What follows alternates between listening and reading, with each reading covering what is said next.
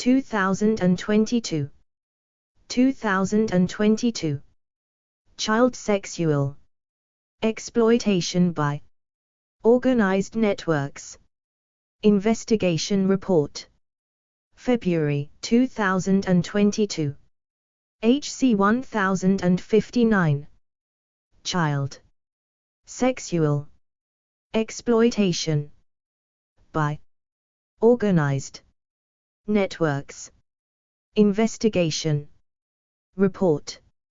February 2022. Child sexual exploitation by organized networks. Investigation report. February 2022. A report of the inquiry panel. Professor Alexis J. OBE. Professor Sir Malcolm Evans KCMG OBE.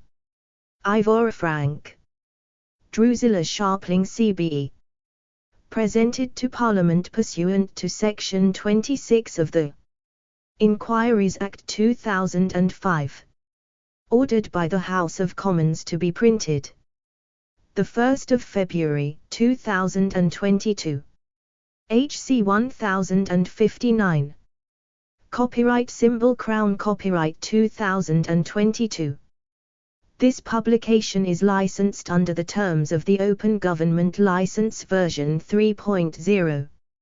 Except where otherwise stated. To view this license, visit nationalarchives.gov.uk/doc/open government license /version /3. Where we have identified any third-party copyright information you will need to obtain permission from the copyright holders concerned. This publication is available at www.gov.uk/official-documents.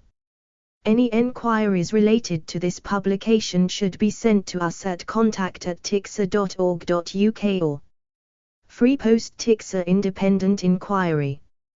ISBN 978-1-5086-2993-5.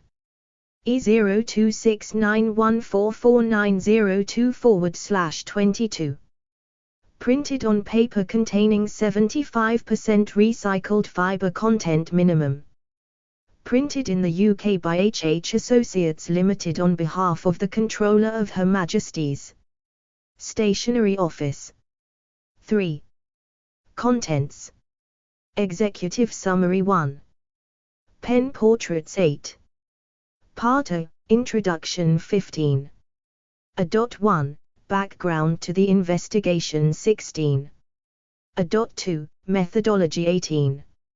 A.3, Terminology and References 22. Part B, The Nature and Scale of Child Sexual Exploitation by Networks 25. B.1, Introduction 26. B.2, Children's Experiences of Sexual Exploitation 26.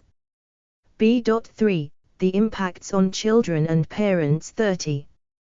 B.4, Prevalence 31. B.5, Ethnicity Data Collection 37. B.6, Improving Data Collection and Analysis 38. Part C, Defining Child Sexual Exploitation by Networks 39. C.1, Introduction 40. C.2, Defining Child Sexual Exploitation 40. C.3, Defining Networks 43. Part D, Meeting the Needs of Particular Groups of Sexually Exploited Children 47. D.1, Introduction 48. D.2, Children in Care 48. D.3, Boys and Young Men 55. D.4, Children with Disabilities 58. D.5, Children from Ethnic Minority Backgrounds 63. D.6, LGBTQ+ Children 65. D.7, Inclusive Approaches 65. Part E, recognizing the child as the victim 67. E.1, Introduction 68. E.2, Sanctioning child victims 68. E.3, Blaming child victims 69. E.4, Ensuring children's voices are heard 73. 4. Part F, Risk Assessment, Protection from Harm and Outcomes for Children 75. F.1, Introduction 76. F.2, Early Identification of the Signs of Child Sexual Exploitation and Information Sharing 76. F.3, Screening and Risk Assessments 77. F.4, Risk Assessments and Services for Children 79. F.5, Protection of Children in the Case Study Areas 81. F.6, Protecting and Supporting Children 83. F.7, Contextual Safeguarding 85. Part G, Children Who Go Missing 87. G.1, Introduction 88. G.2, The Experiences of the Case Study Children Who Went Missing 89. G.3, Police Investigations When Children Go Missing 90. G.4, Data from the Case Study Areas 92. G.5, Return Home Interviews 92. Part H, Profiling 97. H.1, Introduction 98. H.2, The Purpose of Problem Profiles 98. H.3, Inaccurate Prevalence Information 100. H.4, Failures to Record Victim and Perpetrator Ethnicity 101. H.5, Lack of Information about Perpetrator Groups 102. H.6, Other Aspects of Profile Inaccuracy 104. H.7, Predictive Analytics 105. H.8, Improving Profiling in the Future 107. Part I, Disruption, Investigation and Prosecution 109. I.1, Introduction 110. I.2, Effectiveness of Disruption Tactics in the Case Study Areas 111. I.3, Investigation and Prosecution of Offenders 117. I.4, The Future 119. Part J, Partnership Working 121. J.1, Introduction 122. J.2, Multi-Agency Child Sexual Exploitation Structures 122. J.3, Multi-Agency Information and Intelligence Sharing 124. J.4, Cross-Border Working 125. J.5, Partnership with Schools and Health Services 125. J.6, Partnership with Third Sector Organizations 127. Part K, Audit, Review and Performance Improvement 129. K.1, Introduction 130. K.2, Thematic Inspections and Reports 130. K.3, External Inspections in the Case Study Areas 131. K.4, Internal Audit and Improvement Activity in the Case Study Areas 135. V. Part L, Conclusions and Recommendations 139. L.1, Conclusions 140. L.2, Recommendations 145. Annexes 147. Annex 1, Overview of Process and Evidence Obtained by the Inquiry 148. Annex 2, Acronyms 158. Annex 3, Historical and Legal Context 160. Annex 4, The Case Study Areas 171. 1. Executive Summary. In this investigation, the inquiry considered the sexual exploitation of children by organized networks. Department for Education Guidance recognizes that child sexual exploitation is a form of child sexual abuse. It is said to occur where an individual or group takes advantage of an imbalance of power to coerce, manipulate or deceive a child or young person under the age of 18 into sexual activity, a, in exchange for something the victim needs or wants, and or b, for the financial advantage or increased status of the perpetrator or facilitator. 1. A network was defined for the purposes of this investigation as two or more individuals, whether identified or not, who are known to, or associated with, one another. Offender networks are often loosely interconnected rather than formally organized, and older children or teenagers may also be involved in grooming victims. The sexual exploitation of children by networks is not a rare problem confined to a small number of areas with high-profile criminal cases. It is a crime which involves the sexual abuse of children in the most degrading and destructive ways, by multiple perpetrators. The inquiry therefore chose to base this investigation on areas which had not already been the subject of independent investigation, such as Rotherham, Rochdale and Oxford. The intention was to obtain an accurate picture of current practice at a strategic level and through examination of individual cases, as well as drawing on wider knowledge about child sexual exploitation in England and Wales.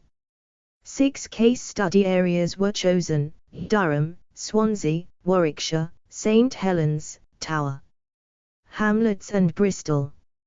8 themes were examined in each area: problem profiling and disruption of child sexual exploitation, empathy and concern for child victims, risk assessment, protection from harm and outcomes for children, missing children, return home interviews and children in care, male victims, children with disabilities, partnership working, and audit, review and performance improvement. In addition, the inquiry undertook a detailed analysis of material held by the relevant local authority and police force in relation to 33 children from the 6 case study areas, in order to better understand the experiences of children who were currently being, or very recently had been, sexually exploited by networks. The experiences of victims and survivors. As set out in the report, the inquiry heard many distressing accounts of children who had been sexually exploited and abused. For example, One Working Together to Safeguard Children, July 2018, HOM 003350. 2. Child Sexual Exploitation by Organized Networks, Investigation Report. CSA 371 was taken into foster care when she was 10 years old, supplied with drugs at age 11 and was self-harming by 12. Adult men took her to flats and sexually exploited her. Police became involved when she was 17 and several prosecutions followed. She describes being demeaned by defense barristers in court who accused her of being racist and a slag too, and said repeatedly that she had wanted sex with the perpetrators and had lied about her age. At 12 years old, Greg was groomed by a 26-year-old man who initially told him he was 18. The first contact was online, but soon afterwards Greg met the man in person. This man established a closeness with him, then introduced Greg to other adult males, who subsequently ordered him to go to various places and have sex with other men. Greg said the abuse he experienced became more severe and sadistic, as he was put in increasingly dangerous situations.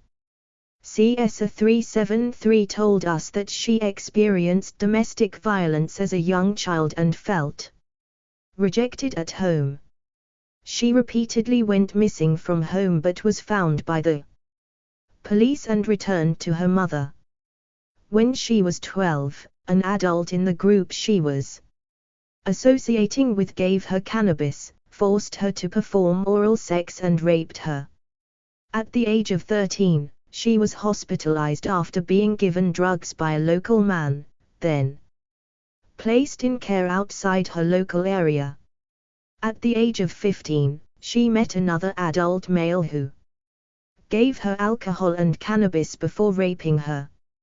She reported this to the police and he was given a caution for having sex with a child under 16. She received no support or counseling and took an overdose. She repeatedly went missing and was returned home without any enquiry about why she was running away. She felt neither police nor social services properly assessed the risks she faced. CSA 372 was first raped in 2007 at the age of 12 by a 16-year-old boy who was prosecuted and convicted of rape. By the time she was 13, her home life was increasingly violent and chaotic. She told us her father threatened to prostitute her, and she started running away from home. Her case was closed by Children's Social Care on several occasions, which her records showed was because staff thought she was putting herself at risk.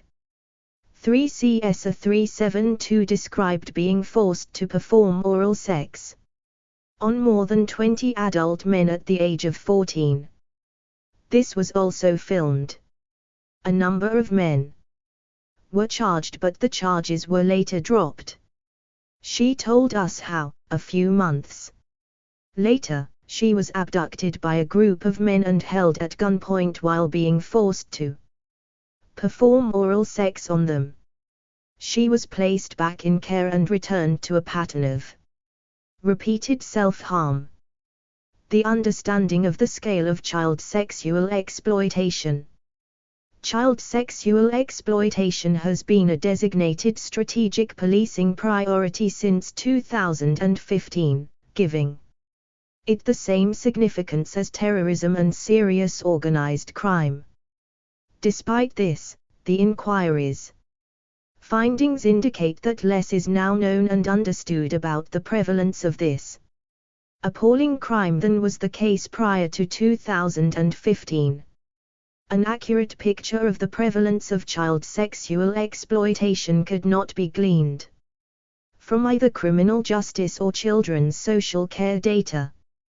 This has arisen in part because of changes in the recording and tracking systems of police and local authorities, which are 2 CSA 371 the 22nd of September 2020 84/12-15. 3 CSA 372, read, the 21st of September 2020 16/19. 3. Executive Summary. Used to identify and count specific incidents of child sexual exploitation. Now many areas subsume the data within wider categories, such as child criminal exploitation or child abuse. More generally, the child criminal exploitation model covers all aspects of child exploitation, such as trafficking or county lines, including those which are particularly related to drug offending. The rationale for adoption of this model appears to be that it discourages a silo mentality in relation to all aspects of child exploitation. This comes at the cost of making child sexual exploitation even more of a hidden problem and increasingly underestimated. More significantly, there appears to be a flawed assumption that this form of child sexual Abuse is on the wane. There is also a suspicion that some do not wish to be labelled as another Rochdale or Rotherham. In keeping with the wider picture described above, the inquiry did not receive a reliable picture of child sexual exploitation from the 6 case study areas that provided data. The data presented were confused and confusing. There were inconsistencies in each case study area, with unexplained trends and in some cases large, unexplained variations in the figures. The data indicated that cases of child sexual exploitation were falling in 2 case study areas. Reductions in exploitation may in part be related to changes in local recording practices. It is hard to reconcile the idea that child sexual exploitation by networks is now less prevalent with the widely reported explosion in online child sexual abuse, including exploitation. As the inquiry has heard in other investigations, some of the worst examples include where children including babies and infants are live-streamed for money, sometimes being sexually abused at the direction of the paying perpetrator. It is more important than ever that the relevant agencies in every area should have a specific focus on what is known about child sexual exploitation, distinct from child criminal exploitation. Whether or not the agencies adopt the child criminal exploitation model. There were significant difficulties in this investigation in identifying networks or groups of abusers. The case study material showed that there were cases of child sexual exploitation by networks in all 6 case study areas, but the police forces in these areas were generally not able to provide any evidence about these networks, using either the inquiry's definition or any other. The inquiry was particularly struck by the reporting that there were no known or reported organised networks in 2 of the case study areas. In relation to Swansea, we were told that there were no data to suggest that there was sexual exploitation by networks or gang-related child sexual abuse in the area. However, there were examples of child sexual exploitation by groups in the evidence seen by the inquiry which should have been identified by the police. South Wales Police acknowledged there is a likelihood that there are organised criminal networks that we haven't discovered.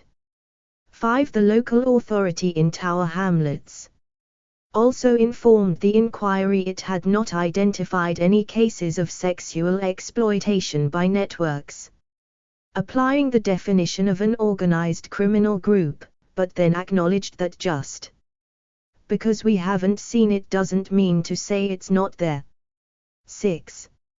4 SWP 000151008 para 1.27, SWP 000163002-003 para 6, SWP 000151016 para 1.49. SWP 000151040 para 3.21. 5. Daniel Richards, the 24th of September, 2021 15/17-116/11, 135/7-14. 6. Richard Baldwin, the 29th of September, 2020 20/21-21/8. 4. Child sexual exploitation by organised networks, investigation report. The inquiry has proposed improvements to this unsatisfactory position. Any denial of the scale of child sexual exploitation either at national level or locally in England and Wales must be challenged. Definitions, terminology and access to services. There has been much academic and professional debate about definitions of child sexual exploitation, including the concept of exchange and whether it is necessary to be present in an individual case of sexual abuse in order for it to meet the criteria for child sexual exploitation. Exchange involves the child receiving something that they need or want, which might suggest that children have a choice about their own exploitation. Others consider it helpful in recognizing the manipulation of children into sexual exploitation by an abuser, but it may be inapplicable or inappropriate in the experience of some sexually exploited children. It should not be used as a key criterion to determine whether or not a child has been sexually exploited, with the potentially devastating consequences that might have for the type of support the child is given. It is a unique feature of child sexual exploitation by networks that children are coerced, manipulated or deceived into sexual activity with multiple abusers.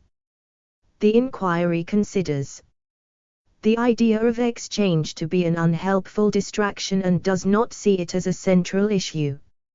Instead, the overriding imperative ought to be to identify all children who are harmed by sexual exploitation or at heightened vulnerability to it, to act decisively to protect them and to bring offenders to justice.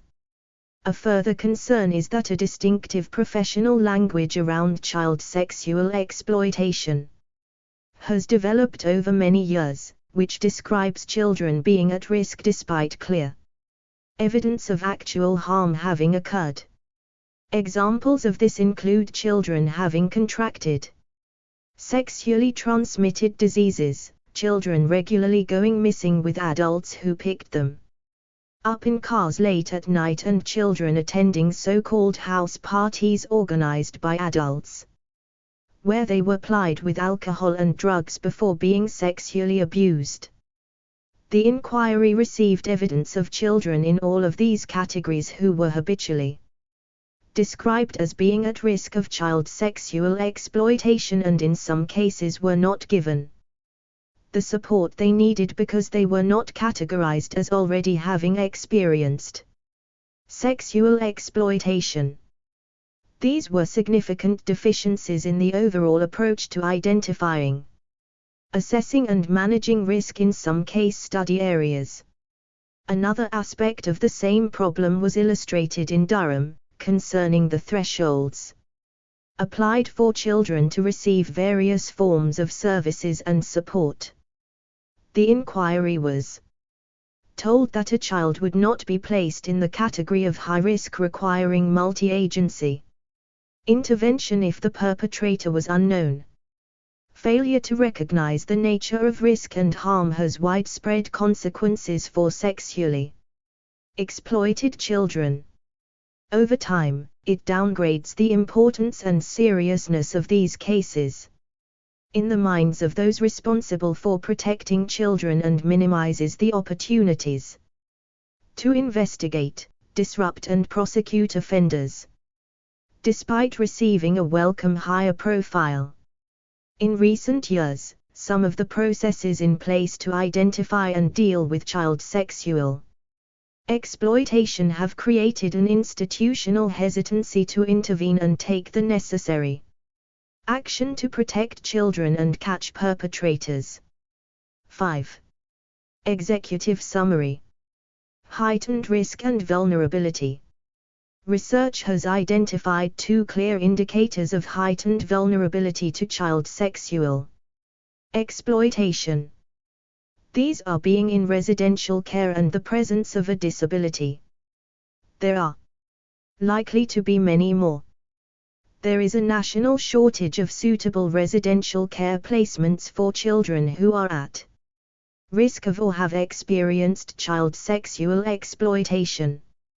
In the case study areas, we saw evidence of victims placed in unsuitable local or out-of-area placements or experiencing a delay in identifying an appropriate placement. Pre- and Post-placement supports were poor in some cases, with a lack of communication between relevant agencies, especially in distant placements. Poor selection of these placements can result in escalating harm, including to the existing children in a distant care home.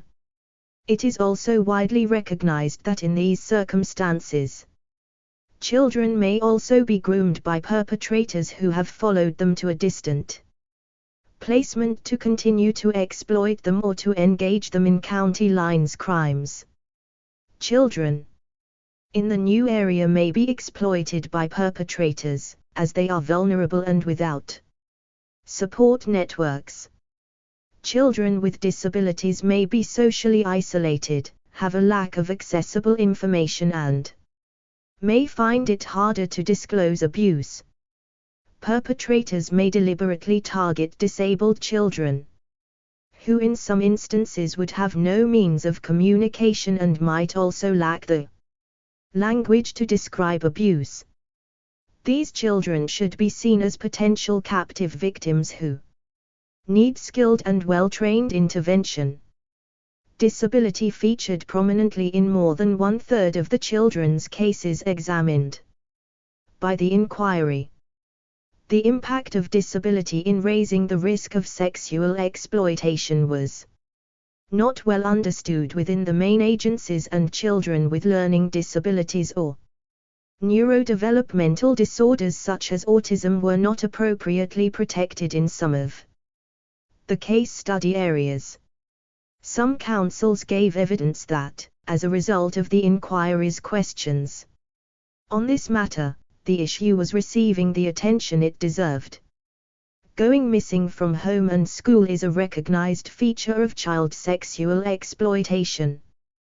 This was part of the lives of almost all 33 sexually exploited children in the case study areas that the inquiry considered, including children looked after away from home. In every case, the police response needs to be timeous and thorough to locate the missing child as soon as possible. Sensitive return home interviews should establish where the child has been, who they were with and what they were doing. From the case study evidence, these inquiries were often inadequate. Efforts have been made to improve the identification of male victims of sexual exploitation. Social media and dating apps were regularly used by perpetrators to groom boys and young men. In some areas, more tailored services were available for children from ethnic minority groups and LGBTQ+ children who experienced sexual exploitation. Policing and the criminal justice system. Police forces have created problem profiles in order to develop comprehensive responses to child sexual exploitation. Despite support for these profiles by the Children's Commissioner and the Home Affairs Committee as long ago as 2013, the quality of these profiles in the 6. Child Sexual Exploitation by Organized Networks Investigation Report case study areas was very mixed. Several profiles contained incomplete evidence about the prevalence of child sexual exploitation. There was often a lack of information about perpetrator groups, and some were based on inadequate data. None of the areas examined kept data on the ethnicity of victims and alleged perpetrators. The inclusion of ethnicity in problem profiles would enhance the effectiveness of prevention and detection by the police. Likewise, the local authorities and others would not automatically tailor their services to all victims in a culturally sensitive way. Many of the high-profile child sexual exploitation prosecutions have involved groups of men from minority ethnic communities. This has led to polarized debate about whether there is any link between ethnicity and child sexual exploitation networks. Poor or non-existent. Data collection makes it impossible to know whether any particular ethnic group is overrepresented as perpetrators of child sexual exploitation by networks. When child sexual exploitation has been identified, the police and local authorities may use a range of tactics to interrupt or disrupt the activities. Disruption techniques include child abduction warning notices, CAWNs, sexual risk orders, SROs, and sexual harm prevention orders, SHPOs. CAWNs were most often used in the case study areas. There is a risk that they could be deployed as an alternative to full-scale investigation. The application of other disruption techniques was less evident.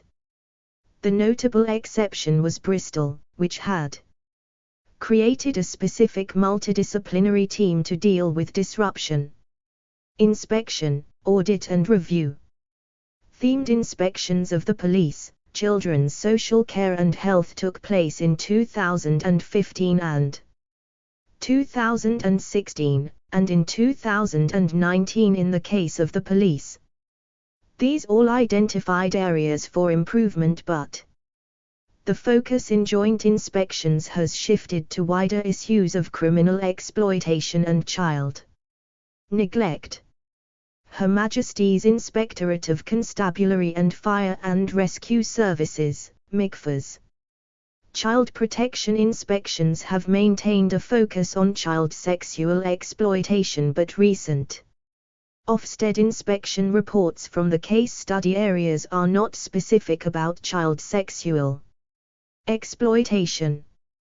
MICFAS has consistently reported the need for significant improvements. A number of institutions indicated that being selected as a case study area had generated improvement activity in relation to child sexual exploitation, and in some cases this had led to significant service developments. While welcome, this raises questions about the effectiveness of internal performance and quality systems, as well as scrutiny by the inspectorates. Recommendations. We recommend the strengthening of the response of the criminal justice system by the government amending the Sentencing Act 2020 to provide a mandatory aggravating factor in sentencing those convicted of offences relating to the sexual exploitation of children. The government should publish an enhanced version of its child exploitation disruption toolkit as soon as possible. We recommend that the Department for Education and the Welsh Government should update guidance on child sexual exploitation. This should include the identification and response to child sexual exploitation perpetrated by networks or groups, and improve the categorization of risk and harm by local authorities and other. 7. Executive Summary. Institutions. The toolkit and guidance should specify that the core element of the definition of child sexual exploitation is that a child was controlled, coerced, manipulated or deceived into sexual activity. We recommend that the Department for Education should, without delay, ban the placement in semi-independent and independent settings of children aged 16 and 17 who have experienced, or are at heightened risk of experiencing, sexual exploitation. We recommend that police forces and local authorities in England and Wales must collect specific data disaggregated by sex, ethnicity and disability on all cases of known or suspected child sexual exploitation, including by networks. 8. Pen portraits. CSA 12. CSA 12-7 described her stepfather's regular violence towards her and her mother. At age 12, she started running away from her home. She self-harmed and was treated for depression. Shortly afterwards, in the mid-2000s, CS12 was placed in residential care. She said that staff just left me basically to do what I wanted. She explained how she met adult men who gave her alcohol and drugs and sexually exploited her over the following 3 to 4 years. They pretended that I was part of their family. They gave me what I was lacking at the care home. They gave me somewhere where I felt like I belonged and somewhere where I felt like I was wanted. 9. Police often stopped cars in which CS12 was with her abusers. She told us that while the police often asked her age and identified that she was missing from care, no action was taken against the men. She said she was regularly told that she was wasting police time. One police officer told me I was what was going wrong in our society and that I was the type of person that was bringing about a bad society. Another one said that we were going to get these men in trouble because we wanted to act like child prostitutes. 10. CS12 said that the care home staff knew that she and other girls were being given alcohol and drugs by adult men. Staff helped one girl to select an outfit for a date with a 30-year-old male. They missed many opportunities to end the abuse, for example, when the men bought CS12 gifts or dropped her off at the care home when drunk. Instead, she said, I was told by the staff that I was attention-seeking and stuff like that, which I probably was. To be honest, I probably was, crying for help, trying to get someone to notice that something wasn't right, but no one ever paid attention. I were just treated like I was disgusting for doing it, not that there was a reason behind me doing it. 11. CS12 received a number of criminal convictions. One related to possession of a blade article. She told us that this resulted from her chasing a man with a bread knife after he had assaulted her, leaving her with bust lips and a bust nose, a black eye and fingerprint marks around my arms and my throat. 12. She felt that the police, prosecutors, and judges failed to see that her behavior was a result of her exploitation. 7. CS12 the 22nd of September 2021 /12-54/22 8. CS12 the 22nd of September 2020 12/12/13 9. CS12 the 22nd of September 2020 18/14-18/17 10. CS12 the 22nd of September 2020 22/10-22/16 11. CS12 the 22nd of September 2020 17/17-17/23 12. CS12 the 22nd of September 2020 37/20-37/22 9. Pen portraits.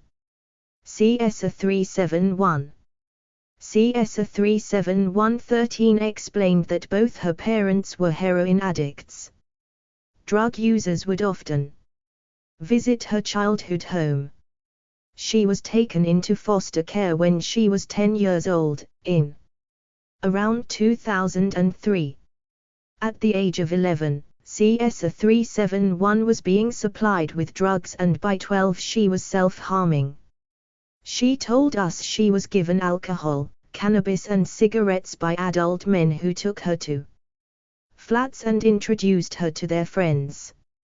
She said that from the age of 13 she was regularly sexually exploited. When she was drunk, the men would penetrate her with their fingers and have vaginal or oral sex with her.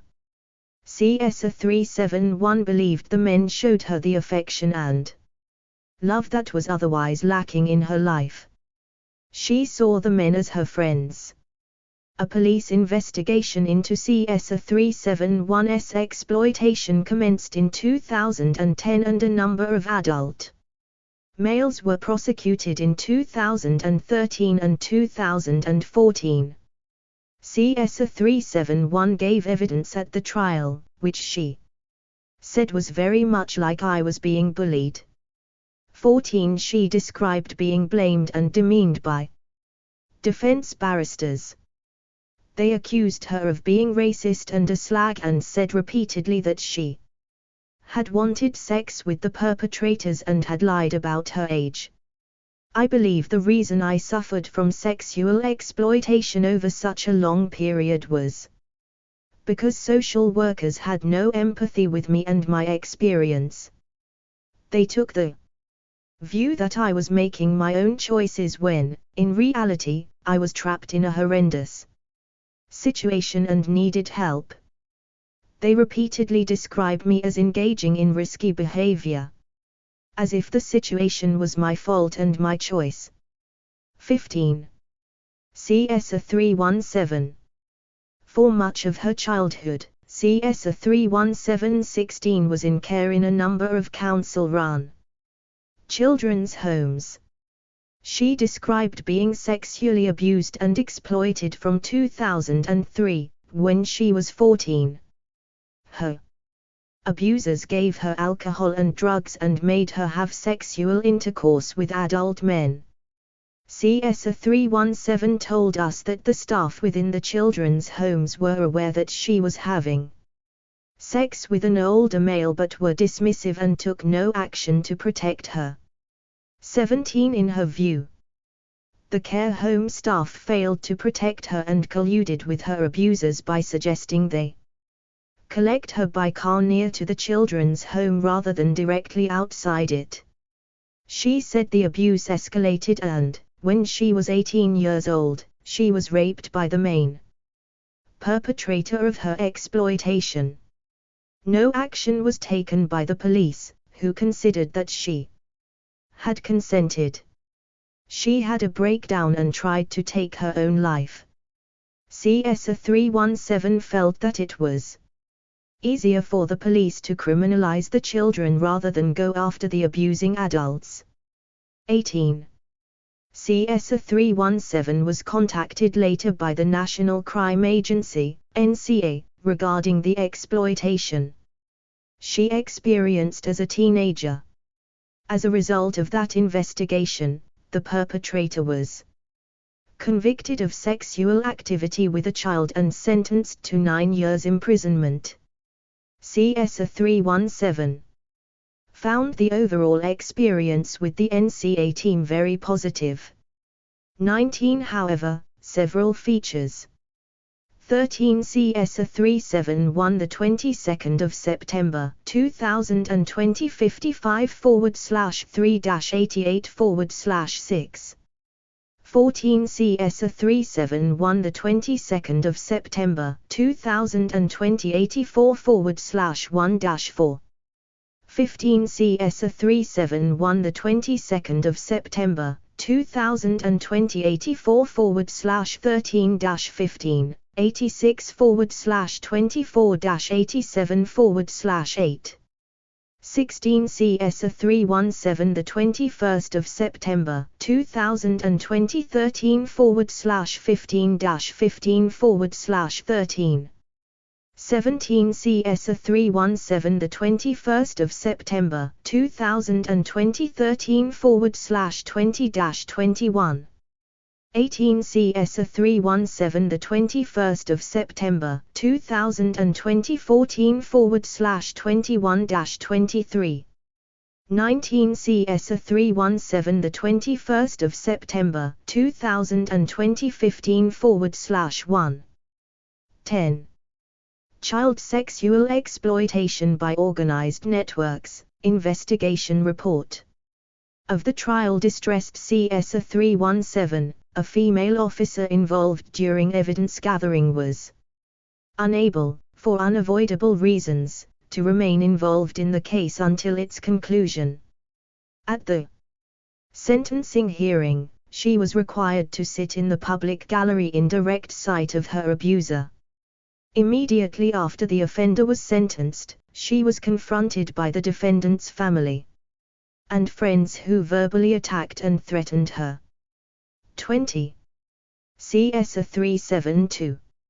CS 372-21 told us she grew up in a family where there was neglect and domestic violence. She felt desperate for affection and was bullied at school. She was first raped in around 2007, when she was aged 12, by a 16-year-old boy. Her mother reported this to police and the boy was prosecuted and convicted of rape. Subsequently, CS 372 was introduced to a man aged around 30, who she believes was involved in drug dealing and prostitution. He gave her gifts and was kind to her. However, she told us that he expected her to have sex with him and later demanded that she have sex with other men. She self-harmed and took several overdoses. By the time she was 13, CS 372's home life was increasingly violent and chaotic. She told us she was assaulted by her father, who also threatened to prostitute her. She ran away and was regularly picked up by the police, to whom she reported the sexual abuse she had experienced. When she was interviewed about a rape in 2009, she was too traumatized to explain what had happened to her. CS 372 does not consider that the police took meaningful steps to protect her. CS 372 told us that Children's Social Care opened and closed her case on multiple occasions. Despite their knowledge of her history of overdoses, chaotic domestic conditions and sexual exploitation, her records show that one of the decisions to close her case and take no further action was on the basis that Children's Social Care thought that she was putting herself at risk. 22. CS 372 described, in June 2009, aged 14, being forced by an associate of the 30-year-old, who had previously exploited her, to perform oral sex on more than 20 adult men.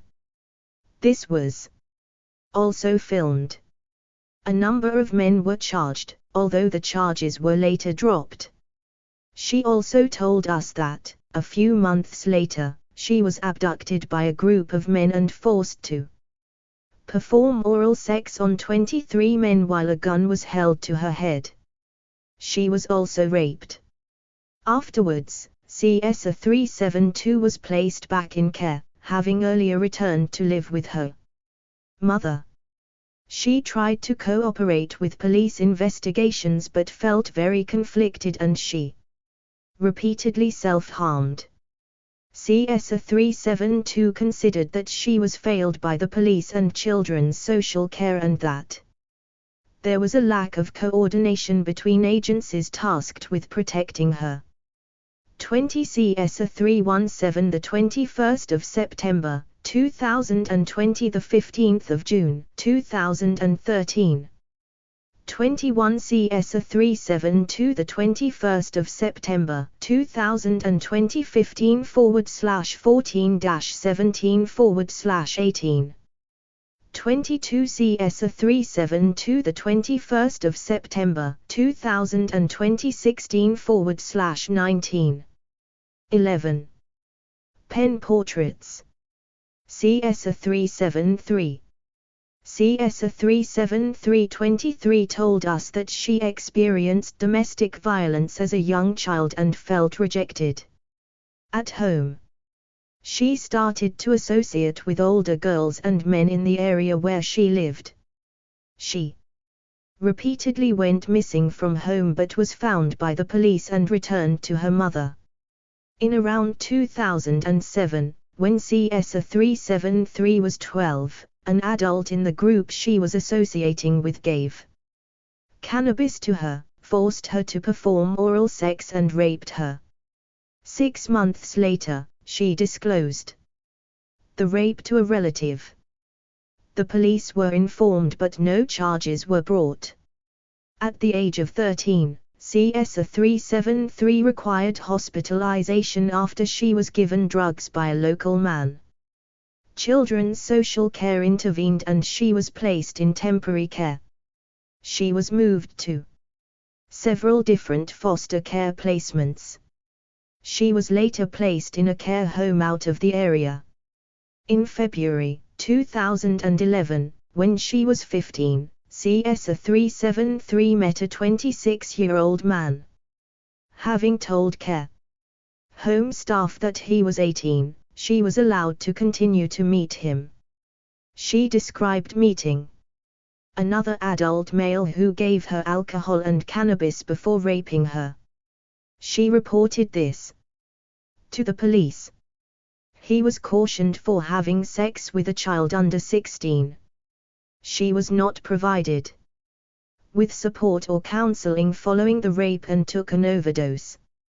CS373 repeatedly went missing and was taken home by the police without any enquiry as to why she was running away. CS373 felt that the police and children's social care had very little or no empathy for her, made no real attempt to understand her experiences and did not properly assess the risks she faced. CS435. CA435's 24 parents separated before he was 10 years old. He continued to live with his mother, who was an alcoholic. CA435 increasingly argued with his mother over what he perceived as her poor care of him and his sibling. CS435 had been aware that he was attracted to men since the age of 10. Between the ages of 16 and 18 he gradually disclosed this to most of the people in his life. At the age of 16, CS435 became homeless due to a breakdown in his relationship with his mother. He was accommodated in a youth homeless hostel. At around this time, CS435 accompanied 2 other boys to the home of a 41-year-old man, who had contacted one of the boys and invited him to stay with him. The man showed the boys pornography and gave them alcohol. He attempted to kiss one of the boys and they asked to leave. In 2009, as a consequence of this incident, CS435 was assessed by his local authority as being a child at risk of sexual exploitation. Between the ages of 17 and 18, CS435 was seriously assaulted by a group of other boys. He became too scared to live in his flat and so became homeless. He began to frequent a local park to meet older men who could give him accommodation in exchange for sex. At the same time, a number of people in CS435's peer group began sexually touching him in his sleep. CS435 felt that he had no choice but to allow this because these people provided him with a sense of security. 23 CS373 the 21st of September 2020 17-19-19/7 24 INQ 006381 12 Child sexual exploitation by organized networks, investigation report. CS435 has described the care provided by his local authority children's social care as unequivocally low. 25 He only met his social worker once in 18 months and felt that life-altering decisions were made about him without his involvement. Daisy. In 2004, at age 12, Daisy 26 befriended a girl whose mother took drugs and was involved in prostitution. Daisy was supplied with alcohol and went missing. She was introduced to a group of adult men and would drink heavily with them in a flat. She told us that she first saw this as friendship, but when she was 13 they started to sexually exploit her. Men who were 10 or 12 years older than her told her they were her boyfriends and that they were in love. Daisy became pregnant at 14 and had an abortion. She describes being passed around for sex by between 100 and 150 men. 27. Daisy was well known to the police by the time she was 13 years old. She was arrested and charged on a number of occasions with offenses such as being drunk and disorderly, or assault. She described these as being committed in the context of the abuse she was experiencing. Daisy said she disclosed the abuse to the police. On one occasion, officers told her they could not take further action because Daisy did not know the perpetrators' names.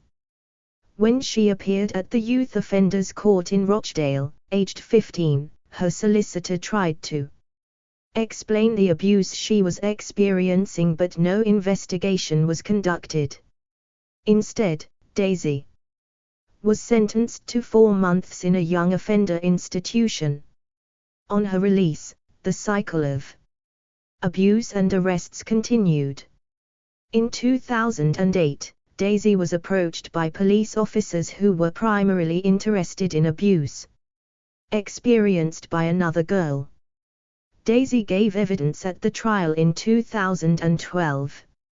9 of the 11 men were convicted of child sexual offenses. Daisy described feeling overwhelmed and alone. She struggled to cope.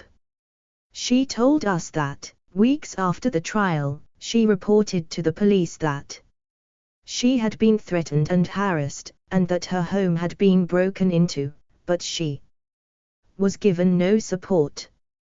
Childer 28 was referred to Barbados at age 14, having experienced sexual and physical abuse within his family.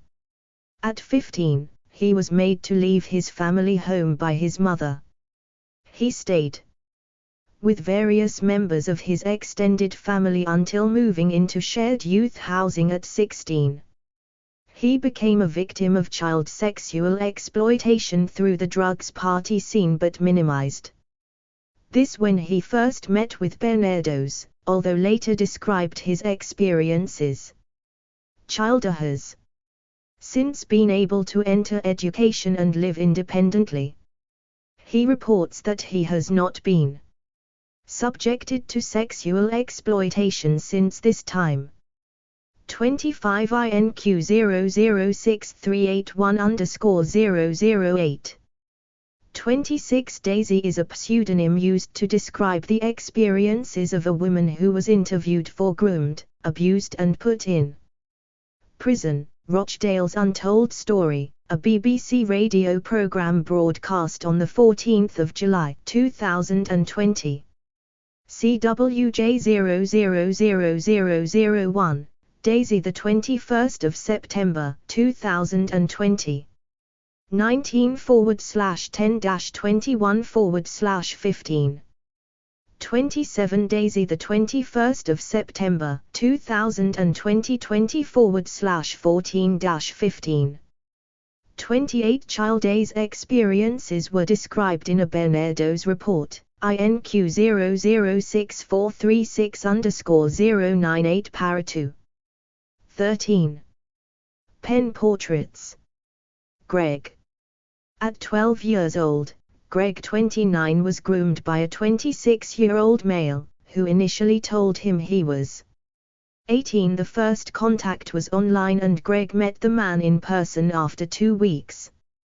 Greg said that the man made him feel like he was in an intimate relationship. He listened to Greg and agreed with him when Greg told him how unfair his life was. He introduced Greg to other adult males, who Greg believed were the only people he had and that they liked him for being himself.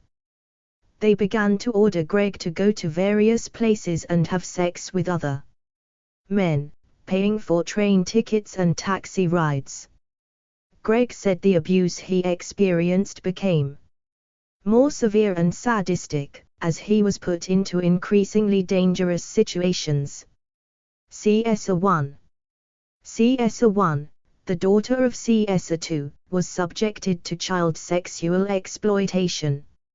CS2 described seeking assistance from Children's Social Care in 2014 due to concerns about CS1's challenging behavior. CS2 was seeking advice on how to address it. 30 CS1 was taken into foster care in 2016 on a voluntary basis when she was 13 years old and was accommodated in 14 different placements, during which time she became a victim of child sexual exploitation, including engaging in sexual activity with older males and sexual communication with perpetrators. 31 She was found in hotel rooms on a number of occasions in 2018 with an adult male. CS2 considered that digital evidence suggested that intercourse had taken place. However, no charges were brought. 32. CS2 considered that her daughter's placements were wholly inappropriate. One of the girls with whom CS1 was placed introduced her to a network of older abusers. 33 CS2 expressed frustration at the time taken by the local authority to appreciate the nature of the risk to CS1.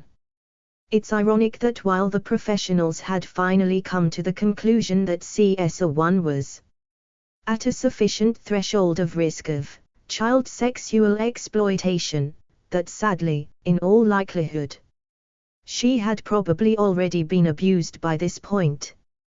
34. CS2 also referred to the trauma that she and her husband had been through as they watched helplessly as their daughter was sexually exploited and abused. She felt there were times she and her husband were portrayed in a negative light for no apparent purpose. 35. Her experience was that parents like her simply do not know how to raise concerns when they arise because the route to raising concerns is not clearly set out to them, especially at a time of turmoil. Her counsel described the process as more like a tangled web that CS2 and her husband had to navigate and persevere with, rather than a clear path to follow in order to be able to articulate their genuine concerns about what was happening to their daughter. 36. 29 Greg is a pseudonym for a child whose experiences were described in a study funded by the Nuffield Foundation. INQ 006463. 30 CS2 the 25th of September 2025 /14-22. 31 CS2 the 25th of September 2025 /14-7/25. 32 CS2 the 25th of September 2020 50/19-25. 33 CS2 the 25th of September 2020 the 8th of May 1921. 34 CS2 the 25th of September 2020 15/7-16/11. 35 INQ 006363_003. 36 INQ 006363_001-003. Part A. Introduction. 16. Introduction. 1. Background to the investigation. 1. Child sexual exploitation is a particular type of child sexual abuse. Generally, it takes place outside the family and involves children being coerced, controlled, groomed, manipulated, or deceived into sexual activity. Many exploited children are sexually assaulted or raped repeatedly, over months or years. The perpetrators of child sexual exploitation are typically adult men, acting together. 2. In recent years, several significant prosecutions have increased public consciousness of child sexual exploitation. 2.1 In November 2010, 5 men were convicted of sexual offences against girls aged between 12 and 16 in Rotherham and jailed for between 4 and 11 years. 2.2 In the same month, 11 men were convicted of offences connected with the sexual exploitation of children in Derbyshire. The 2 main perpetrators received prison sentences of 8 and 11 years respectively. 2.3 Between 2008 and 2010, after Operation Lakeland, 3 men were convicted of the sexual exploitation of children in Cornwall. It was thought that they sexually exploited around 30 young girls. The main perpetrator was sentenced to 14 years imprisonment.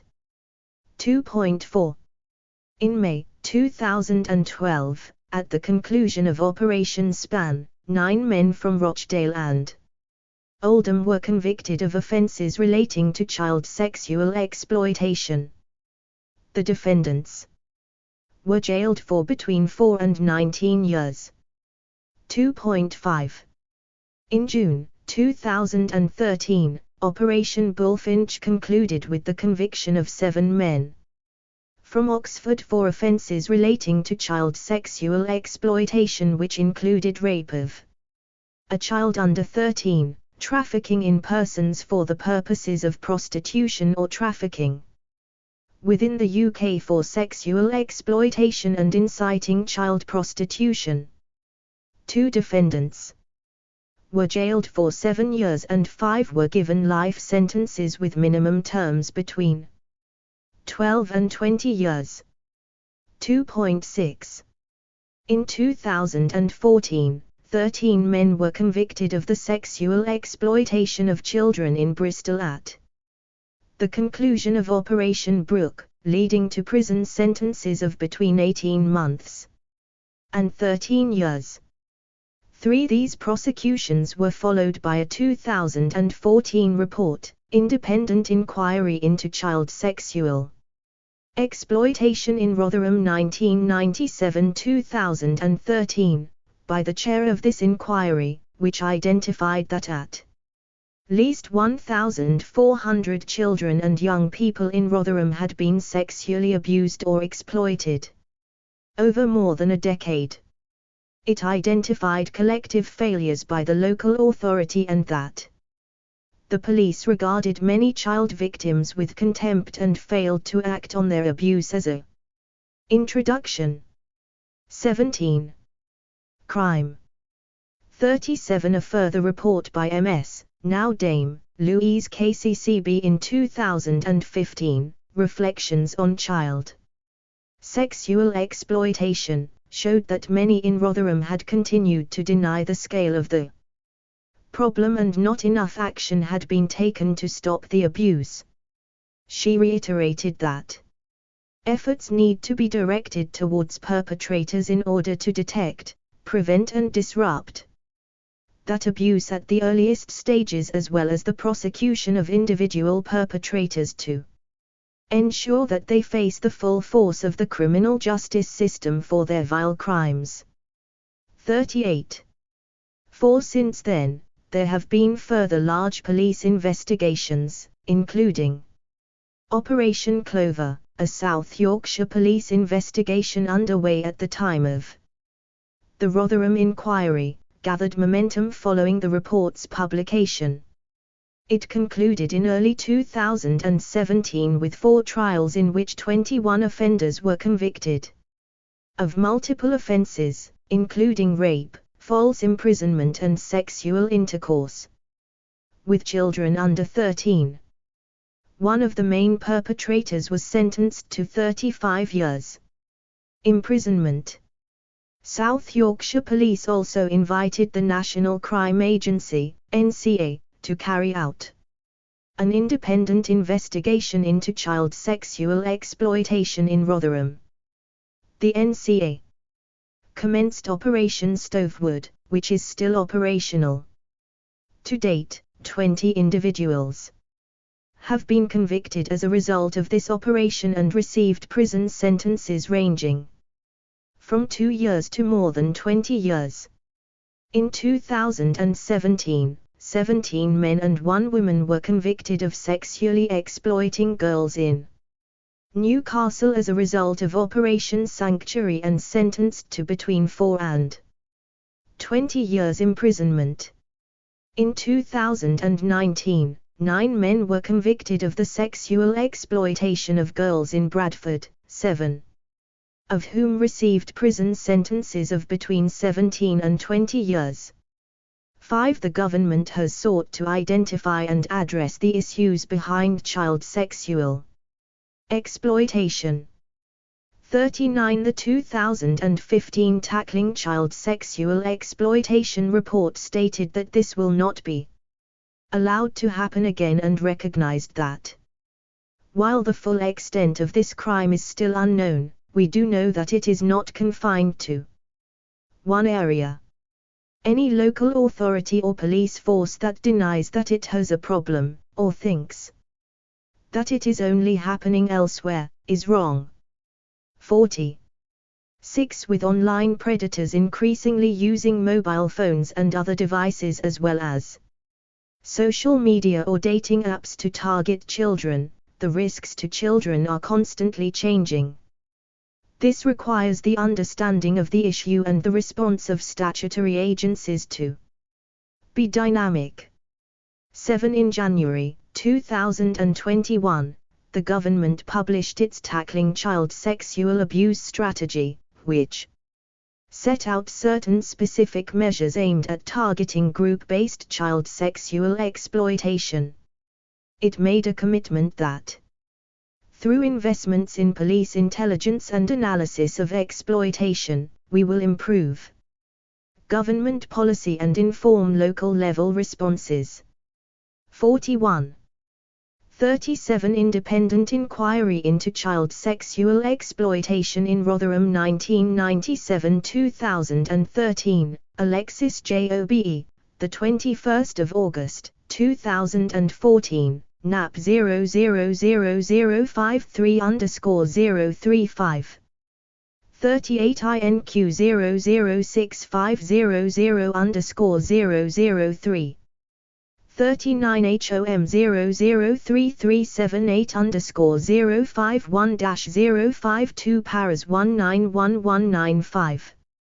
40 ADC 000023_003 Para 3. 41 INQ 006448_007 Para 7.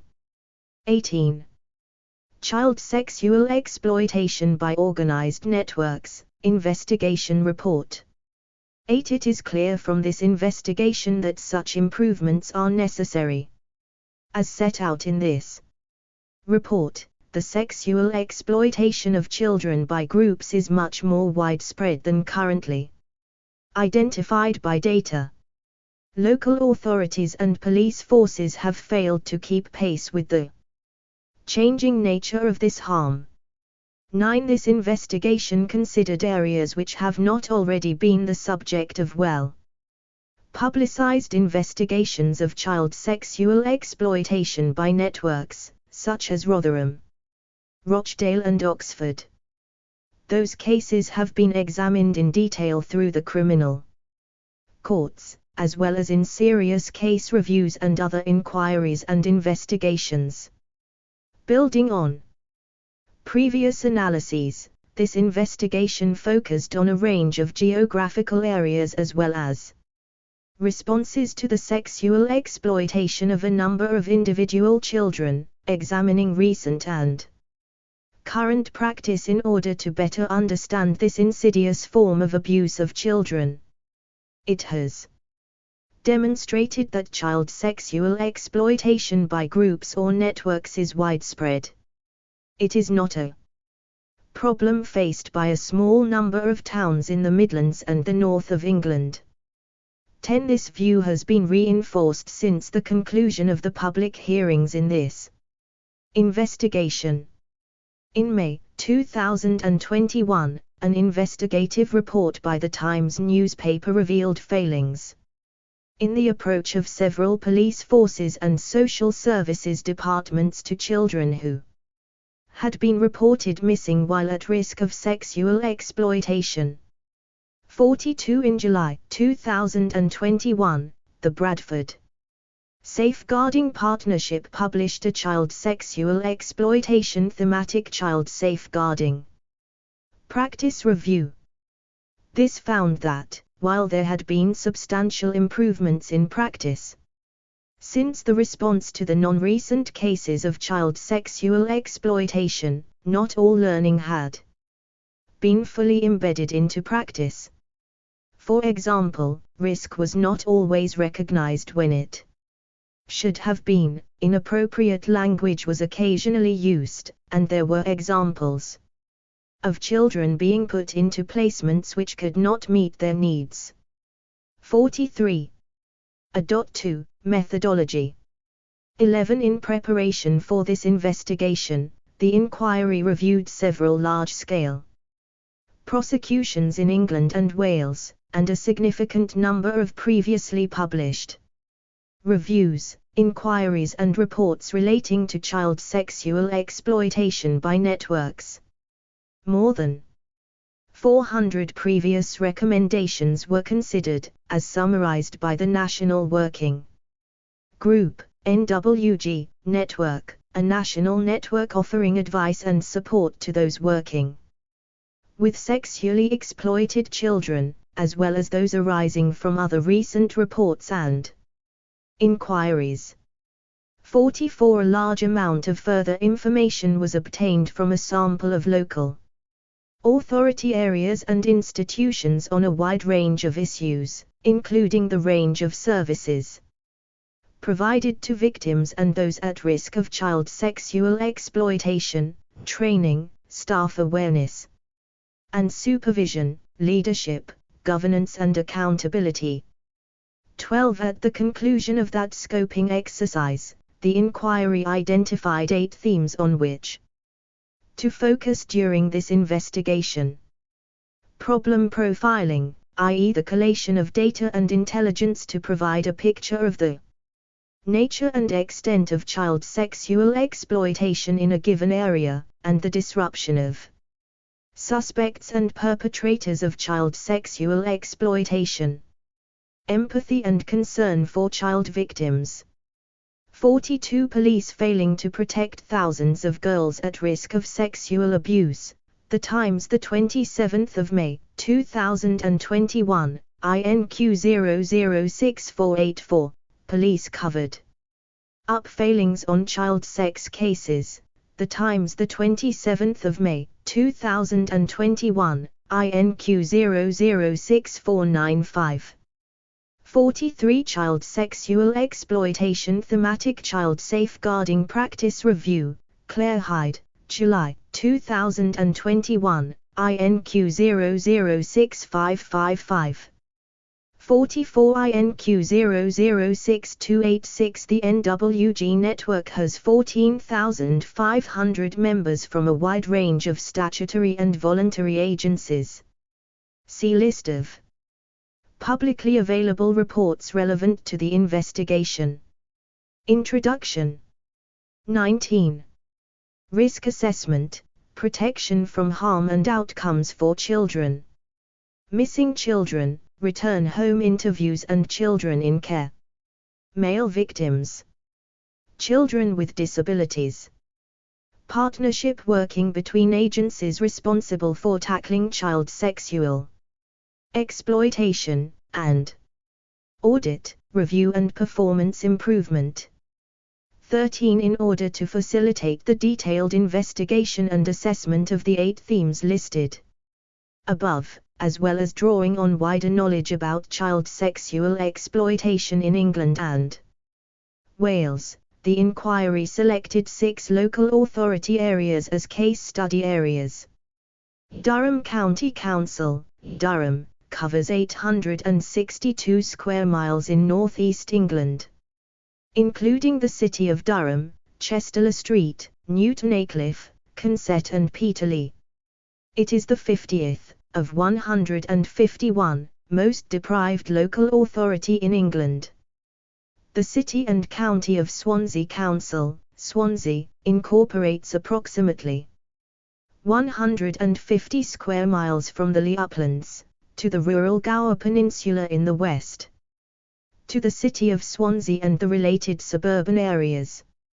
It has a slightly higher proportion of deprived areas than Wales as a whole. 45. Warwickshire County Council, Warwickshire, in the West Midlands, is made up of the 5 districts and boroughs of North Warwickshire, Nuneaton and Bedworth, Rugby, Stratford and Warwick. It is the 119th most deprived local authority in England. St Helens Council, St Helens, is a metropolitan borough within Merseyside. It is the 32nd most deprived local authority in England and the 8th most deprived in terms of health deprivation and disability. The London Borough of Tower Hamlets, in East London covers much of the traditional East End. It is the 23rd most deprived local authority in England, with 57% of children living in poverty. Bristol City Council, Bristol, covers the largest city in southwest England. It is the 59th most deprived local authority in England. 46. 14. These 6 case study areas were selected in order to enable the inquiry to consider a range of features, including size, demography, geography and social characteristics, and to illustrate different policies, practices and performance on the selected themes. 45 INQ 005240_006 46 INQ 006458 20. Child sexual exploitation by organised networks, investigation report.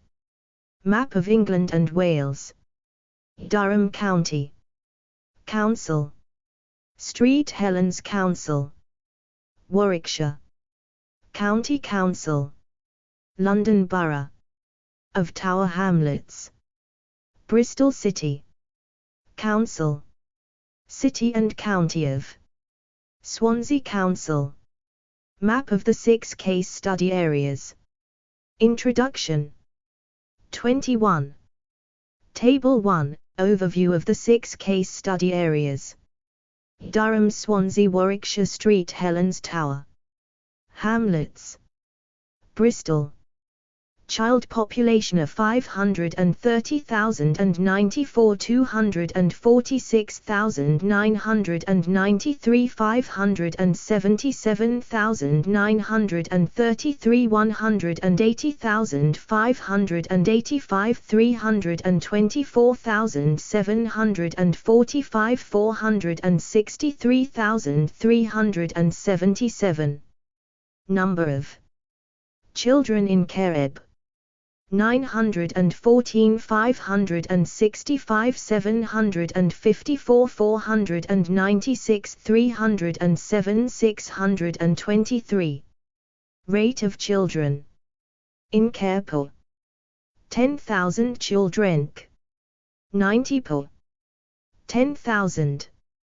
117 per 10,000. 64 per 10,135 per 10,000. 42 per 10,000. 66 per 10,000. As at mid-2019, INQ 006462, B as at March 2020, English Local Authority figures, INQ 006572, Welsh Local Authority figures. INQ 006439, total for England, 80,080 children, INQ 006485, total for Wales, 7,170 children, INQ 006439, C as at March 2020, English Local Authority rates, INQ 006572, Welsh Local Authority rates calculated using 2019 mid-year population. Estimates, INQ 006439, rate for England, 67 per 10,000 children, INQ 006485, rate for Wales, 114 per 10,000 children. INQ 006571. 15. In order to better understand the experiences of children who are currently being, or very recently have been, sexually exploited by networks, the inquiry also reviewed a sample of individual children's experiences across the 6 areas, selecting a total of 33 cases, including at least one boy or young man from each area, for closer analysis. The case study.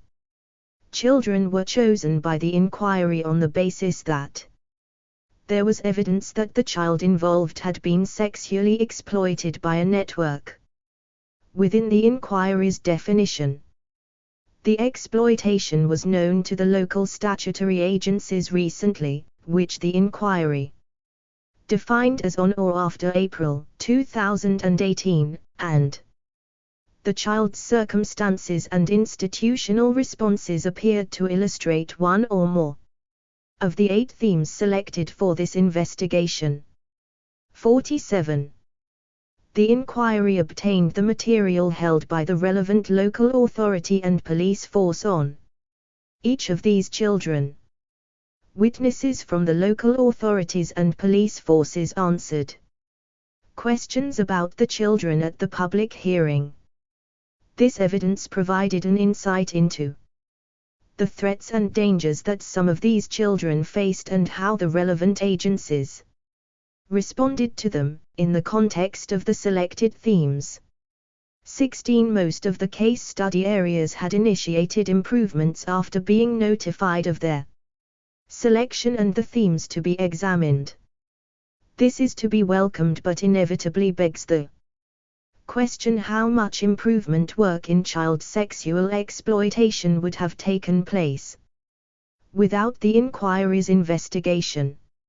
17. The inquiry's public hearing was held over 11 days between the 21st of September 2020 and the 29th of October 2020. This was a virtual hearing, given the restrictions resulting from the COVID-19 pandemic. The inquiry heard from complainants, academics, local authorities, police officers, voluntary sector representatives, government officials, and representatives from victim support and campaigning groups. A further detailed description of the methodology for this investigation can be found in Annex 1. 47. Preliminary hearing the 15th of January 2020 17/13-18/8. 22. Child sexual exploitation by organized networks, investigation report. A.3, terminology and references. 18. The term CSE is often used by practitioners as an abbreviation for child sexual exploitation. In this report, we do not use this acronym, except when repeating words used in evidence or in a record. 19. Those who have alleged abuse are referred to as complainants, and where abusers have been convicted, or where the fact of the abuse has been established formally in some other way, they are referred to as victims and survivors. 20. In recognition of the varying degrees of organization that may characterize the sexual exploitation of children, where there are associations between offenders, the terms groups or networks are used in this report. The scope of the investigation remains unchanged, but the term organized network is avoided.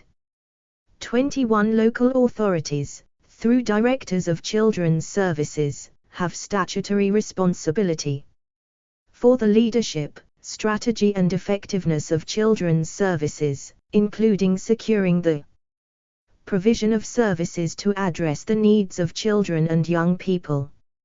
48. Throughout this report, staff within local authorities with statutory responsibility for children are referred to as children's social care. Until 2006, this work was carried out by social services departments and then by new children's services departments. The term children's social care is used throughout for consistency. 22. As social care is a devolved function, England and Wales each has different legislative frameworks, policies, procedures and oversight structures at a governmental and local authority level. In contrast, criminal justice matters are largely non-devolved. 49. 23. Since 2018/19, local safeguarding children partnerships have, across England, been responsible at a local level for coordinating safeguarding and welfare services, identifying and responding to the needs of children. 50. These replaced local safeguarding children boards, LSCBs. 51. 24. In Wales, LSCBs remain responsible for agreeing how the different services and professional groups should cooperate to safeguard children and for making sure that arrangements work effectively in bringing about better outcomes for children and young people.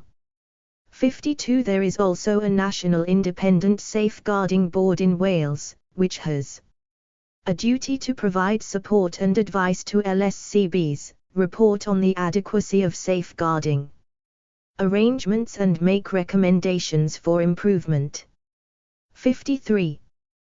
25. Where reference is made to professionals working in child sexual exploitation, this means those working in children's social care, police forces or healthcare services. These are the three primary agencies working in this field.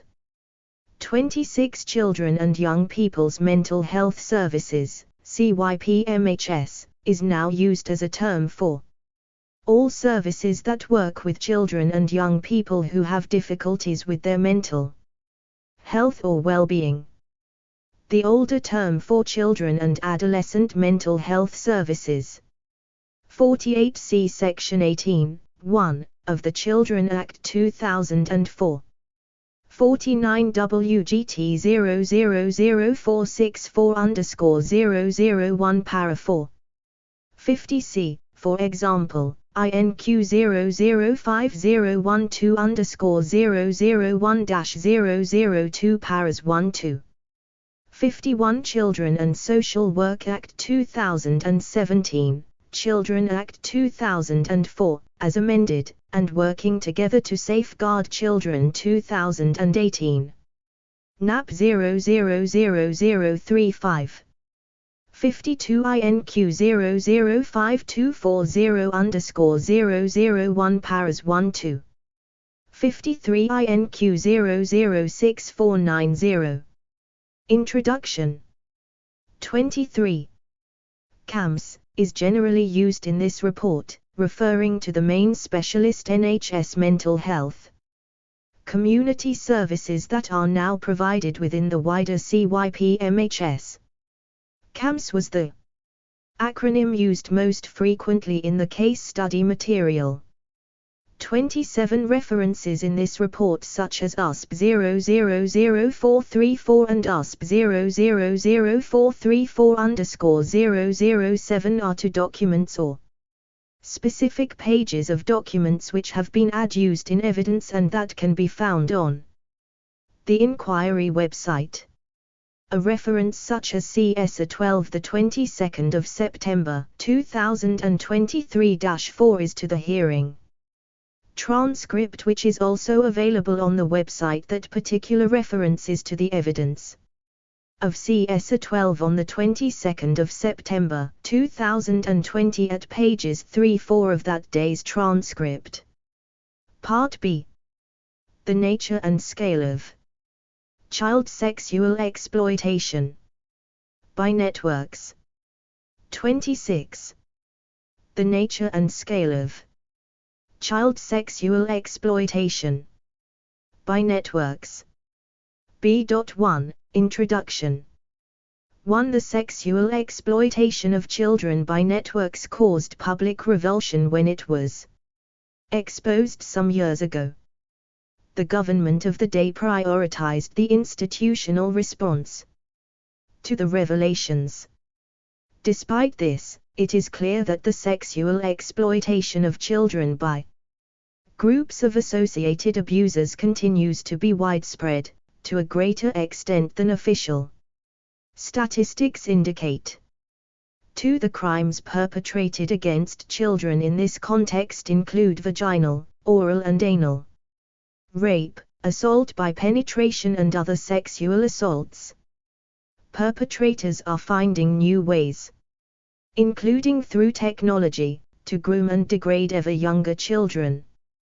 This form of exploitation has profoundly damaging impacts on children and their families.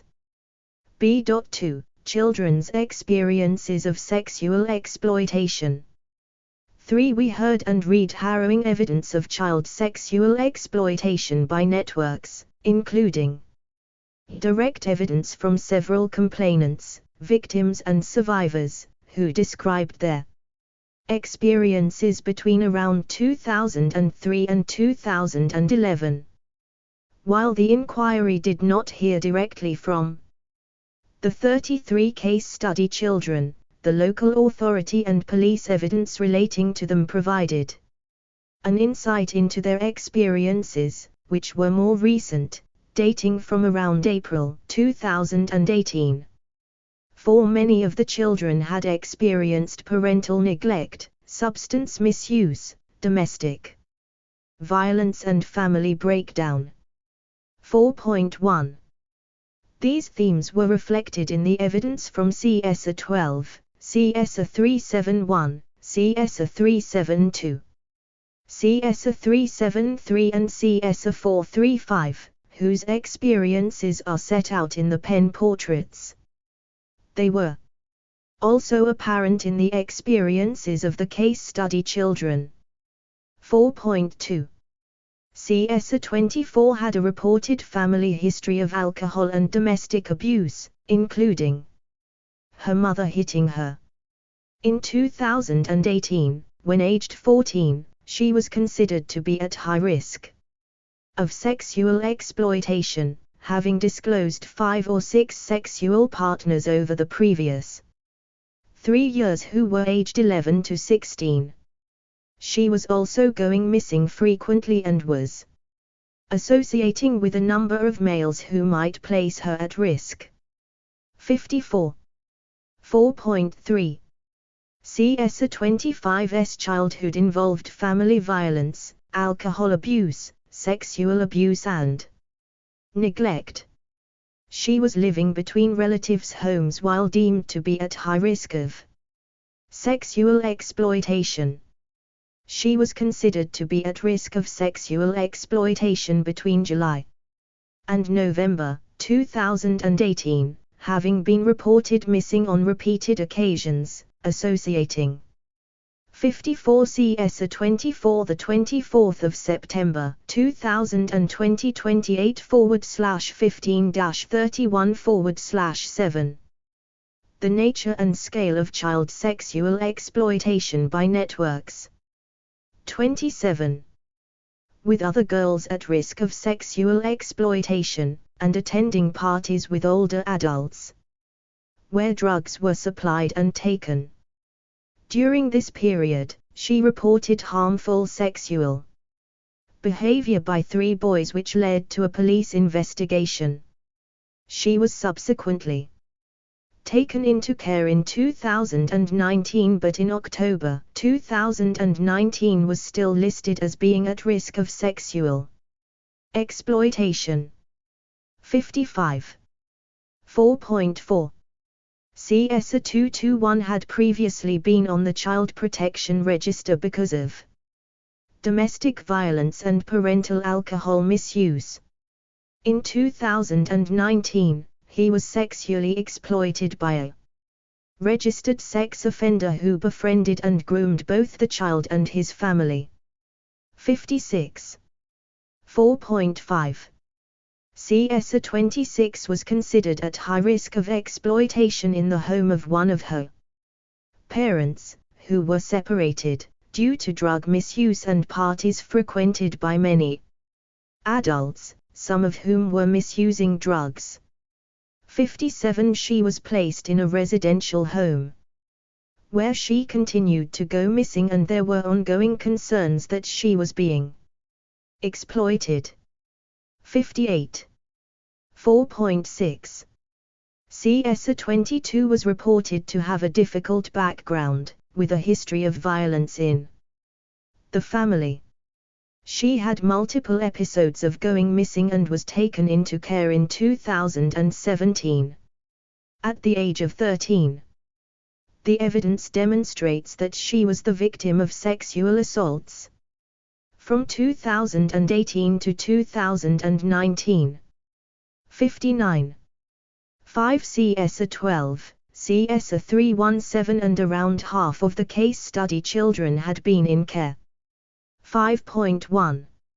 Some were taken into care for reasons unconnected with child sexual exploitation, and then became victims of sexual exploitation. CS 77 was taken into care in 2015.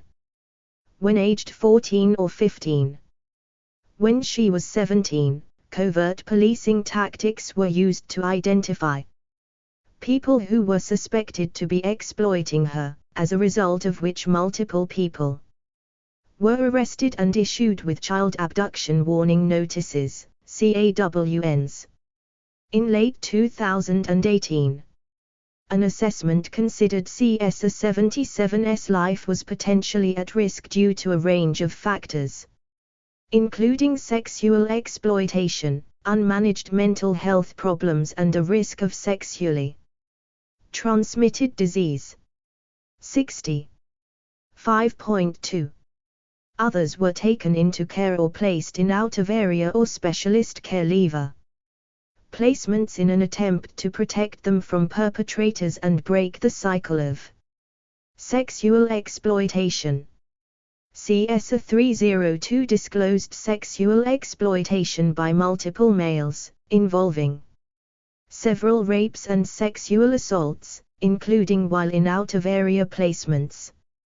When she was 13, she was placed in a specialist residential placement out of area, which was intended to reduce her vulnerability to sexual exploitation and which appeared to result in positive outcomes.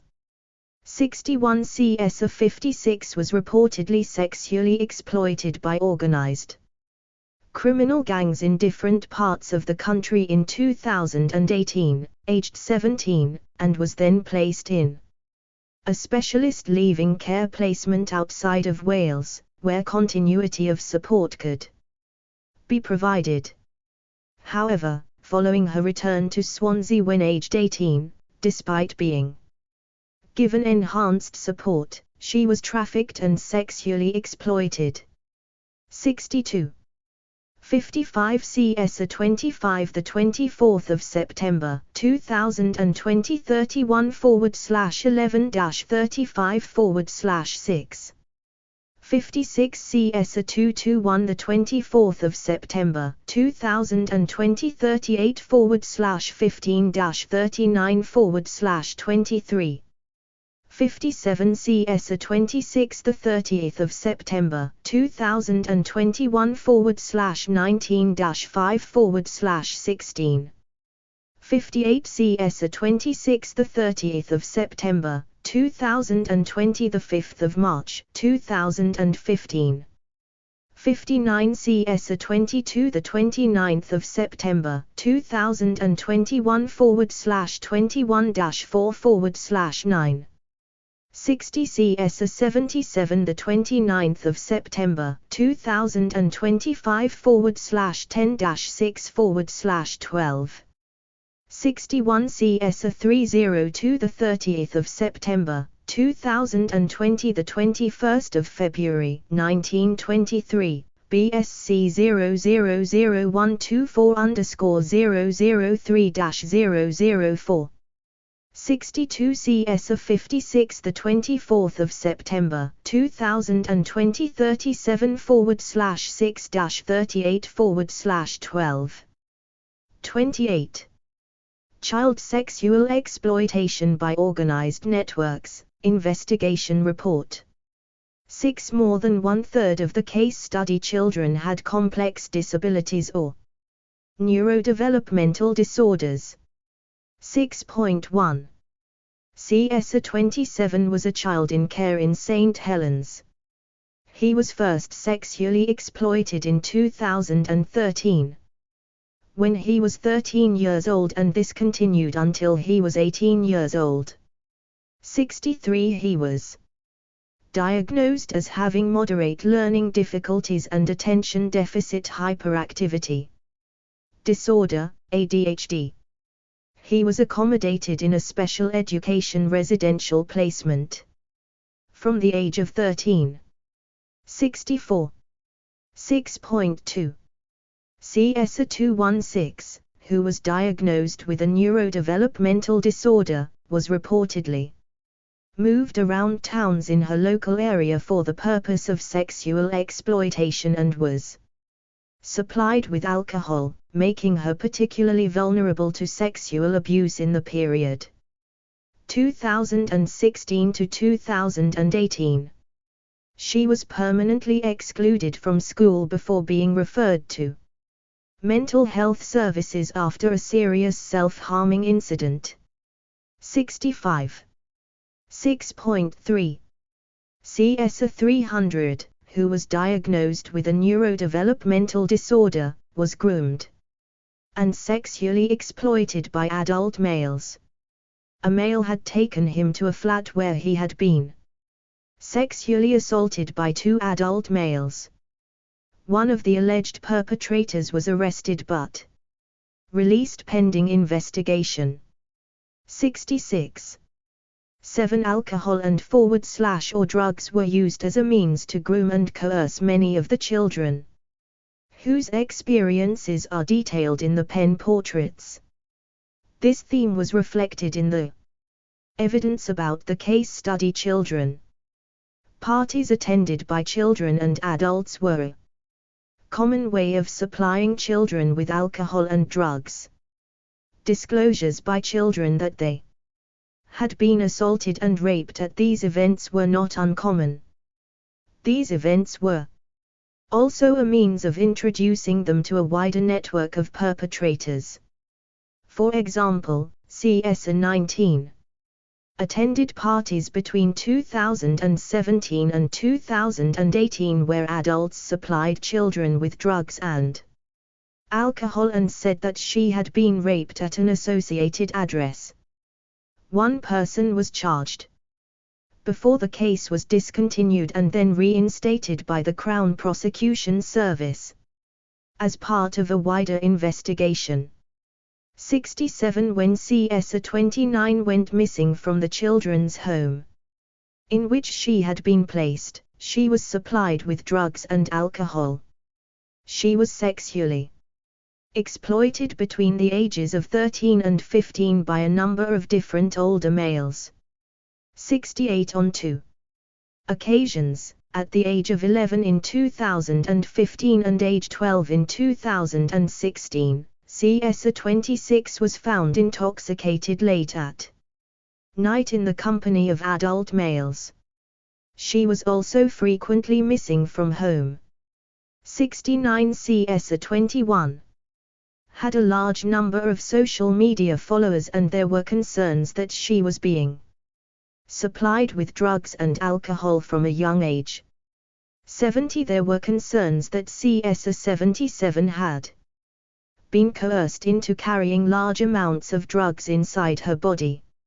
71. 8 mobile and other electronic devices were used in a number of ways. 8.1 CS 372 described being forced to perform oral sex on more than 20 men and this being filmed. 72. 63 CS 27 the 30th of September 2025 /18-8 /14. 64 CS 27 the 30th of September 2025 /18-8 /14. STH 000649001, STH 0006331-007-014-015. 65 CS 216 the 25th of September 2020 77 /1-77 /16, the 2nd of October 2020 84 /6-86 /1. 66 CS 300 the 2nd of October 2020 91 /2-92 /13. 67 CS 19 the 2nd of October 2020 86 /3-89 /11. 68 CS 29 the 29th of October 2027 /9-13 /18. 69 CS 26 the 30th of September 2021 /19-5 /16. 70 CS 21 the 29th of September 2020 the 4th of November 2020 154 /1-155 /7. 71 CS 77 the 29th of September 2025 /10-6 /12. 72 CS 372 the 21st of September 2020 17 /2-7. The nature and scale of child sexual exploitation by networks. 29. 8.2 Several of the case study children were coerced into taking or sharing indecent images with mobile devices and photographed in intimate situations with adult abusers. Indecent images might then be used to blackmail or shame the child into further exploitation or criminal activity. When aged between 14 and 15, CS 51 was coerced by another pupil to send indecent photos which had been circulated, and was groomed via social media. 73 The evidence suggests that she was groomed and sexually exploited between 2018 and 2019. When aged 15, CS 220 was encouraged to send indecent images of herself to a 20-year-old male. The evidence suggests that she was sexually exploited at least from the age of 15 until after her 18th birthday, including a number of reported rapes. 74. 8.3 There were many examples of perpetrators making contact with children through online dating apps. CS71 was identified as having been groomed online in 2017. She was then sexually exploited by multiple perpetrators in different parts of the country, with a younger child in care, from 2018 to 2019. 75 Several male victims saw online dating apps as a way to explore their sexual orientation and were reluctant for the police to take further action. Online abuse, which progressed to contact abuse, was experienced by 6 of the 8 male case study children.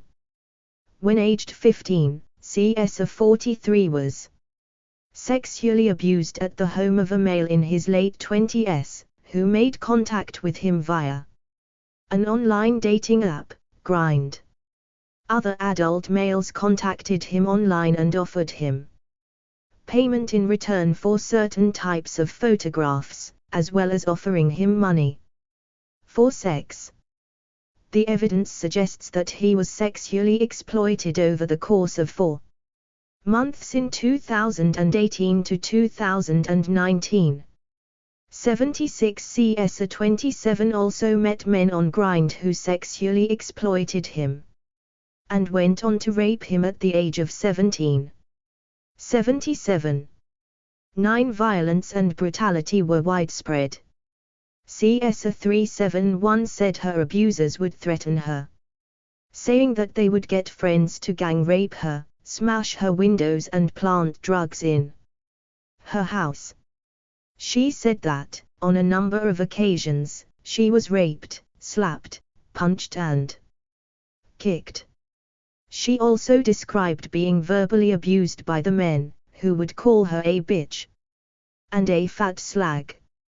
78 Among the case study children, CS22 was found in 2017 with injuries suggestive of serious sexual assault after a 2-day episode of going missing. The local authority raised concerns with the police that she had been raped. 79 CS216 was reportedly trafficked to a neighboring town for the purpose of sexual exploitation and threatened with a weapon in 2018. 80 The inquiry also heard evidence of the threat of violence being directed at parents, with children being told that if they reported their abuse or failed to comply with the wishes of their abusers, they or their families would be harmed. The threat of violence is always there, because often what parents hear back from their child and why the child can be so frightened is that they are told by their abuser, "You know, I will come and I will get your sister or go and get your mum." So even if it may not actually happen, the threat that it may happen is terrifying in itself. I don't think. 73 CS51 the 29th of October 2020 18/11-19/23. 74 CS220 the 24th of September 2020 35/9-37/3. 75 CS71 the 30th of September 2028 /16-11/10. 76 CS43 the 29th of October 2020 19 /25-21/15. 77 CS27 the 30th of September 2026 /23-8/3. Jim Livers the 28th of September 2021 01 /12-21. 78 CS371 the 22nd of September 2020 79 /6-81/10. 79 CS22 the 29th of September 2021 /20-4/9. 80 CS216 the 2nd of October 2020 84 /6-85/2. 30. Child sexual exploitation by organized networks, investigation report. We actually see that much of abuse to the families in terms of setting fire to their house. We have had one example of that. I think it is more the threat rather than actually it occurring. 81.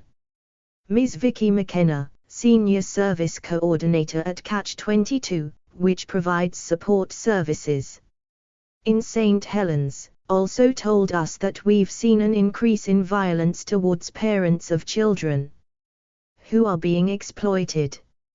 82. 10. Dissatisfaction with the police response to reports of exploitation featured in many of the complainant accounts and in some of the experiences of the case study children. It was reported in a child exploitation meeting that CSA 27 had lost all faith in the system because he felt there had been a failure to obtain convictions of 2 men who had raped him after they met on a dating app. CSA 27 had disclosed to his social worker, police and placement staff that he had been using an online app to meet men for sex. 83. 11. Several children were themselves charged with or convicted of criminal offenses which were closely linked with their sexual exploitation. CSA 12 and Daisy described this. Among the case study children, CSA 71 was arrested for arson, criminal damage and threatening behavior to staff in her placement in 2019, although she had a diagnosis of ADHD and was being sexually exploited in different towns by multiple perpetrators. 84. 12. Dissatisfaction with the actions of staff in care homes and children's social care departments was a further theme. CSA 12 said that care home staff knew that she and other children, aged 13 or 14, were going out with adult males and were being sexually exploited and given alcohol, drugs and other items but did not intervene. 85. CSA 372 described her case being closed by children's social care more than once, despite their knowledge of risks she faced, for which she was partly blamed. 86. B.3. The impacts on children and parents. 13. Sexual exploitation often leads to children suffering one or more of the following mental health consequences, including low self-esteem, conduct disorder, anxiety, depression, eating disorders, post-traumatic stress disorder, PTSD, self-harm and suicide attempts. Adverse effects on future behavior and development, including age-inappropriate sexual activity, alcohol and drug misuse, a lack of ability to trust others and build relationships, and involvement in the sexual victimization of others, and physical health implications such as sexually transmitted diseases, unplanned pregnancy and possible termination, physical injury and genital injury. 87. Some of the effects may take time to manifest themselves after exposure to the abuse has ended. 88. 81. Gil Gibbons, the 2nd of October 2021 15/15-116/18. 82. Vicky McKenna, the 28th of September 2020 35/8-25. 83. CSA 27, the 30th of September 2027 /2-6. 84. CSA 71, the 30th of September 2028 /16-11/10. 85. CSA 12, the 22nd of September 2020 11 /2-12 /24. 86 CS 372 the 21st of September 2020 15/15-16/20 87 INQ 006283_009 88 INQ 006283_009 The nature and scale of child sexual exploitation by networks. 31.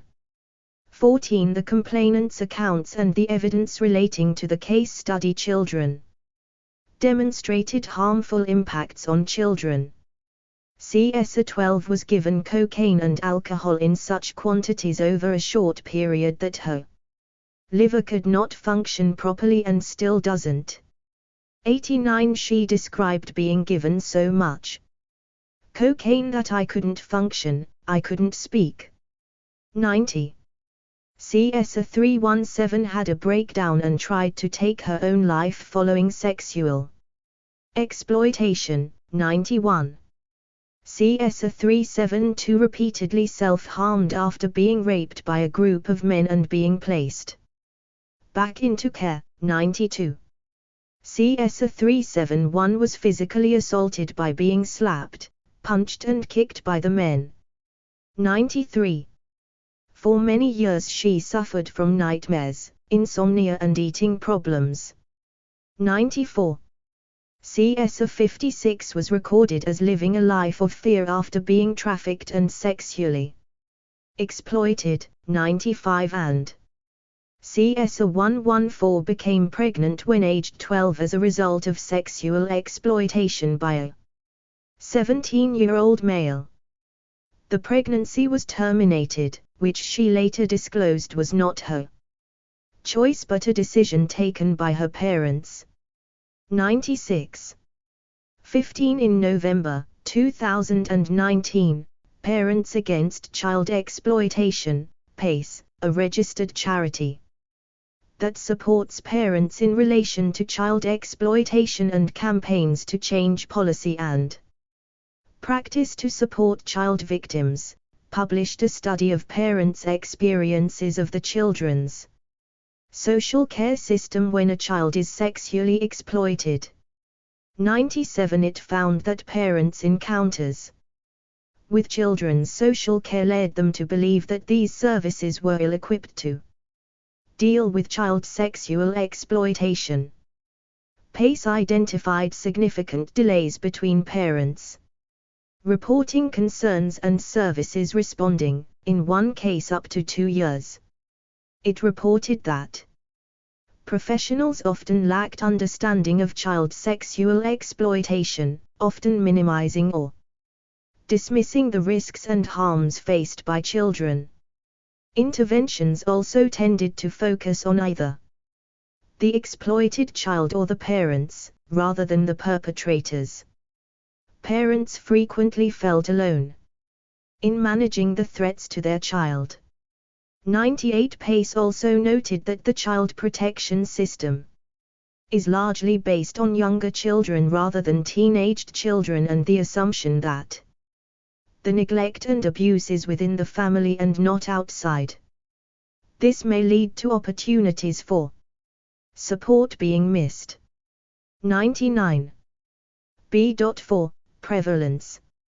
16 Assessing the scale or prevalence of child sexual exploitation requires consideration of different sources of data, primarily from the criminal justice system, which relates to criminal offenses arising from child sexual exploitation, and 89 CS 12 the 22nd of September 2020 44/3-5 90 CS 12 the 22nd of September 2020 42/16-19 91 CS 317 the 21st of September 2020 13/16-15/13 92 CS 372 the 21st of September 2020 15/15-17/17 93 CS 371 the 22nd of September 2020 81/5-9 94 CS 371 the 22nd of September 2020 81/25-82/3 95 CS 56 the 24th of September 2020 37/6-38/12 96 CS 114 the 29th of October 2020 13/20-16/2 97 INQ 005169 98 INQ 005169_008-009 99 Gil Gibbons 2nd of October 2021 02/20-103/2 32 Child sexual exploitation by organized networks, investigation report. Children's social care, which relates to children who have been identified as being harmed by child sexual exploitation, or at heightened risk. Criminal justice data. 17 offense codes. Police data collection and reporting is generally driven by type of offense, but there is no specific offense of child sexual exploitation. Instead, 4 criminal offenses are listed under the heading Child Sexual Exploitation in the Sexual Offences Act 2003. 100 in 2018/19, offenders were charged with 1,012 offenses within this group.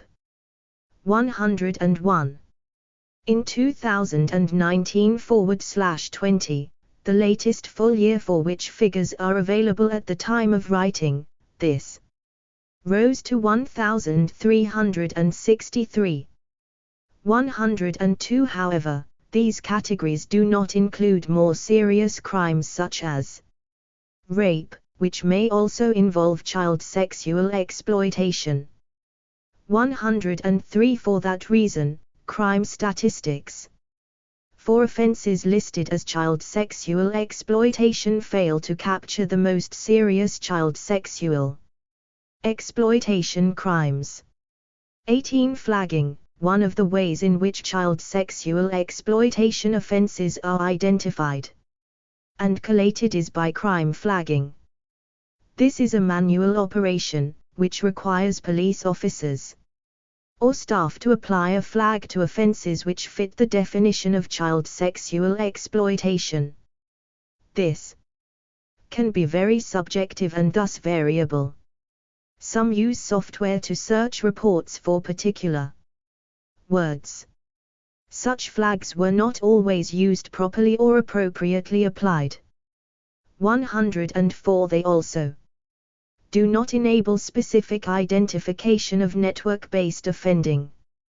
105 Flagging was made a formal requirement by the Home Office in April 2016 so that child sexual exploitation offenses which do not have their own offense codes, and which would not necessarily be obvious from the nature of the offense, can be highlighted. 106 in 2018/19, police forces in England and Wales identified or flagged 11,554 criminal offences as related to child sexual exploitation. 107 in 2019/20, the figure was 12,569. 108 However, due to the significant variations in flagging practices, the Office of National Statistics, ONS, recognized that the data on offenses flagged as child sexual exploitation are not yet robust enough to provide an accurate comparison of prevalence between years. 109.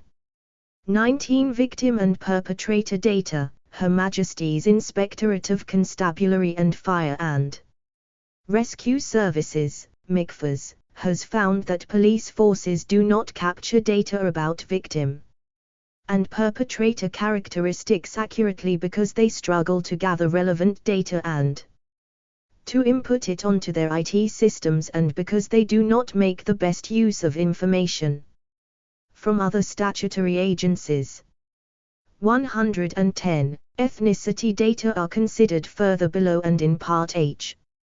20. Prosecution data. The Crown Prosecution Service does not collect separate data for prosecutions or convictions where child sexual exploitation was a factor, but reports only on child sexual abuse cases. 111. This is an important gap in criminal justice information. It fails. 100. See Sections 47-50 of the Sexual Offences Act 2003. The offences are paying for sexual services of a child, causing or inciting sexual exploitation of a child, controlling a child in relation to child sexual exploitation, and paying for the sexual services of a prostitute subject to force, etc. These offences were initially classified as child prostitution in the legislation. 101 INQ 006457_010. 102 INQ 006437_002. 103 INQ 006437_003. 104 HOM 003378_015 para 53. Christian Papaliantia, the 1st of October 2020 12/21-23. 105 HOM 003339_023. 106 HOM 003378_015 para 52. 107 INQ 006456_010. 108 INQ 006459_001. 109 INQ 005170_032 para 84. HOM 003378_018 para 64. INQ 006456_010 Table 35b, footnote 2. 110 Catherine Riley, the 1st of October 2021 45/4-146/4. 111 Gregor McGill, the 2nd of October 2025 /5-8/6. The nature and scale of child sexual exploitation by networks. 33. To recognize cases or defendants involving the sexual exploitation of children. According to the Home Office, as at February 2020, there were more than 90 police investigations in operation across England and Wales into group-based child sexual exploitation. 112. 21 These various deficiencies with criminal justice data on child sexual exploitation have been recognized for some time. Research published in 2017 highlighted the lack of consistent data across police forces, resulting in data being unreliable. Disruption and prosecution data at individual police force level were not readily available. Qualitative interviews with police in child sexual exploitation teams revealed that they were unaware of the scale of successful child sexual exploitation prosecutions because of the problematic nature of the data. The report concluded, it is recognized across the field that the problems faced by practitioners in recording data have an adverse impact on the capacity of police and researchers to portray an accurate picture of what is happening on the ground. Information of the kind sought in this research will be largely unachievable until substantial strides are made in data recording practices across the criminal justice system. 113. Children's social care data. 22. The Department for Education's annual Children in Need statistics give figures for the number of assessments which identified child sexual exploitation as a factor over the 5 years to March 2020, assessments which included a risk factor of child sexual exploitation rose by over 50%, from 12,200 to 18,700.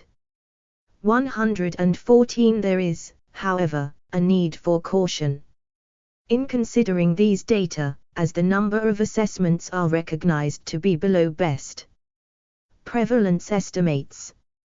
115. 23. In 2016, the Association of Directors of Children's Services collected data on child sexual exploitation, finding a variation ranging from 1.1 to 137.5 children at risk per 10,000. The highest rates were reported in areas where there had been recent high-profile cases and in coastal towns. The majority of local authorities attributed higher levels of referrals for child sexual exploitation to heightened awareness among professionals and the wider public. The Center for Expertise in Child Sexual Abuse, the CSA Center, however, concluded in a 2018 report that this was unlikely to account for variations where there are few, if any, cases identified. 116. 24. The same report by the CSA Centre commented on wide variations across England in child sexual exploitation assessment data, concluding that these were likely to be related to recording issues rather than an accurate reflection of prevalence rates in local authorities. Ranged from 0 to over 30 children at risk per 10,000. 117. 25. A 2019 report by Public Health England commented on reporting bias and the unreliability of counts of child sexual exploitation cases. It noted that 112 HOM 003378_050 para 189. 113 evidence-based models of policing to protect children from sexual exploitation, IASR, University of Bedfordshire, December 2017, INQ 005295_007 para 2.5. 114 INQ 006448_022 para 56. 115 INQ 006448_022 para 56. 116 Measuring the scale and changing nature of child sexual abuse and child sexual exploitation scoping report, Professor Liz Kelly and Karika Karsner, July 2017, updated August 2018, INQ 005118_027. 117 INQ 005118_027-030. 34. Child sexual exploitation by organized networks, investigation report. Counts of known child sexual exploitation cases are always likely to be an underestimation of the problem given widely documented underreporting and identification of the issue. 118. Data reliability and recent trends in data capture. 26. Overall, there are fundamental flaws with both the criminal justice and children's social care data sets. There are also significant difficulties in using the available data to assess prevalence because the various agencies use different definitions of child sexual exploitation and collate data for different purposes. These difficulties were illustrated by the data obtained by the inquiry from each of the case study areas. As a consequence, it is simply not possible to know the scale of child sexual exploitation by networks. 27 There have been two significant changes in approach to child sexual exploitation and child sexual abuse since the regional child sexual exploitation profiles were produced. The first is the now widespread practice in many parts of the country of recording child sexual exploitation within the broader category of child criminal exploitation. In many areas, this has been done without retaining good quality and specific information about child sexual exploitation. This practice was evident in many of the case study areas. The second is the trend away from recording specific child sexual exploitation data separately from the category of wider child sexual abuse, with the police highlighting the difficulties of distinguishing one form of abuse from another with any certainty.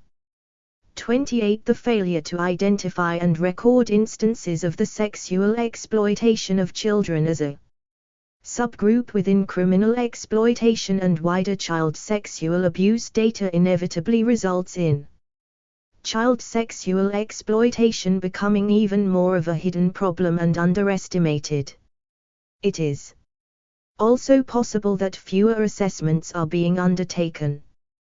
29 In addition to inaccurate data and poor reporting systems, a number of other factors impact on how well the prevalence of child sexual exploitation is understood and reported. In 2015, the Cabinet Office's Tackling Child Sexual Exploitation Plan highlighted the culture of denial that had been found in Rotherham and said that people who abuse children must be stopped, regardless of their race, age or gender. It identified the need for a fundamental change of attitude within professions and the public about the nature of this crime. 119.6 Years on, not nearly enough has been done to change this culture. 30 The possible reasons for denial and downplaying of child sexual exploitation are complex. One factor may be differing priorities between institutions in the same area. There may also be competing priorities within institutions, especially for resources. As set out in Part E, victim-blaming attitudes towards child victims persist.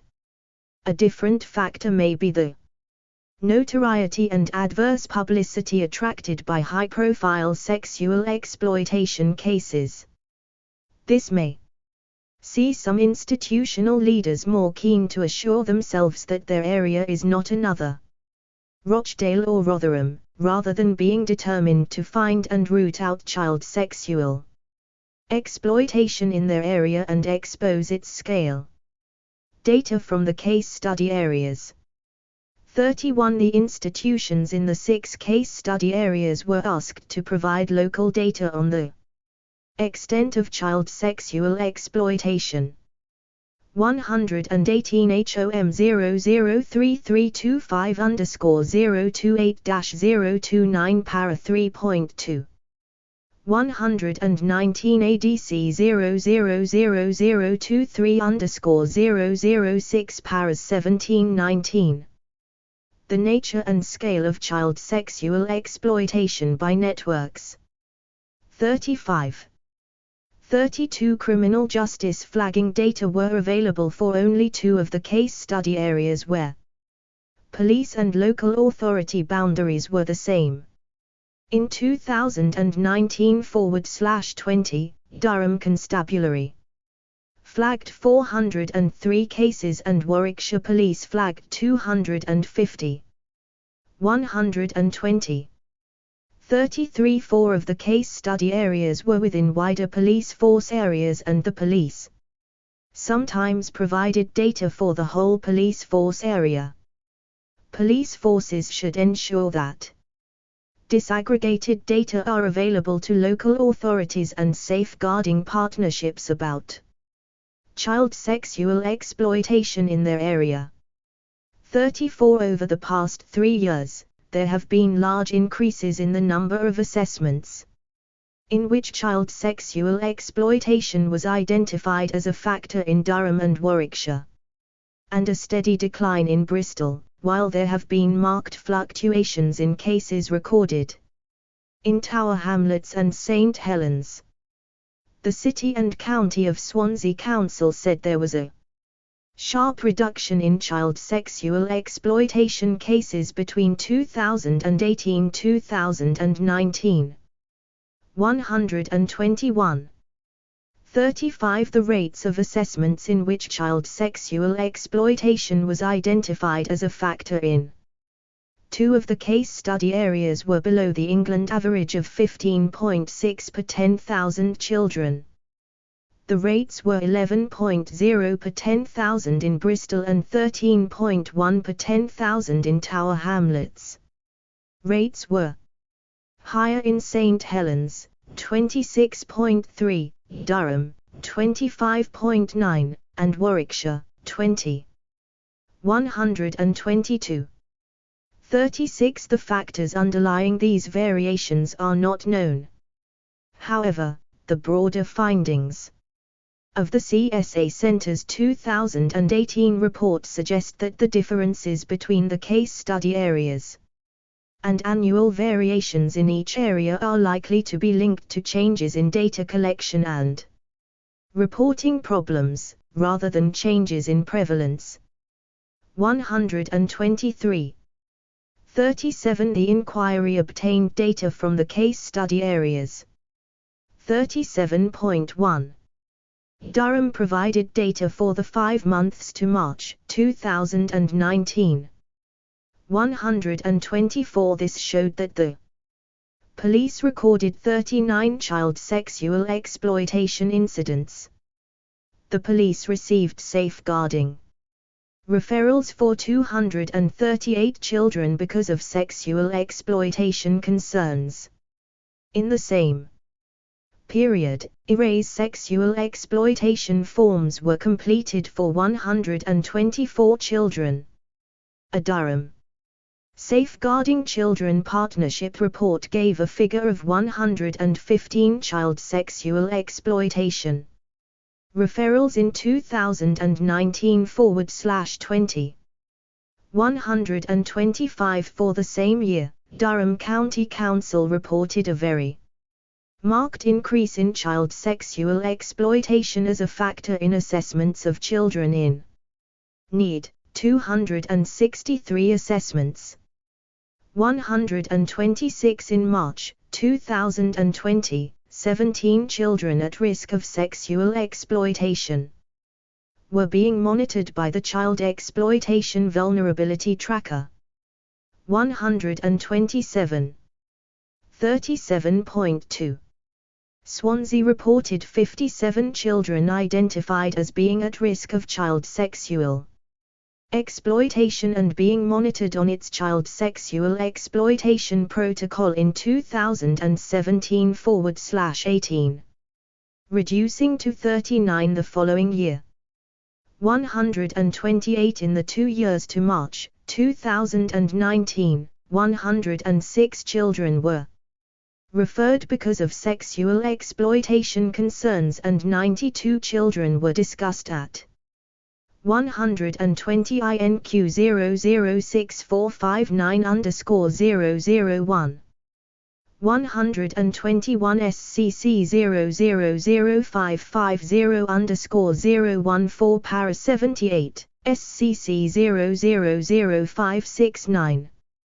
122 CINQ 006430 for the number of assessments in which child sexual exploitation was identified as a factor in 2018-24. the 5 case study areas in England. The rates provided in the text are calculated using 2019 mid-year population estimates. 123 INQ005118027-030. 124 DUC0000769_002.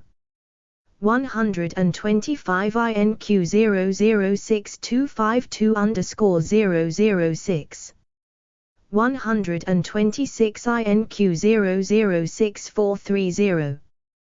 127 DUC0000815_005-006. 128 SCC0000569_001. 36. Child sexual exploitation by organized networks, investigation report. Multi-agency strategy meetings. 129 in the 2 years to March 2019, South Wales Police stated that they had recorded 74 Swansea incidents with a child sexual exploitation flag. In the 2019 calendar year, only 4 direct contact offences were investigated. 130. 37.3. In 2018/19, Warwickshire recorded 115 child sexual exploitation referrals and 291 incidents and investigations. 131 strategy meetings or multi-agency sexual exploitation meetings were convened for 33 children. 132 in 2018/19, 173 assessments were conducted where child sexual exploitation was a factor, increasing to 242 assessments in 2019/20. 133. This represents a marked increase in a single year. The other data for Warwickshire are more mixed.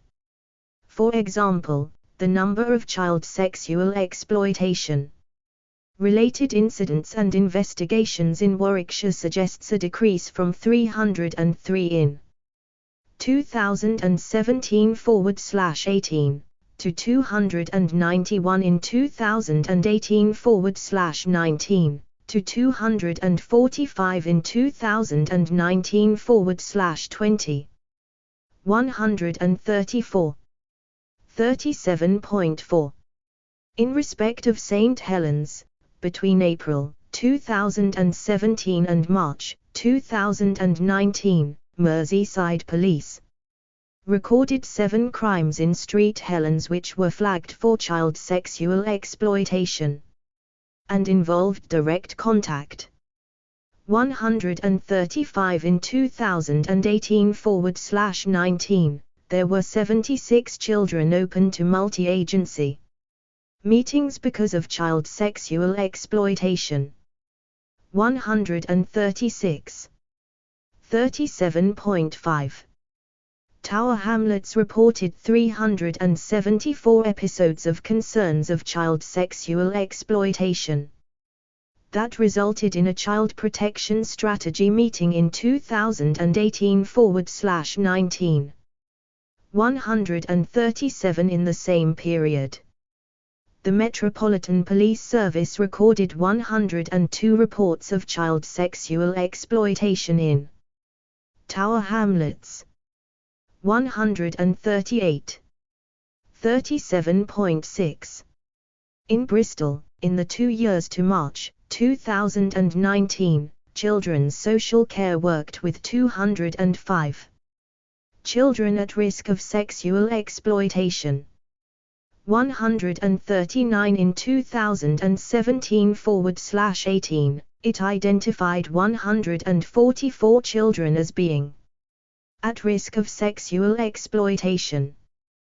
The figure decreased to 100 in 2018/19. For the first 5 Months of 2019/20 it was 72. 140. Bristol also provided data for the number of children newly identified as at risk of child sexual exploitation in each calendar year.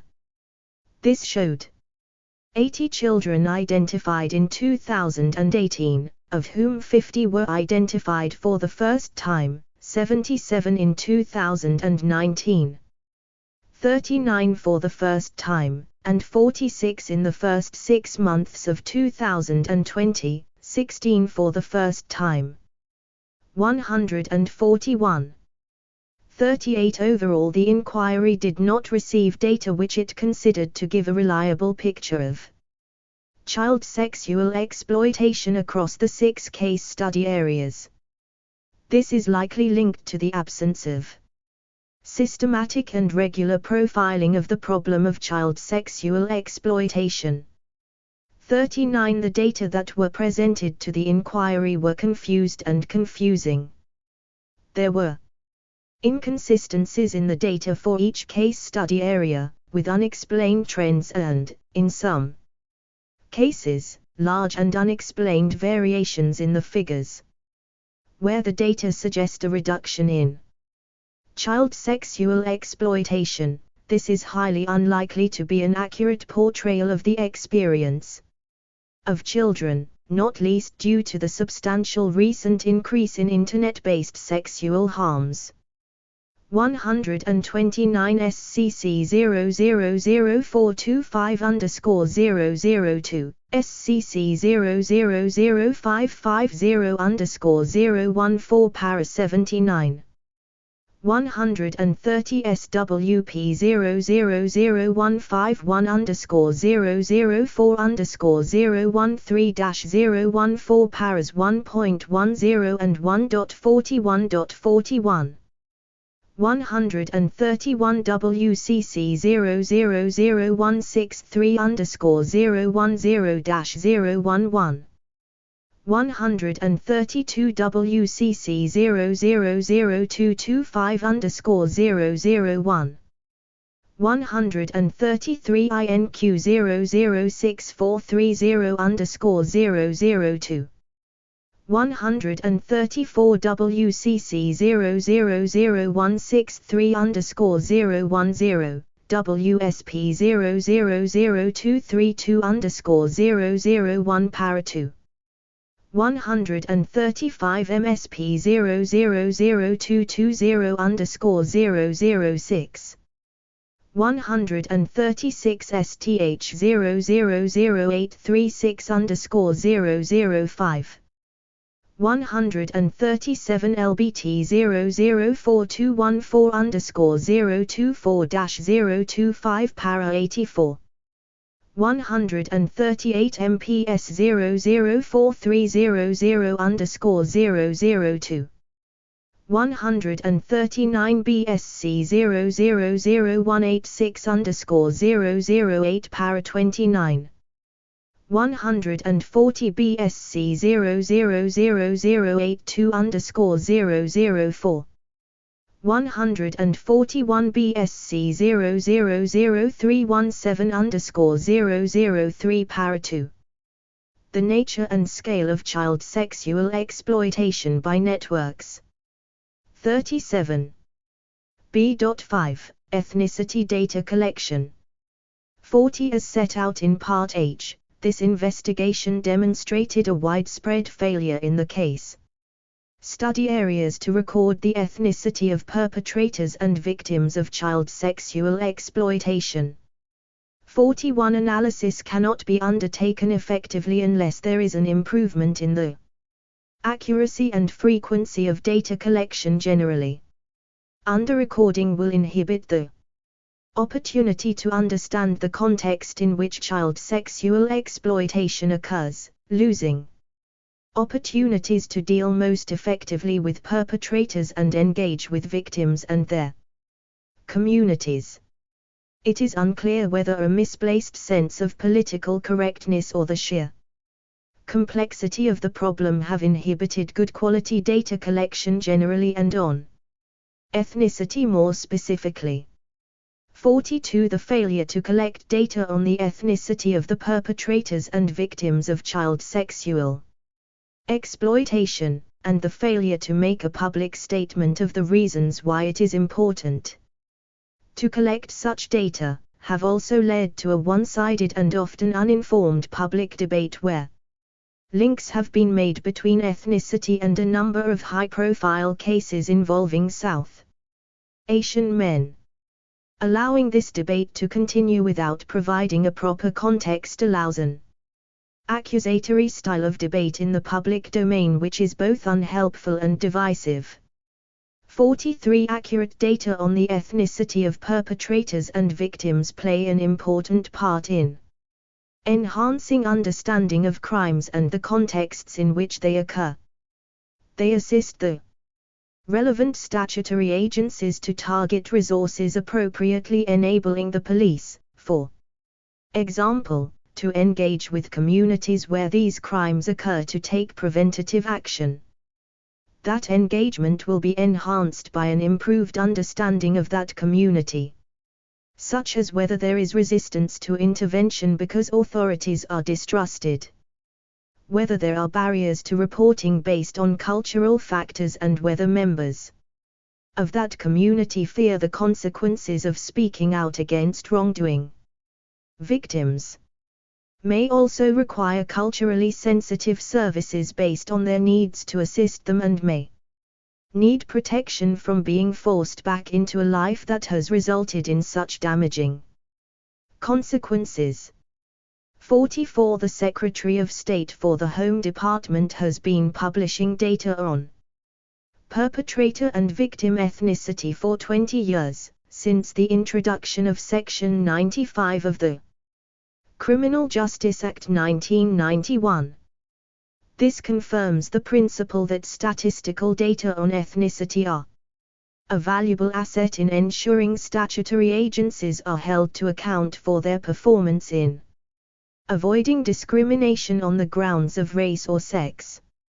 45. While the most up-to-date Section 95 report contains data on the ethnicity of perpetrators of sexual offenses, it does not break down the offense categories to include offenses against children who have been sexually exploited.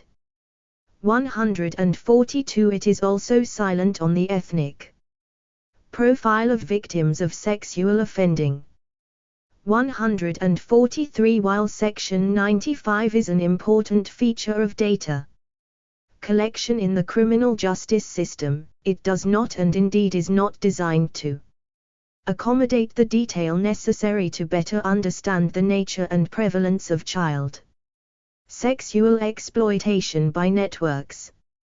142. INQ 006491. 143. Section 95 of the Criminal Justice Act 1991 requires the Secretary of State to publish such information as he/she considers expedient for the purpose of facilitating the performance of those engaged in the administration of justice to avoid discriminating against any persons on the ground of race or sex or any other improper ground. 38. Child sexual exploitation by organized networks, investigation report. 46. Despite attempts to ascertain data on ethnicity at a national level, little progress has been made. The Home Office's paper group-based child sexual exploitation characteristics of offending, published in December 2020, found that there were significant limitations to what can be said about links between ethnicity and child sexual exploitation. As this paper recognized, there is limited research, and that which has been done tends to rely on poor quality data. There are significant challenges in obtaining accurate data. 47. Finally, the result of this lack of accurate and reliable data from police forces and local authorities, compounded by the lack of consistency about the definitions of child Sexual exploitation and networks, discussed in Part C, is that the government and other organizations cannot know the current scale of child sexual exploitation by networks, or who is involved in these groups. B.6 Improving data collection and analysis. 48 The absence of accurate information about the nature and scale of child sexual exploitation is a fundamental obstacle to addressing the problem. 49 At a minimum, a standard set of indicators should be developed and reported on at local authority as well as police force level. Child sexual exploitation should be a distinct category within child sexual abuse and criminal exploitation statistics across all agencies at both local and national level. Otherwise, the scale of child sexual exploitation will remain seriously underestimated. 50 Accurate data on the ethnicity of victims and perpetrators should also be collated and analyzed.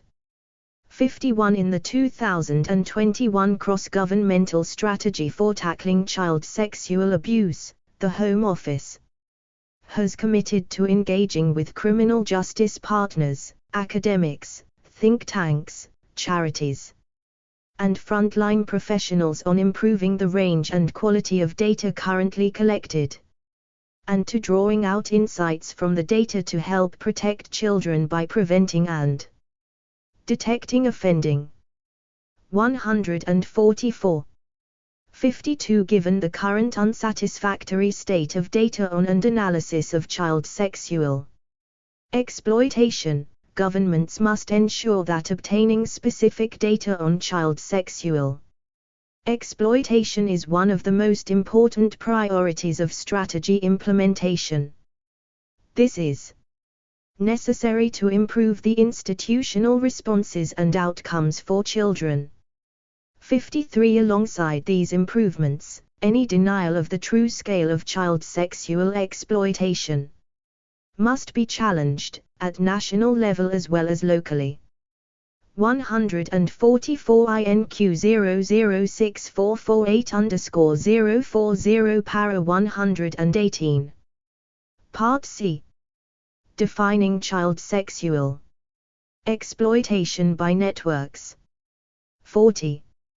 Defining child sexual exploitation by networks. C.1 Introduction. 1. Definitions of child sexual exploitation are used by statutory agencies to identify children at risk of exploitation or those who have been harmed by it, and to determine the services and support given to those children. Definitions are also used to ensure appropriate crime prevention strategies and policing responses, to ascertain the scale of this form of abuse at a local and national level. It is therefore crucial that child sexual exploitation is clearly defined and that professionals from different agencies understand the definition and apply it consistently. 2. The evidence shows this is not happening. There is considerable and unnecessary disagreement about what the definition of child sexual exploitation should be, with definitions not fully understood or uniformly applied in practice. There is also no clear definition or understanding of the networks or groups of perpetrators who sexually exploit children. C.2 Defining child sexual exploitation. 3. The unique feature of child sexual exploitation is that children are coerced, controlled, groomed, manipulated or deceived into sexual activity. 4. Abusers often use alcohol, drugs, actual or threatened violence, kindness and affection to develop a connection with a child they intend to exploit. The manipulation at the core of exploitation is often a result of an imbalance of power. While any child may be at risk of sexual exploitation, exploited children are often already vulnerable, with childhoods characterized by neglect, substance abuse and domestic violence. Many are in care or have a disability. Teenagers are particularly vulnerable to child sexual exploitation, but younger children are increasingly exposed to such harm. 5. That some exploited children seem to cooperate with sexual activity should not be misinterpreted as consent. A child under the age of 13 can never legally give consent to sexual activity, and such activity is a criminal offense. Too often, even today, children who are victims of these crimes are treated as if they were consenting, when the reality is that they have been coerced or manipulated into sexual activity. 6. Child sexual exploitation is currently defined in English statutory guidance as a form of child sexual abuse which occurs where an individual or group takes advantage of an imbalance of power to coerce, manipulate or deceive a child or young person under the age of 18 into sexual activity, a. in exchange for something the victim needs or wants, and / or b. for the financial advantage or increased status of the perpetrator or facilitator. The victim may. Defining child sexual exploitation by networks. 41. Have been sexually exploited even if the sexual activity appears consensual. Child sexual exploitation does not always involve physical contact, it can also occur through the use of technology. 145. 7. There is no longer a definition of child sexual exploitation in Wales. However, the guidance given to practitioners indicates that exchange is considered to be the central feature which distinguishes sexual exploitation from other forms of sexual abuse. 146. 8. There was debate during this investigation as to whether the exchange element of these definitions is appropriate.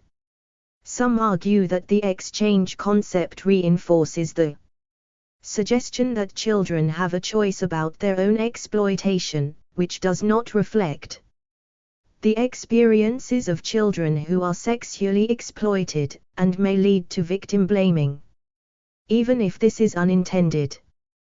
147. Others support the concept because it reflects the fact that perpetrators manipulate children into sexual behavior in return for something tangible or the meeting of victims' emotional needs, and it allows holistic, needs-focused support to be given to exploited children.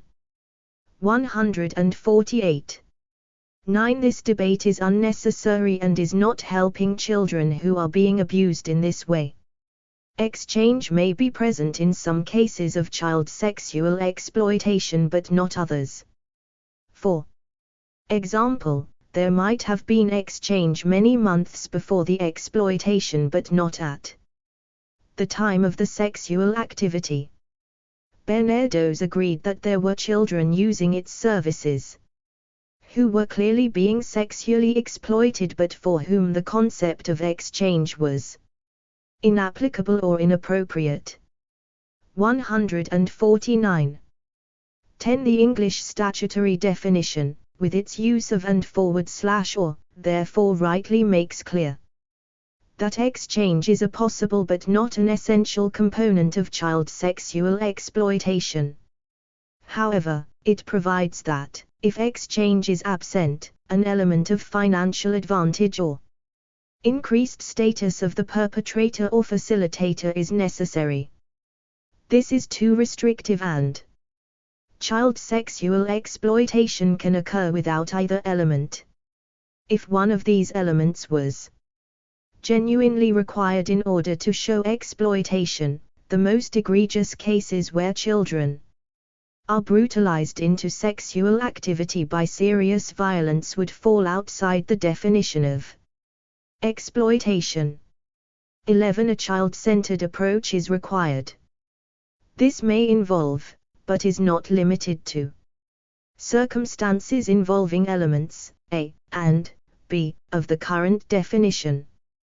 12. The definition of child sexual exploitation must also be regularly reviewed to ensure it addresses the changing nature of the harm, including the substantial increasing use of online grooming.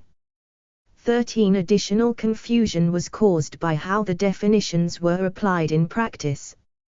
145 HOM 003340_005.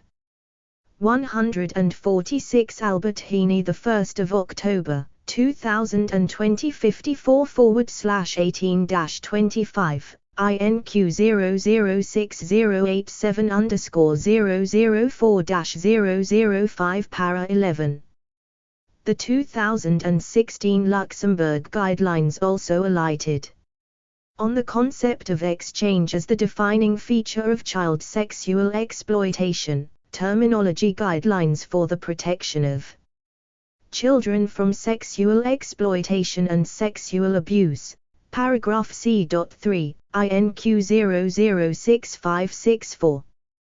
147 BRD 000275_005 para 19, Amanda Naylor, the 30th of September, 2021, 70/22-173/10, Rosie Lewis, the 2nd of October, 2021, 31/25.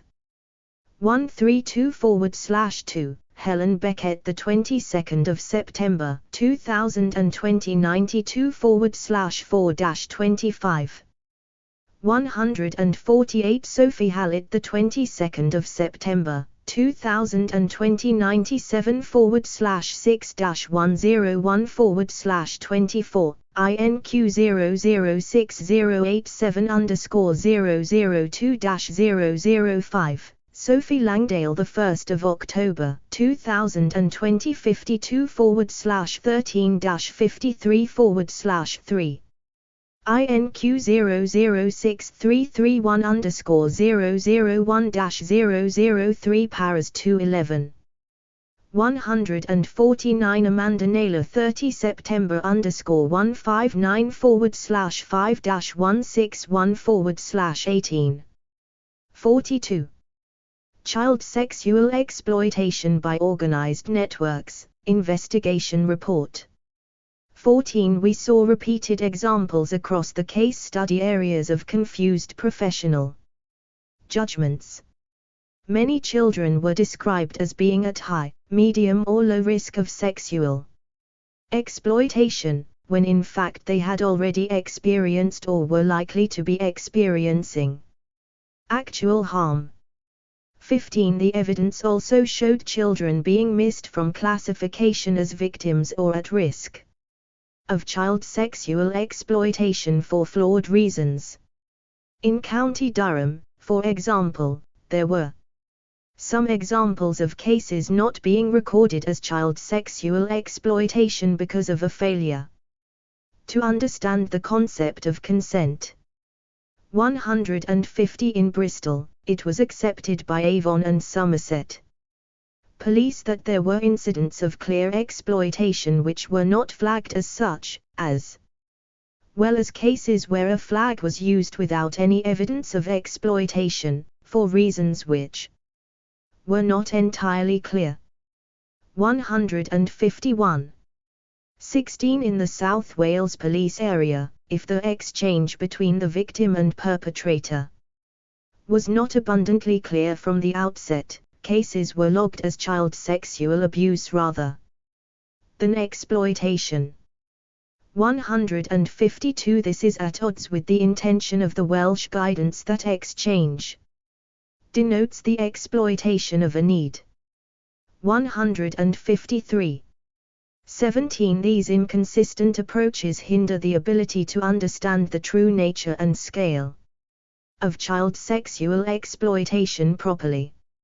As a result, crime prevention strategies are also not being adequately developed, perpetrators are not being identified and apprehended, and Children who have experienced sexual exploitation are not being provided with the support they need. 18. There is also some debate about whether child sexual exploitation should be understood as a distinct type of harm, as a type of child sexual abuse within a framework of child sexual abuse and exploitation, or as a type of exploitation to be considered within a framework of child exploitation, including child criminal exploitation such as so-called county lines, drug trafficking activities.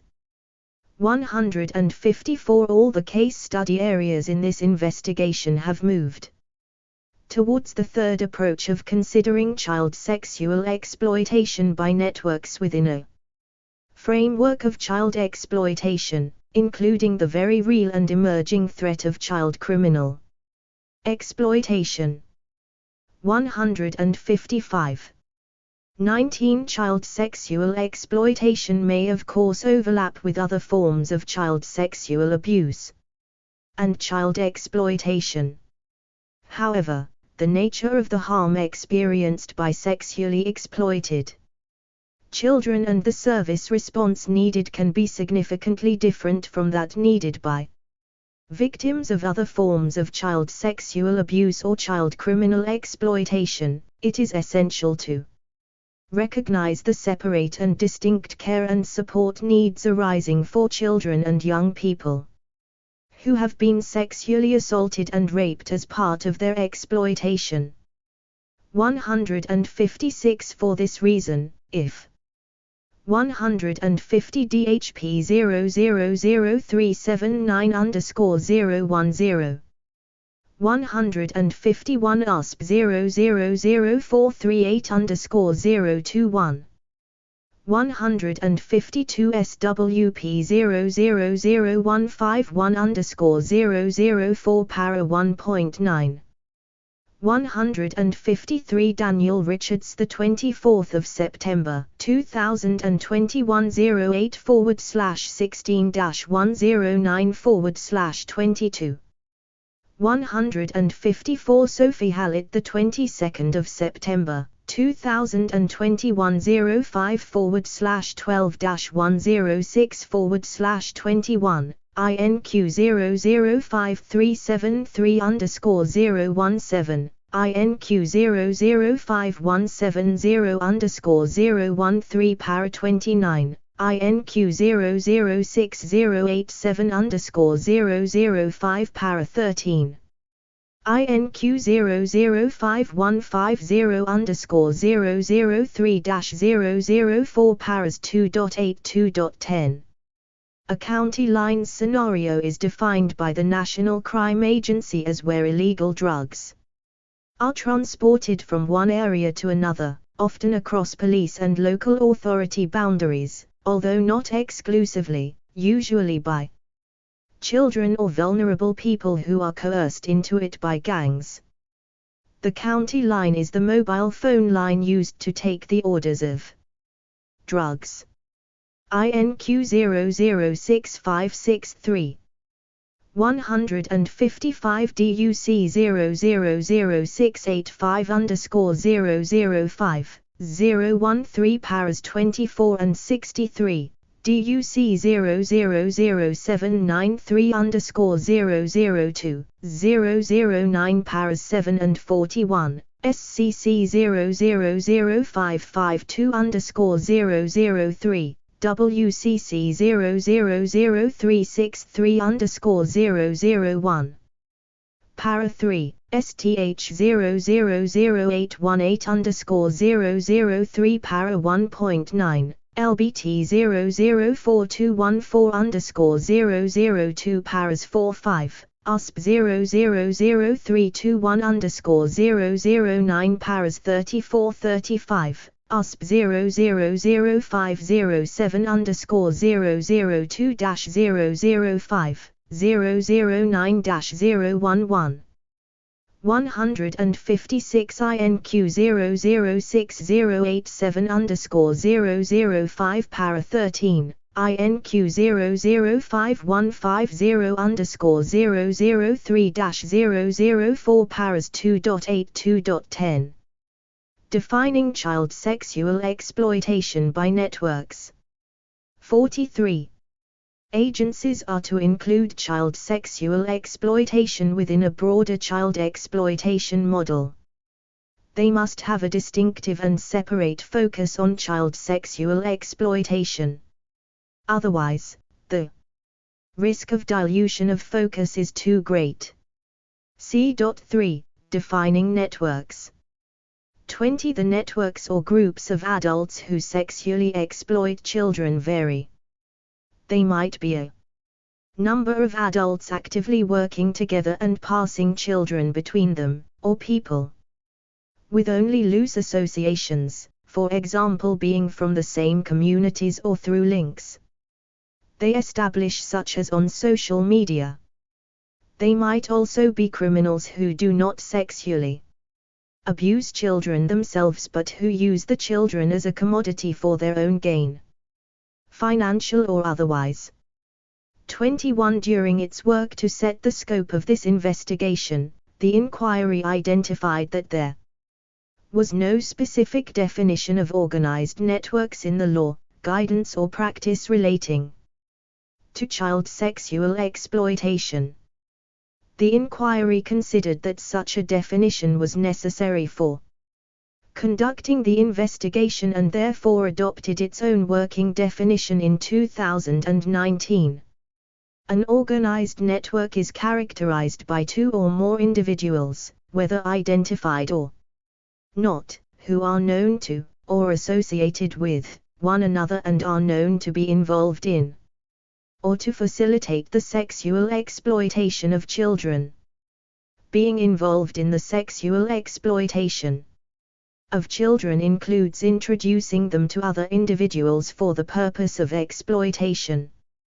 Trafficking a child for the purpose of sexual exploitation, taking payment for sexual activities with a child or allowing their property to be used for sexual activities with a child. 157. 22. The breadth of this definition enabled the inquiry to consider as many different permutations of this form of abuse as possible and to see any problems with identification of child sexual exploitation by networks by police forces and local authorities. In practice, this investigation focused on cases of child sexual exploitation by two or more individuals who were known to or associated with one another, regardless of the extent to which they were organized.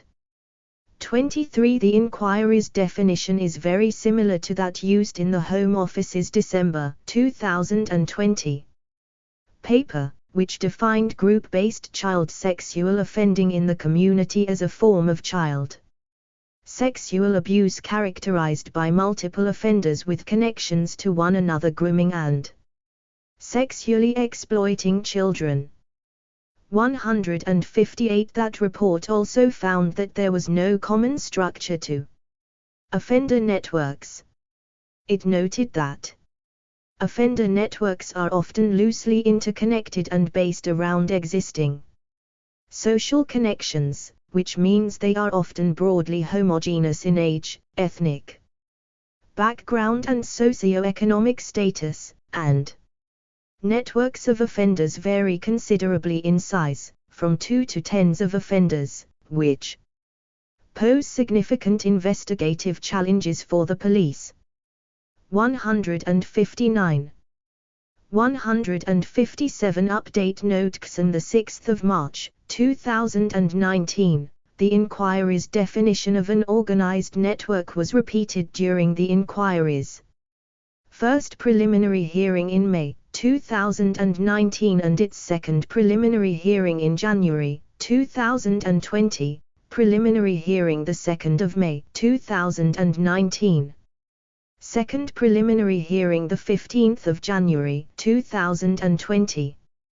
The definition was also set out in full in the correspondence from the inquiry to police and local authority witnesses, asking them to provide information on the prevalence of sexual exploitation by organized networks using the inquiry's definition. 158 HOM 003399_013 para 25. 159 Group-based child sexual exploitation, characteristics of offending, December, 2020, HOM 003399_035. 44.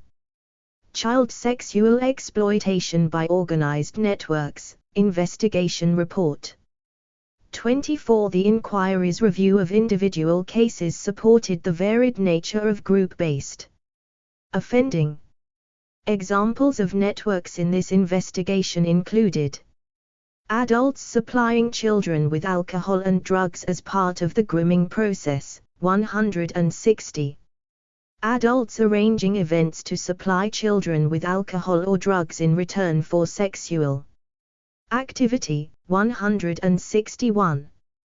Groups of men taking children to hotels and leisure venues, 162. Men from the same place of business exploiting a child, 163. Registered sex offenders associating with others in sexually exploiting children, 164 and the grooming or involvement of family members as the means by which offenders outside the family gain access to sexually abuse a child. 165. This illustrative range of different types highlights that the key focus must be on whether and how the group facilitates access to, and carries out, child sexual exploitation, not how they have come together. 25 It is clear from the case study material that there were cases of child sexual exploitation by networks in all 6 case study areas. Despite this, the police forces in these areas were generally not able to provide evidence about the extent of sexual exploitation by networks using the inquiry's definition or indeed any other. There was also some confusion from the police with the definition of organized crime groups, OCGs, as set out in Part H. This impedes the identification of the extent of child sexual exploitation by networks. As an example, outside of the 6 case study areas, Humberside Police is recently reported by Sky News to have stated that there is no organized criminality within Humberside Police. For CSE 166 The article referred to school welfare reports from the area flagging warnings of child exploitation and accounts from women who allege abuse by a group of men operating in Hull. Other recent reporting suggests that 35 children in Hull have been officially identified as being at high risk of child exploitation over the last 5 months, with 371 children reported as missing between July and November 2021. 167. 26 There were similar difficulties at a national level. The Home Office stated that much of the official data does not allow us to distinguish child sexual exploitation offending by organized networks, and flags that identify co-offending are not used consistently to allow sound analysis of multiple offender child sex offenses. 168. 160 CS 29 the 29th of October 2020 10/14-23 CS 24 the 24th of September 2020 the 29th of April 1922 CS 19 and CS 216 the 2nd of October 2020 87/3-7 84/20-85/10 CS 21 the 29th of September 2025/6-8, CS 26 and CS 32 the 30th of September, 2020 the 2nd of March, 2010, 17/15-17. 161 CS 25 the 24th of September, 2020 33/6-10, CS 216 and CS 19 the 2nd of October, 2020 85/3-10, 87/3-7, CS 21 the 29th of September, 2020. 5/6-8, CS 26 the 30th of September, 2020 the 2nd of March, 2013. 162 CS 22, CS 81 and CS 90 the 29th of September, 2024/1-5, the 8th of December, 2015. 9/17-21. 163 CS 32 the 30th of September, 2020 the 16th of July, 2014. 164 CS 22 the 29th of October, 2020 the 3rd of October, 2016. CS 220 and CS 221 the 24th of September, 2020 36/17-24, 38/15-39/23, CS 2229. September, 2022/24-3/4, CS 71 the 30th of September, 2020 the 10th of July, 2012. 165 CS 118 the 29th of October, 2020 16/25-17/3, CS 56 and CS 221 the 24th of September, 2020 37/6-15. 38/15-39/6, CS 2630. September 2021/23-2/2. 166 Hull grooming gang targeted primary school girls as police told to declare war on abusers, Sky News, the 24th of November. 2021. 167 More than 370 Hull children reported missing in just 5 months with dozens at risk of sexual exploitation, Hull Live. The 16th of December, 2021. 168 HOM 003378_018 Para 64. Defining child sexual exploitation by networks. 45.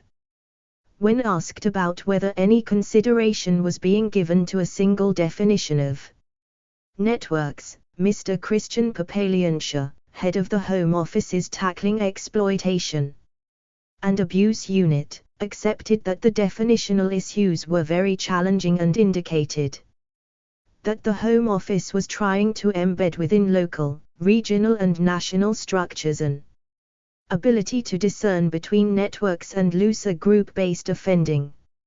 It was working to understand what interventions were needed for different forms of offending.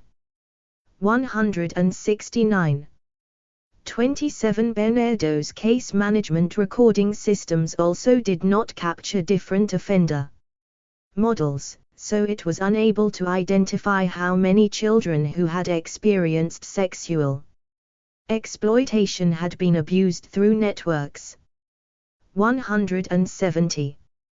28 A focus on the sexual exploitation of children by networks requires a broad understanding of what networks are, such as the one used by the inquiry.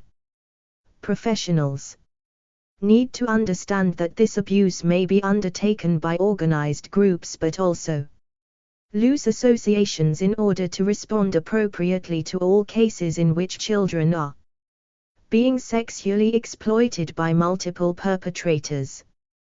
171. This should involve consideration of the importance of networking and other group processes and dynamics, which may overlap, in facilitating, spreading and sustaining sexual exploitation. 169. Christian Papaliansha, the 1st of October, 2020 21/3-22/4. Christian Papaliansha, the 1st of October, 2021 30/7-131/24.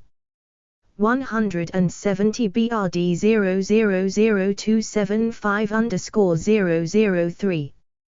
171. INQ 006279003-004 Para 9. Part D. Meeting the needs of particular groups of sexually exploited children. 48. Meeting the needs of particular groups of sexually exploited children. D.1. Introduction. 1. Child sexual exploitation can occur in any community, and it is crucial that practitioners do not make assumptions about who might be a victim or a perpetrator. However, research indicates that children in residential care and those with disabilities are at increased risk of sexual exploitation. 172. In addition, while girls are most frequently the victims of child sexual exploitation, there is less recognition of the extent to which boys and young men are also targeted by perpetrators. D.2. Children in care. 2. In England, as at the 31st of March, 2020, there were 80,010 children in care.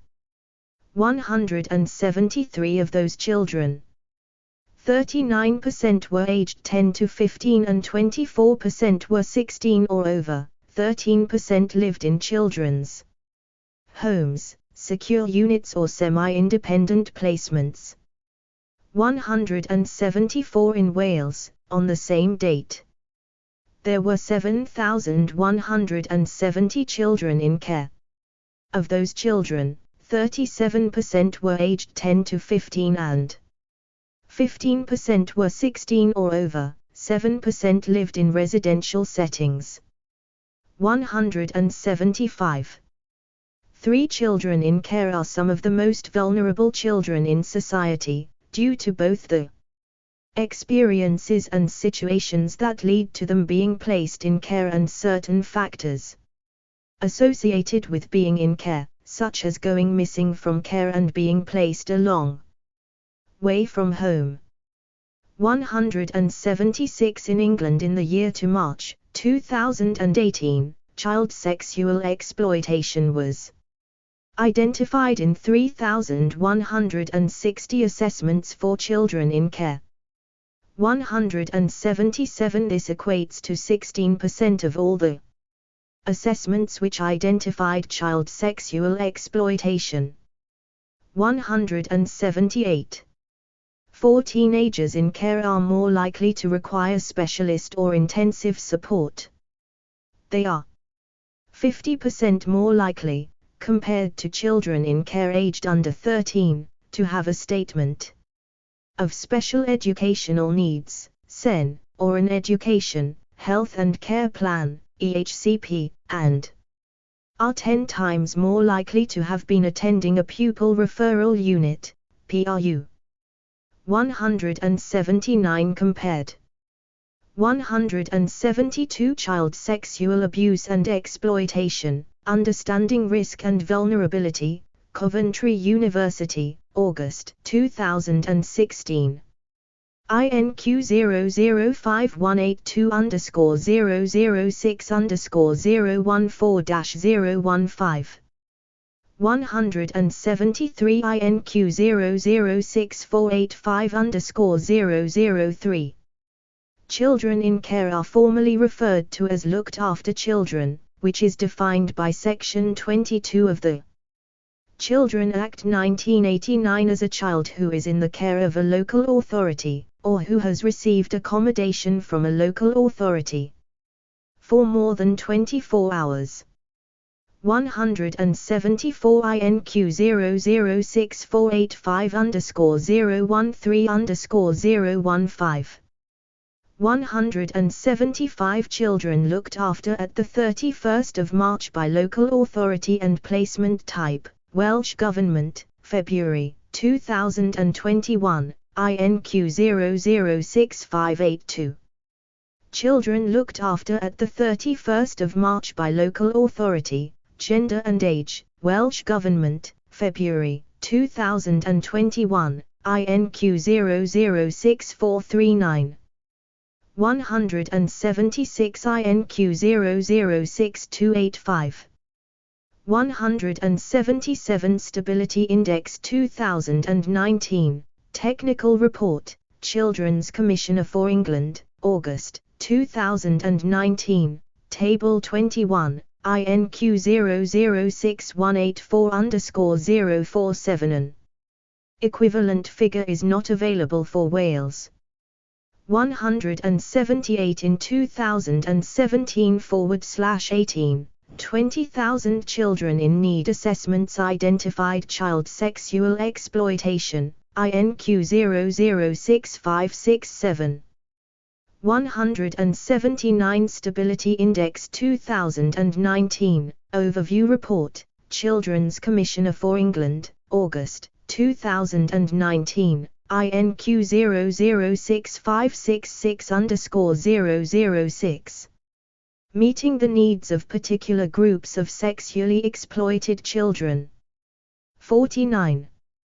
To younger children, teenagers in care are 6 times more likely to be victims of sexual exploitation. 12% of children in care aged 13 and over had sexual exploitation identified in their assessments.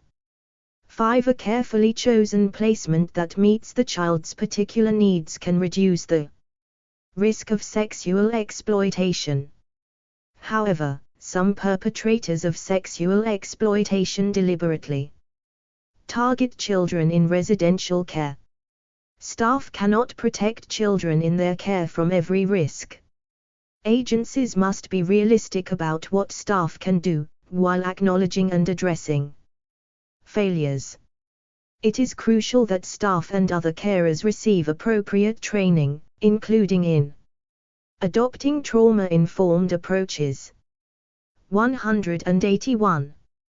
6. The inquiry sought information from the local authorities in the case study areas about the extent to which sexual exploitation harm and risks were recorded for children in their care. We were told that in 2018/19, 11 children in care in Durham were identified as at risk of sexual exploitation. 182, as an indication, there were 840 children in care in its area in March 2019. Between 2017 and 2019, 23 children in care in Swansea were referred to the Child Sexual Exploitation Team. In March 2019, there were 555 children in care, 183. In March 2019, 111 children in care in Warwickshire were identified as being either at risk of or being sexually exploited. In March 2019, there were 722 children in care, 184. In March 2019, 4 children in care in St Helens were identified as being at risk of sexual exploitation. In March 2019, there were 466 children in care, 185. In 2018/19, there were 69 episodes in which children in care in Tower Hamlets were considered to be at risk of sexual exploitation, resulting in a child protection strategy meeting being convened. In March 2019, there were 329 children in care, 186, and in March 2019, 37 children in care in Bristol were identified as being at risk of sexual exploitation. In March 2019, there were 617 children in care, 187. 7. The information about the numbers of children in care identified as sexually exploited or at heightened risk varies from area to area. It is not clear why that should be the case. Study areas should consider this. The inquiry cannot make comparisons or draw reliable conclusions about the data as a result of such marked disparities. The experiences of the case study children who were in care. 8 CSA 29 was initially taken into care in Durham on a temporary basis due to family circumstances. It appears that she continued to be sexually exploited after she became a looked after child. 188 On 2 occasions, CSA 29 was taken into police protection because Durham Constabulary did not consider her to be safe in the local authority children's home in which she was living. She was said to be very unsettled there, repeatedly going missing. 180 Stability Index 2019, Overview Report, Children's Commissioner for England, August, 2019, INQ 006566_003_006. 181C, for example, child sexual exploitation, support in children's residential homes, Ivana Larvale and Bernie Graham with D.I. Hart, December, 2016, DFE 003192. 182 DUC 000793_005-006 Paras 2224. 183 SCC 000425_001. 184 WCC 000236_005 Para 20. 185 STH 000818_008 Para 1.31. 186 LBT 004214_025-026 Para 86. 187 BSC 000284_023 Para 94.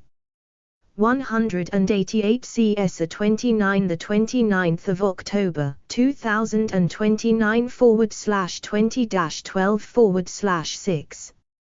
50. Child sexual exploitation by organized networks, investigation report. And boys in the children's home were said to have engaged in harmful sexual behavior with her. 189 The police expressed concern about the increased risk to CSA 29 and suggested that a foster placement was critical but none was said to be available. 190. 9 CSA 50 was sexually exploited for almost a year when aged 13. During that time, she moved between the homes of her parents and extended family and there was no responsible adult taking care of her. 191 However, when she became a child in the care of Durham County Council, a choice of placements was available for her and she was involved in the selection of her permanent foster carer. Within 2 months, the assessed risk of sexual exploitation to CSA 50 was reduced to low. Within a year, CS of 50 had no further episodes of going missing. It was considered that the foster placement had a significant positive impact on her life. 192. 3 children in the case studies from Swansea were in care. CS 25 was prematurely removed from the monitoring of the child sexual exploitation protocol towards the end of 2018, before she went into care. 193 CS 220 was re-traumatized by the behavior of other children in her residential placement and a long delay in finding a suitable supported accommodation place for her adversely affected her mental health. 194 CS 56 continued to be sexually exploited by her perpetrators while she was in care. 195 However, there was evidence of good practice in the provision of accommodation and support to CS 220 and CS 56 when they were in transition to leave care. 196. 11 From May 2016 to August 2019, CS 1 was in care in Warwickshire for several reasons, including episodes of going missing. 197 A review in June 2016 noted that it was unfortunate that CS 1 had not been found a stable placement. As a result, her education and access to support services were not settled.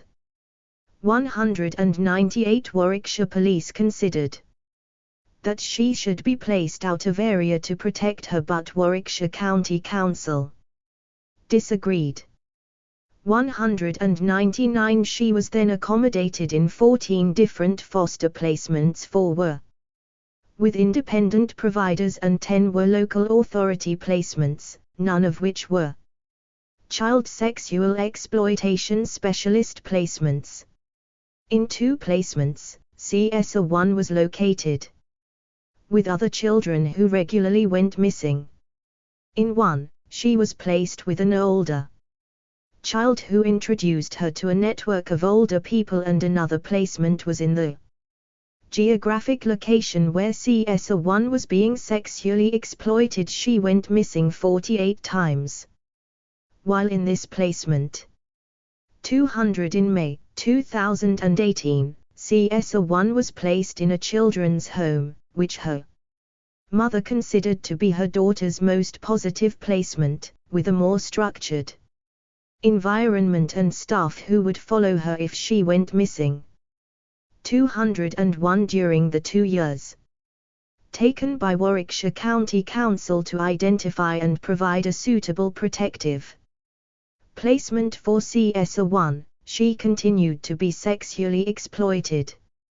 Warwickshire County Council explained that they found it difficult to identify suitable placements owing to CS 1's complex needs and the absence of suitable placements. It considered that this is a national issue that requires government action to ensure that there are sufficient suitable placement. 189 CS 29 The 29th of October 2020 10/21-11/14 190 DHP 000579_003 para 6 DHP 000581 DHP 000454_017-018 paras 5762 191 DUC 000728 192 CS 50 The 29th of October 2026 /4-7/7 193 CS 25 The 24th of September 2020 34/10-15 194 CS 220 The 24th of September 2020 35/8-37/3 195 CS of 56 the 24th of September 2020 37/6-38/12 196 Julie Thomas the 24th of September 2020 99/17-100/8 197 WCC 0002444_010-011 198 WCC 0000253_001-004 199 CS to the 25th of September 2020 39/13-40/1 200 CS to the 25th of September 2027 /8-8/20 40/7-20 17/13-19/16 201 CS to the 25th of September 2020 17 /13-19/16 Meeting the needs of particular groups of sexually exploited children. 51. Options. 202 In any event, this demonstrates an important weakness in the Warwickshire placement regime. 12 CS 26 was in the care of St Helens Council. She had multiple episodes of going missing, and was assessed as being at very high risk of child sexual exploitation. The potential harm to her increased when CS 26 was placed in residential care due to the unsuitability of her initial placement. 203 There was no clear evidence of a strategy to address the high number of episodes of going missing that contributed to the risk to CS 26. Merseyside Police accepted that, when looking at the records relating to CS 26, it was difficult to identify what disruption activity was carried out around the missing episodes in the 2015-16 period. 204 They also accepted that there were times when CS 26 was found in the company of adults and that there were potentially opportunities where we should have taken more positive action. 205. 13 CS 71 was also in the care of St Helens Council. She was groomed online and sexually exploited by adults she travelled to meet in other areas. She took a younger, 13-year-old child in care with her, and that child was also exploited. CS 71 was exploited across 3 police force boundaries. When she was placed out of area, there was no evidence that she was monitored by multi-agency meetings in those areas. 206 The placements and assessment of CS 71 failed to keep her safe. 14 CS 22 was placed out of the Tower Hamlets area for a year and was then brought back to the borough. The London Borough of Tower Hamlets accepted that not enough was done to prepare CS 22 or her parent for her return, and that the school which she was due to attend was not made aware of her vulnerability. 207 It was reported that CS 22 was sexually exploited upon her return home, and she subsequently disclosed further sexual assaults. 208. She was later placed out of area in another specialist placement. 209. 15 CS 302 had several out-of-area placements while in the care of Bristol City Council, and continued to be sexually exploited whilst in those placements. 210 Bristol City Council was able eventually to identify a specialist out-of-area placement at a distance, which was successful. 211 CSA 302 considered that the specialist placement had saved my life. 212. Out-of-area placements. 16 In recent years, local authorities in England have increasingly placed children in care outside of their geographical area.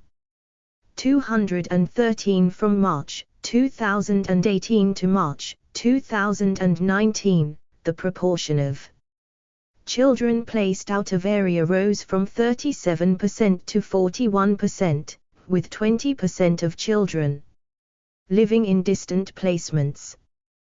The proportion remained at 41% in March 2020. 214. In Wales, 36% of children were placed out of area in March 2019, as at March 2020. The figure had reduced to 30%. 215. 202 Nigel Minns, the 25th of September 2020, 98/13-99/8. 203 Jim Levers, the 28th of September 2021, 11/10-113/14. 204 Ian Critchley, the 28th of September 2021, 50/4/8. 205 Ian Critchley, the 28th of September 2021, 50/15-21. 206 Jim Livers, the 28th of September 2021, 09/19-110-3.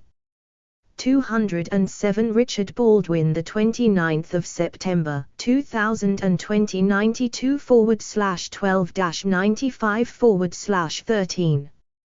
208 CSA 22, the 29th of September 2024, /1-9. 209 LBT 004214_041 para 155. 210 CSA 302, the 30th of September 2020, 21 /2-6. 211 Anne James, the 30th of September 2020, 86 /18-22. The 30th of September 2020, 21 /7-8. 212 BSC 000124_003-004 para 15. 213 INQ 006285_008. 214 INQ 006468. 215 INQ 006469. INQ 006568. 52. Child sexual exploitation by organized networks, investigation report. 17 Research has shown that out-of-area placements, including those in secure units, can be beneficial for some children, particularly if the child is well supported and consulted about the decision, and the placement addresses problems as the child sees them. There may be many valid reasons for placing a child out of area, including in an emergency or to access therapeutic support. Being entirely removed from an area may also be appropriate, for example, for some children who have already been sexually exploited or who are at risk of exploitation.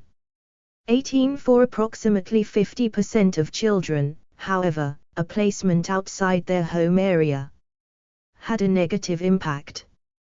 216 Ofsted recognized that some older children with complex needs were being placed away from home because of a lack of suitable local placements, which is not always in the best interests of the child. 217. 19 There are many other circumstances where out-of-area placements are unsuitable for those identified as being at risk of or harmed by child sexual exploitation because placing authorities do not always take account of local risks of exploitation, potentially exposing the child to further harm. Children placed out of area face a heightened risk of going missing, and yet robust plans to address this are not always in place. Children are disadvantaged if agreement is not reached about how their education, health and any therapeutic needs will be met, and if perpetrators are not disrupted, they may harm the child during the out of area placement and when the child returns home. They will also pose a threat to other children in the local area. 218. 20 data were requested from the local authorities about the numbers of sexually exploited children placed outside their home area. Durham, numbers were not provided, other than that 7 children at risk of sexual exploitation were placed in unregulated placements outside Durham in the 2 years to March 2019, 219.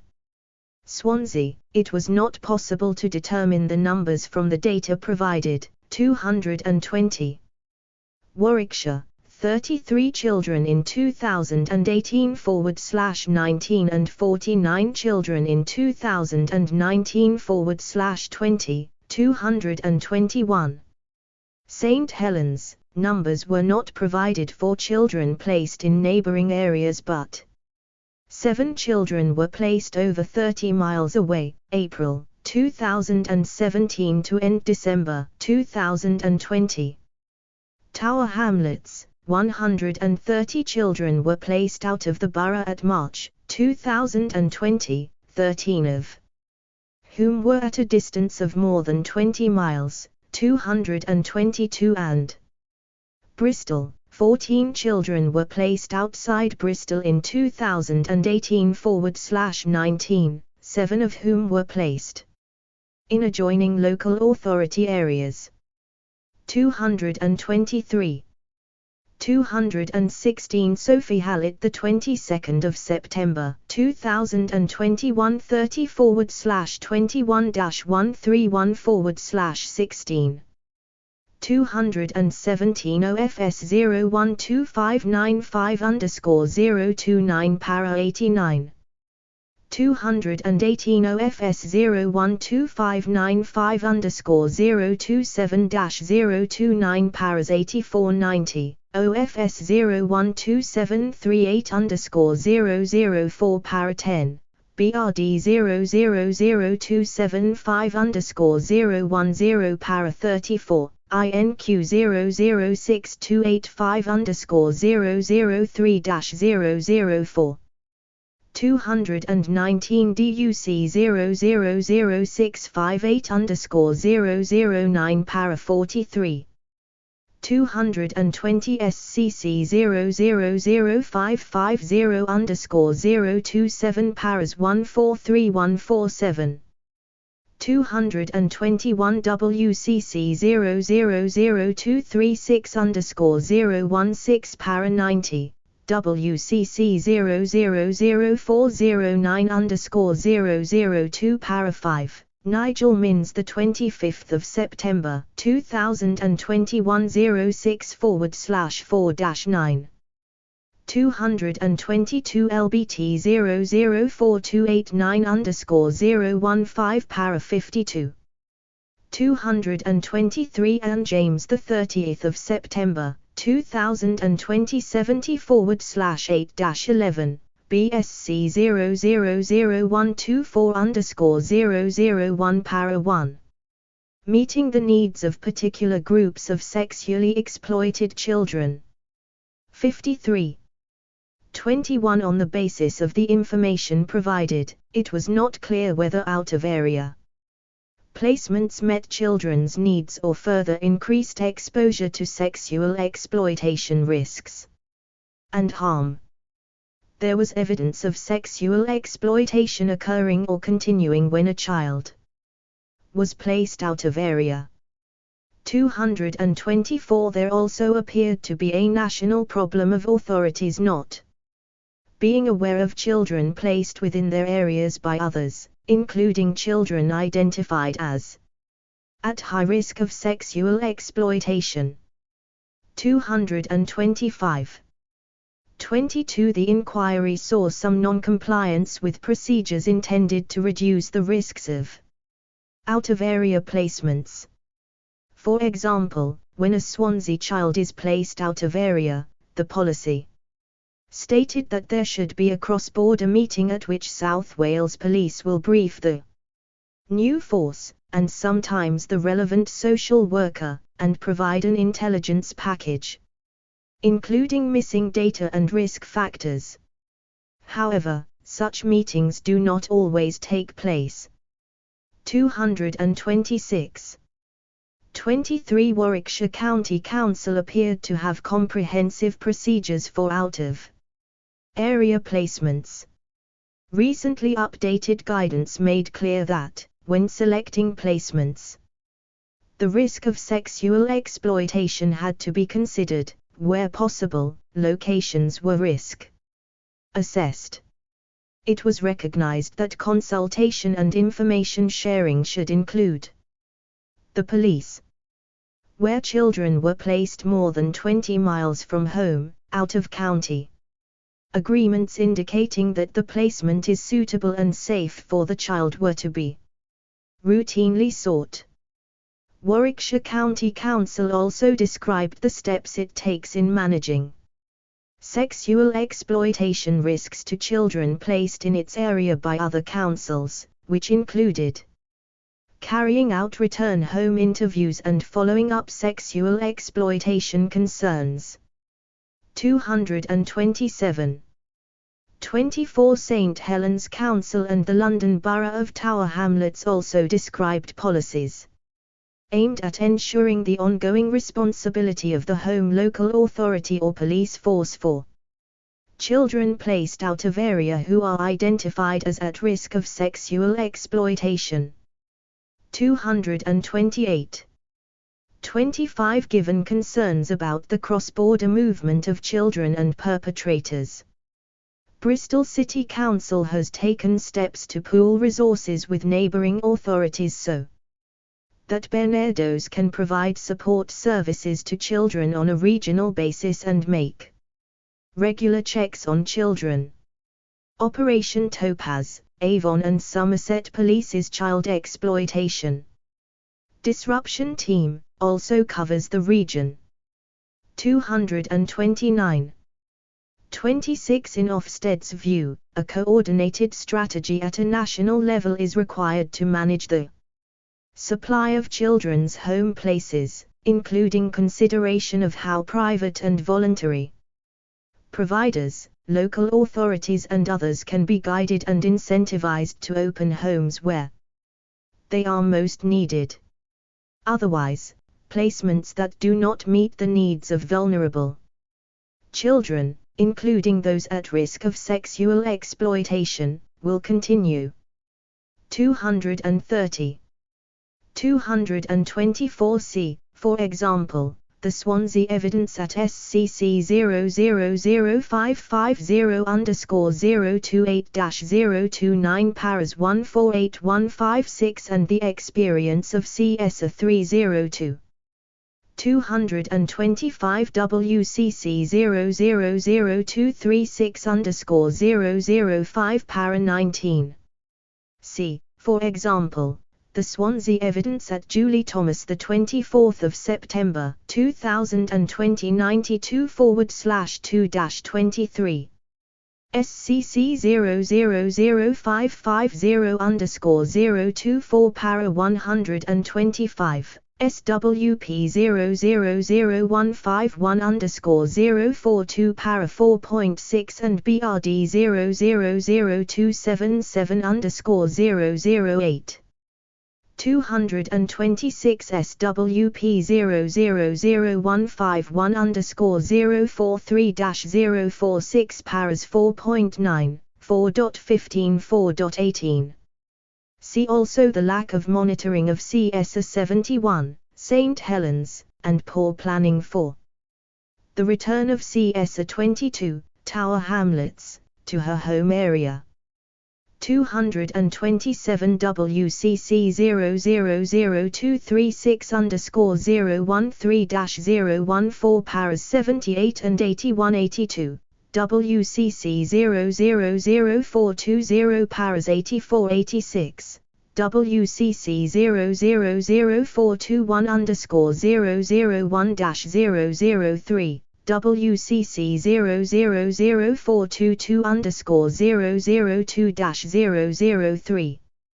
Paras 8 and 12, Nigel Minns the 25th of September 2021 05/10-106/15. 228 STH 0012003_008 Paras 16.1 16.2, STH 0008118_022 Para 5.2, Richard Baldwin the 29th of September 2020 63/3-64/14. LBT 004214055 Para 215. 229 the 30th of September 2020 71/8-20. 230 OFS 012595_029 Para 90. 54. Child sexual exploitation by organized networks, investigation report. 27 As there are particular risks when moving sexually exploited children across boundaries. There should be better collaboration between placing and host authorities, as well as police forces. There is a need for strengthened statutory guidance on out-of-area placements that deals specifically with sexually exploited children. Unregulated placements. 28 Under the Care Standards Act 2000, services that provide accommodation and care for young people under the age of 18 are required to register with Ofsted.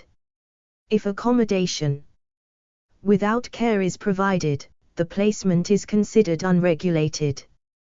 29 Some unregulated placements provide positive support to 16 and 17-year-olds in becoming independent. However, these placements can be in temporary or isolated settings, such as mobile homes, barges, caravans, hostels or even tents. 231 There is often no or limited support provided and the level of supervision by staff varies. 232 These features of unregulated placements increase the vulnerability and exposure of often lonely children, who may become more susceptible to grooming behaviors and child sexual exploitation.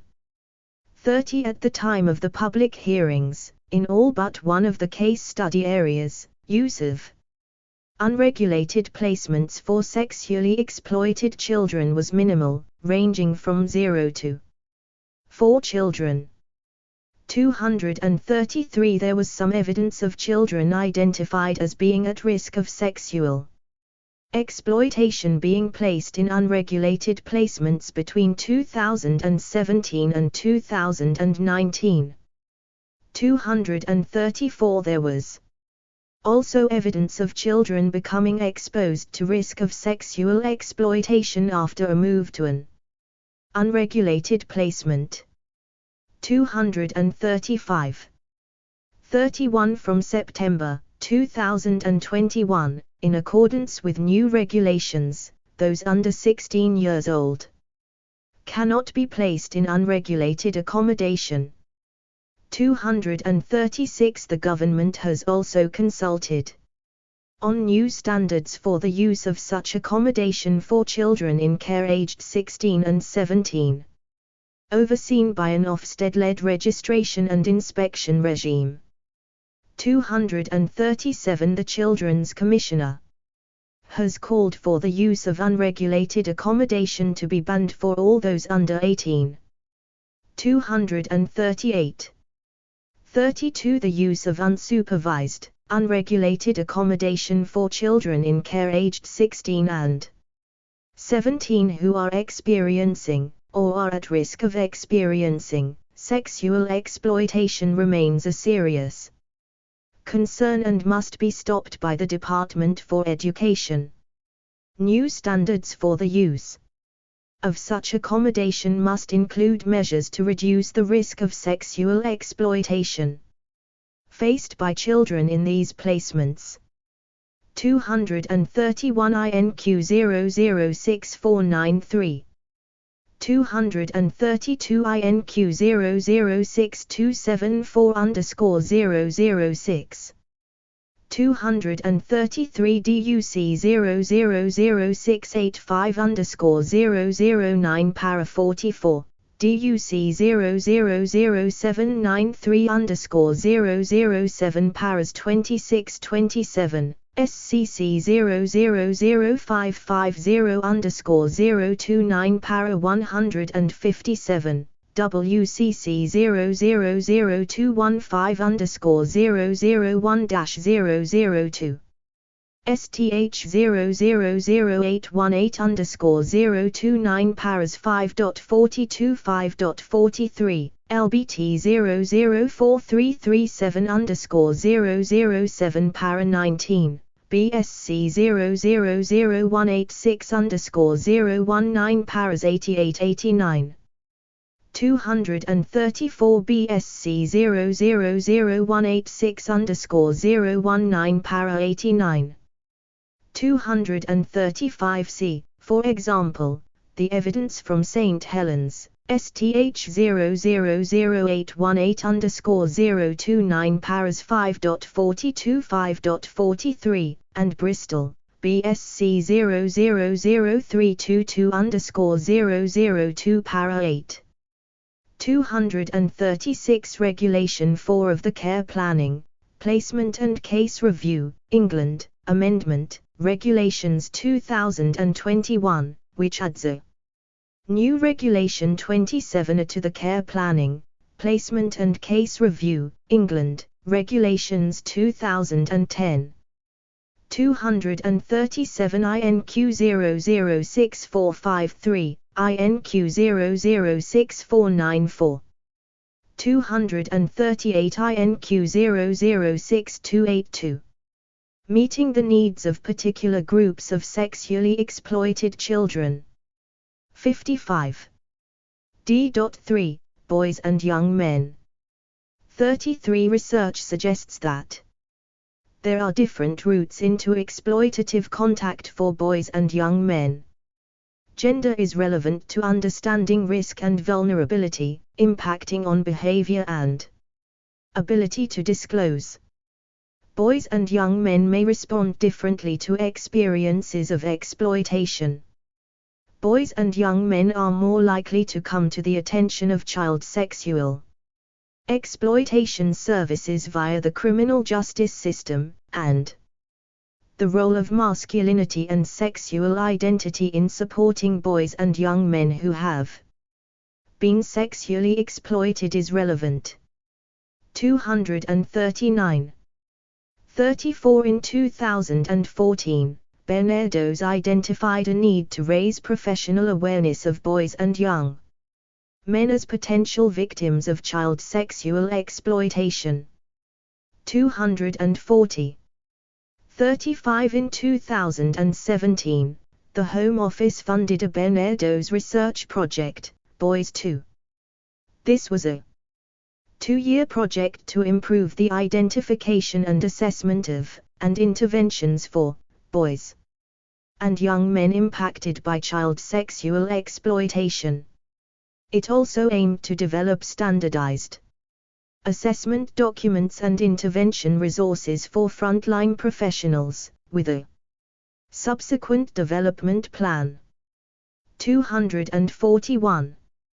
36 In 2018, joint guidance produced by the National Police Chiefs Council, the Children's Society and Victim Support Boys and Young Men at Risk of Sexual Exploitation, a toolkit for Professionals acknowledged that the sexual exploitation experiences of boys and young men are less understood and often overlooked.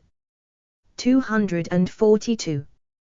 37. In 2019, the government outlined its commitment to strengthening the response to male victims and survivors of crime, including sexual violence, in its position statement on male victims of crimes considered in the cross-government strategy on ending violence against women and girls, VOG. 243. 38. The current All Wales Practice Guide recognizes the often hidden nature of child sexual exploitation against boys and young men. 244. The experiences of boys and young men in the case studies. 39. CSA 221 was a 14-year-old boy in Swansea who, in 2019, was allowed by his parents to stay for lengthy periods at the home of a registered sex offender, who groomed him. The child's social worker was unaware of concerns about the offender and did not complete checks because the offender was thought to be a vulnerable adult. The child had not made any disclosures and refused a sexual health screening. The offender was imprisoned for breach of a sexual harm prevention order. 245. 239. BRD 000279006, INQ 00517/102_145-147. 240. BRD 000279003, INQ 0063325. 241. HOM 003378042-043 Paras 164165.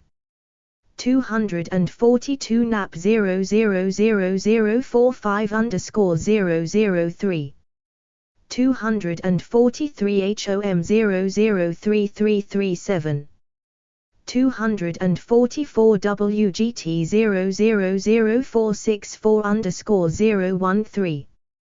245. CSA 221 the 24th of September 2020 38/15-39/23. 56. Child sexual exploitation by organized networks, investigation report. 40. CSA 90 moved to Tower Hamlets in 2018, when he was 13 years old. He went missing from home a number of times. There were also concerns about his sexual activity, county lines, gangs, and possible emotional and psychological harm. In early 2019, it was reported that CSA 90 intended to hold his birthday party in a hotel with people older than him. A child sexual exploitation assessment was completed and a strategy meeting held. The Metropolitan Police Service accepted that the focus had been criminal exploitation and drugs rather than child sexual exploitation, although CSA 90 had been put on a child protection plan. 246. 41. CSA 62 was a young man with complex disabilities in Bristol. The evidence suggests that he was sexually abused between the ages of 13 and 16. 247. Agencies took account of and were sensitive to CSA 62's sexual orientation.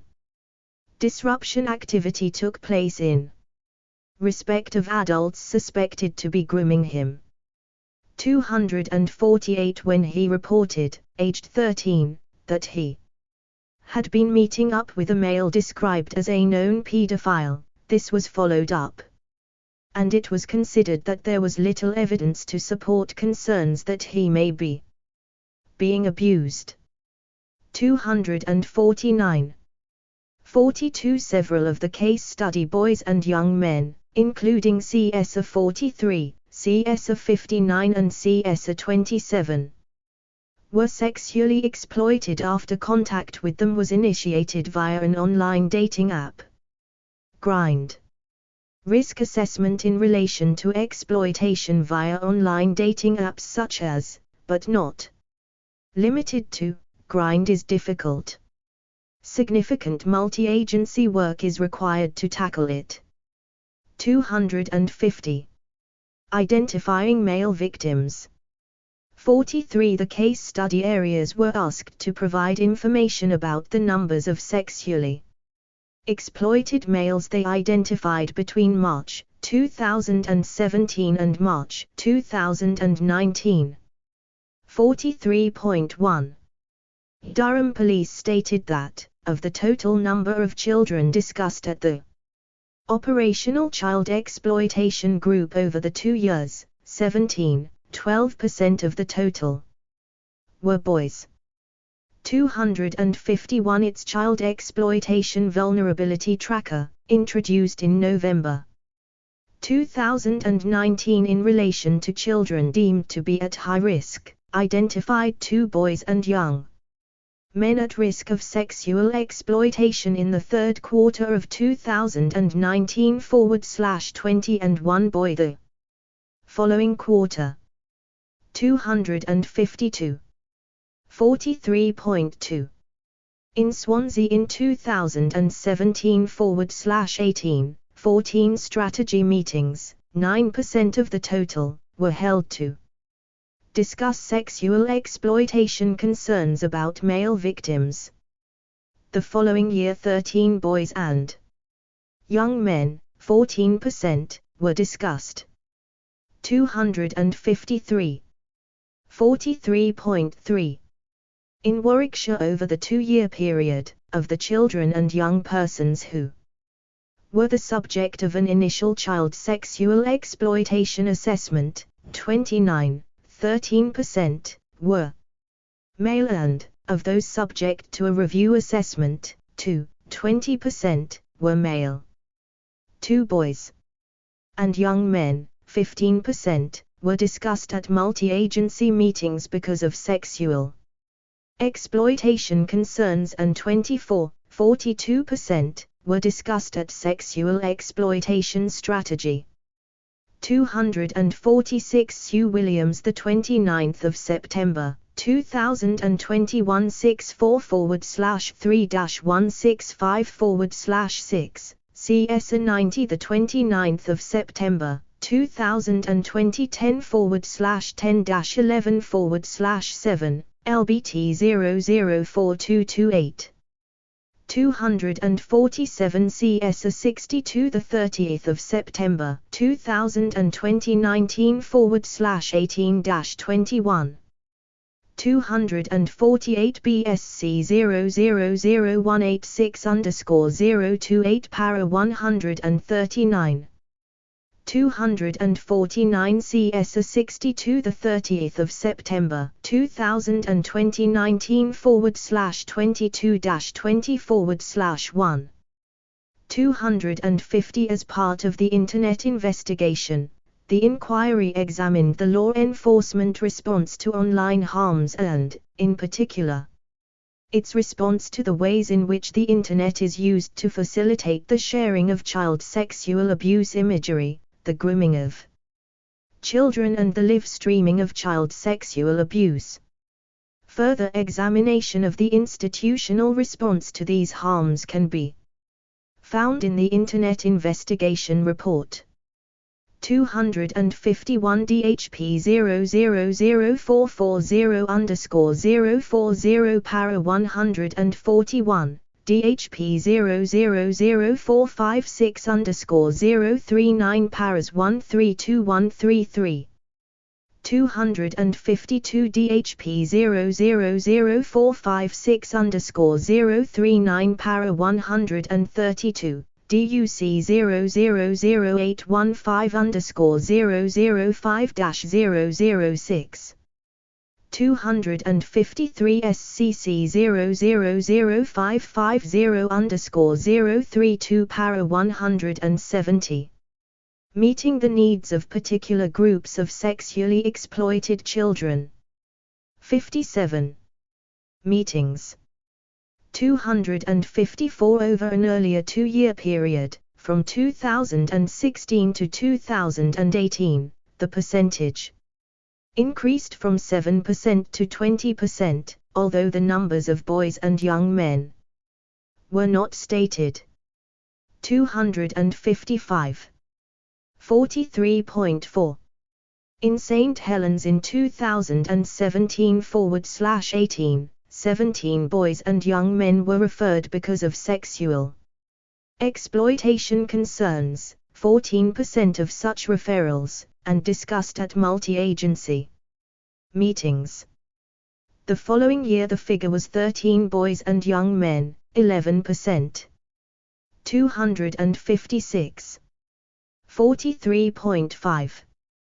Tower Hamlets stated that 43% of child sexual exploitation risk assessments were completed on boys and young men from April 2018 to August 2019. 257 over the same period, 22% of sexual exploitation assessments for children in care were for boys and young men, out of 47 children in care assessments. 258. 43.6. In 2017/18 in Bristol, 23 males were flagged as at significant risk of child sexual exploitation, 16% of the then flagged total. The following year, this figure was 22%. 259. 44 in all 6 case study areas, there was evidence of awareness raising and training on identifying the sexual exploitation of boys and young men. Examples included a Barnardo's project in Bristol and a multi-agency campaign in Warwickshire, Something's Not Right, which aimed to increase awareness of the sexual exploitation of boys and young men and to encourage them to speak out about their experiences and seek support. 260.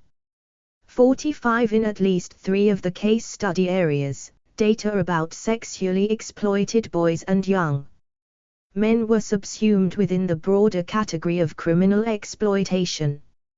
As explained in Part C, it is important that the victims of child sexual exploitation, as opposed to other forms of exploitation, can be specifically identified. Supporting male victims. 46 St. Helens Council and Durham County Council made no specific child sexual exploitation services available for boys and young men. 261 However, within the Durham case studies, CS 43, a male victim who was sexually exploited by adults who made contact with him via Grind, received timely support from local agencies, including a referral to a specialist LGBTQ and service, in line with his and his parents' wishes. 262. 47 in Warwickshire, dedicated resources have been put in place for male victims. The Barnardo's team targets boys and young men with services to prevent and disrupt sexual exploitation. 263 Children's Social Care also now has a specialist worker within the multi-agency team. Ofsted commented in 2020 that there was targeted direct work completed with boys, and a number of male workers recruited specifically to complete this work. 264. 254 WCC 0000236_018 paras 102103. 255 WCC 000236_018-019 Paras 102105 256 STH 000818_030 Paras 6.16.2 257 LBT 004318_016 Para 45 258 LBT 004298_001-002 259 BSC 000186_020 Para 92 260 WCC 000236_018-019 Paras 102105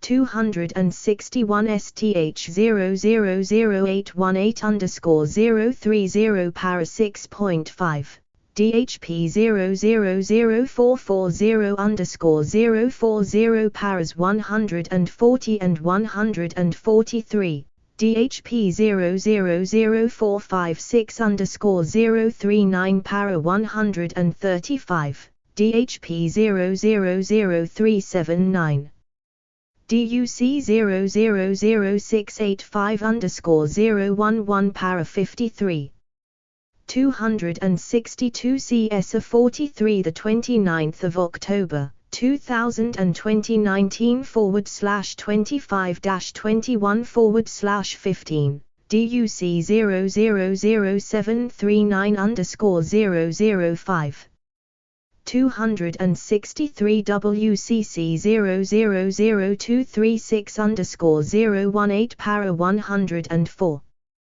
264 OFS 012688_001 58 Child sexual exploitation by organized networks, investigation report 48 One solution to the underrepresentation of male victims, which is being adopted in Bristol, has been for BASE, a specialist service that supports young adults aged 18 to 25 who are at risk of being sexually exploited or where there are known concerns around sexual exploitation, to lower the threshold for entry into sexual exploitation support services when boys and young men are referred.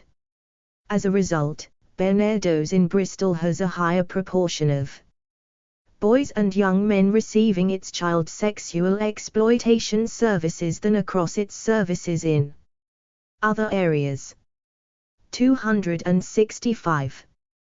49 Overall, more needs to be done to identify and support boys and young men who are the victims of sexual exploitation. Once boys and young men do come forward, they also need more targeted and appropriate support than is typically provided. Targeted work to support boys must not be at the expense of other groups, including girls. D.4 Children with disabilities. 50 Research commissioned by Barnardo's in 2015 highlighted specific factors that increased the vulnerability of children with learning disabilities to sexual exploitation.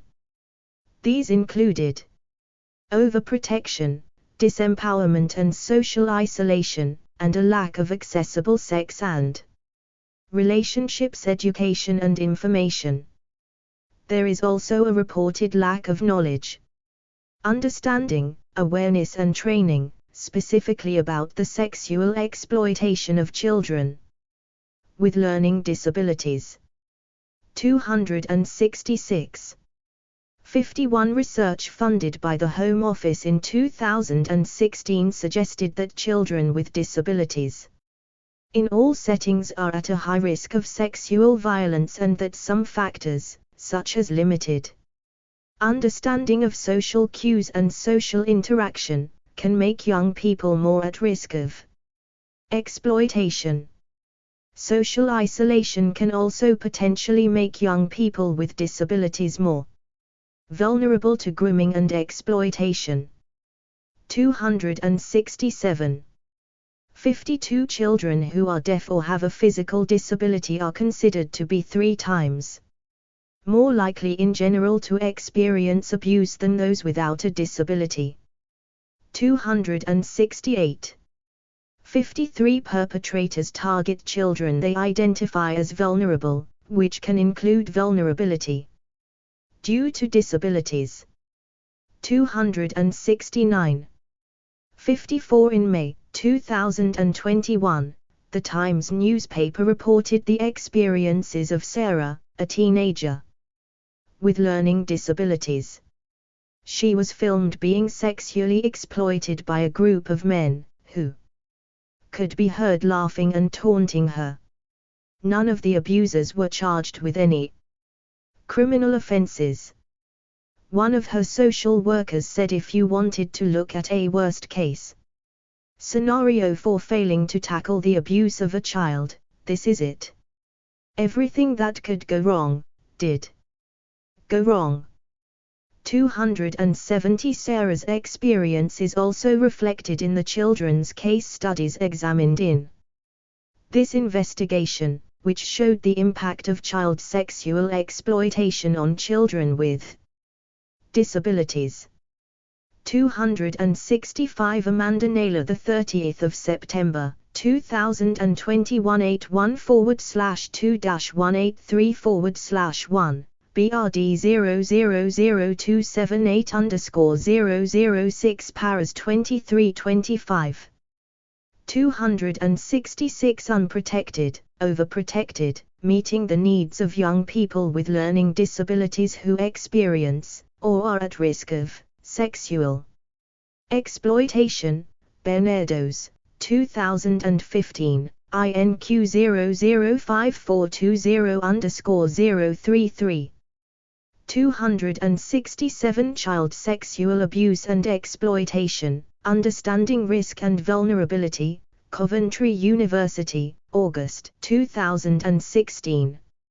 INQ 005182_006_014.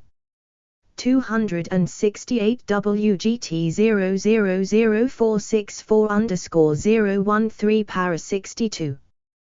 269 OFS 012595_048-049 Para 160. 270 INQ 006493. Meeting the Needs of Particular Groups of Sexually Exploited Children. 59. Recognizing Disabilities.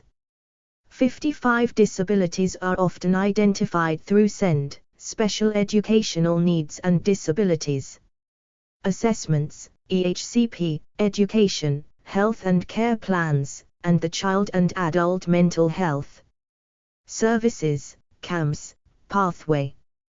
Carefully worded forms or screening documents, guidance and training can assist practitioners in identifying whether sexually exploited children have a disability. Practice across the 6 areas in this respect was mixed, but none had fully effective systems in place. 56 In County Durham, the Child Sexual Exploitation Assessment Form included any specific recognition around any disability or additional vulnerability, but this had only been the case since November 2019. Cases involving children with a disability could not therefore be tracked before that time. 271 Durham County Council has recently stated that disability is now included as a risk factor in its Child Exploitation Vulnerability Tracker, CEVT, which provides a point score around identified vulnerabilities including disabilities and allows for recording and monitoring of children at high risk of exploitation. 272 It has worked closely with SEND professionals to improve the knowledge of its child protection staff. The SEND and Inclusion Service reviewed 57 child exploitation cases triaged in the CEVT between March and June 2020. Of these, 43% had identified special educational needs or disabilities. 273. However, Durham County Council accepts that it is fairly early days in terms of its approach to children with disabilities and that there is still a significant amount of work to do. 274. While this attempt to better understand the needs of disabled children is to be welcomed, a specific focus on child sexual exploitation was missing and should be included in the future, including disabled children considered to be at medium or low risk of sexual exploitation who are not captured in the exploitation tracker. 57. While the City and County of Swansea Council's Sexual Exploitation Risk Assessment Framework, SERIF, identified whether a child at risk of sexual exploitation has a disability, it did not prompt the assessor to consider the impact of disability on the child and any vulnerability to sexual abuse. The expectation was that disability would be discussed in strategy meetings. 275. 58. Warwickshire County Council uses the National Working Group, NWG, Child Sexual Exploitation Assessment Tool, which records whether a child has a disability or any additional emotional or learning needs. The practitioner is prompted to consider the need for a capacity assessment or an EHCP. It also records whether it is suspected that the child has an undiagnosed learning disability that may impact upon their behavior. 276. The Council has developed its child sexual exploitation case record template so that it records and identifies any disability, including a learning disability. 277. Despite this, the Warwickshire Safeguarding Partnership raised concerns about the identification and recording of the needs of children with disabilities, noting that the proportion of children described as disabled being referred is lower than expected, compared with the prevalence of children with disabilities. 278.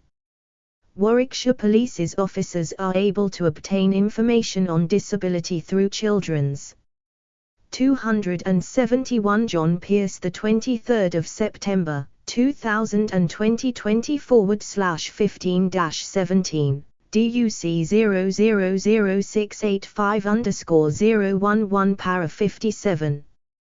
272. John Pierce, the 23rd of September 2020 21/14-22/21 DUC 000813_005 DHP 000528 DHP 000456_004 paras 1011. 273. DUC 000813_005 274. John Pierce, the 23rd of September 2020 the 25th of September 2018 29/18-30/7 30/18-31/4 275. SCC 000550_033-034 paras 185187 276. WCC 000236_020 para 121 277. WCC 000236_020 paras 115117 278. INQ 005279_006 para 36. 60. Child Sexual Exploitation by Organised Networks, Investigation Report. social care, but this is not done routinely. 279 The Forces 2019 Sexual Exploitation Profile document also did not establish any clear links between CSE, child sexual exploitation, and people with disabilities. 280 The processes used in Warwickshire form a foundation for effective identification of disabilities, but the low rate of identification and recording is a concern. 59 The referral form, CE1, used by St Helens Council, which was in standard form under the Pan Merseyside Protocol, asked if the child being referred has a disability, with a yes or no answer, but did not specifically require recording of the nature or effect of the impairment on his or her ability to carry out normal day-to-day activities. 281 Its risk assessment form, CE2, included a prompt for recording whether the child has a disability and a section in relation to physical health concerns, including mental health, to allow for further identification and detail of the disability. However, St Helens Council accepted that there was limited scope to identify learning disabilities or needs, or for practitioners to record the effect of disabilities on the child. In addition, there was no guidance for staff on how to assess and record disability. 282. 60 In Tower Hamlets, the exploitation screening document referenced the need to consider disability as a potential vulnerability factor for young people. However, specific guidance was not provided to staff on assessing or recording disability for children at risk of sexual exploitation. 283 Training around exploitation, children who go missing and learning disabilities, was said to be poorly attended. 284 Data on children with disabilities were not systematically captured prior to July 2019 and the introduction of a new screening tool.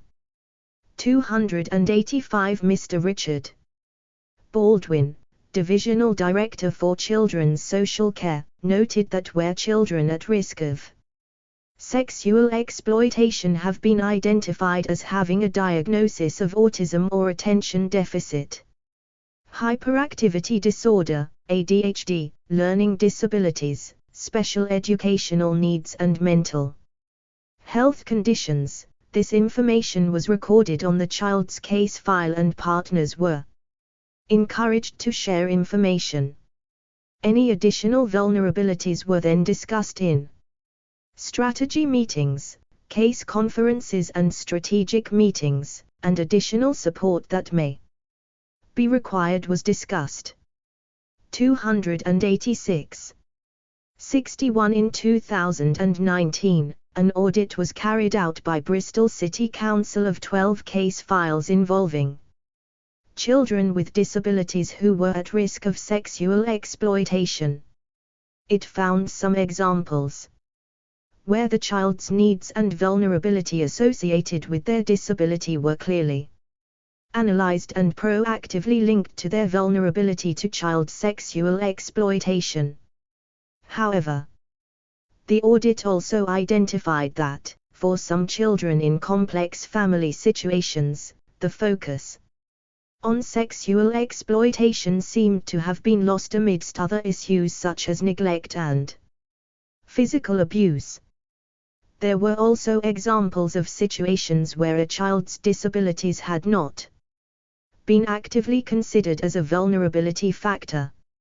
Risk management plans and safety plans had not been used consistently, the quality of assessments and sexual exploitation checklists varied, and there were examples of cases where plans had not included goals and actions to address the sexual exploitation risk factors.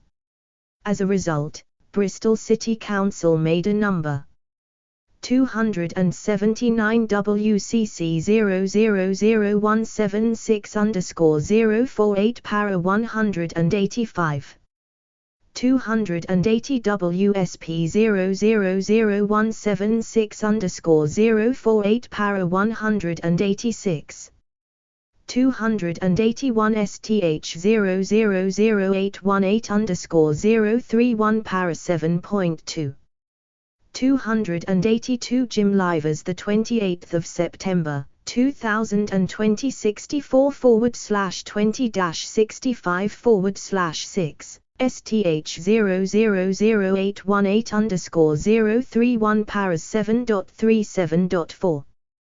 283 LBT 004214055 paras 210-211. 284 INQ 005080007 para 40. 285 Richard Baldwin the 29th of September 2020 71/5-14. LBT 004289045 para 145. 286 Richard Baldwin the 29th of September 2020 72/2-9. LBT 004289045-046 para 146. Meeting the needs of particular groups of sexually exploited children. 61. Of improvements. 287 prompts for disability featured in the Bristol Child Sexual Exploitation Checklist. 288 The Council indicated that its policy was that children with disabilities who are victims of or at risk of sexual exploitation have a social worker from the Council's Disabled Children's Service allocated to them to act as a case coordinator. 289. 62 Across the 6 areas, there needs to be improvement in systems to increase the identification of sexual exploitation risk for children with disabilities. 63 It is important for institutions and agencies to have adequate staff training and guidance in place to identify whether a child who is experiencing or is at risk of exploitation has a disability. To ensure that appropriate support is provided, professionals have to work together across agencies, with health professionals and schools having an important contribution to protect children with disabilities.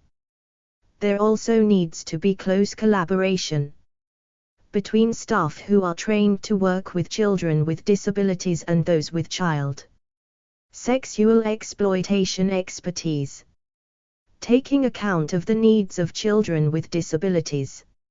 64 12 of the children selected from the 6 case study areas were identified as having a disability.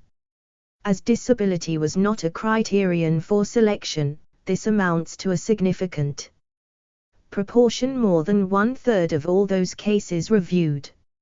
65 In Durham, CS of 51 was diagnosed with autism and had particular communication needs. She was groomed and sexually exploited from the age of 15.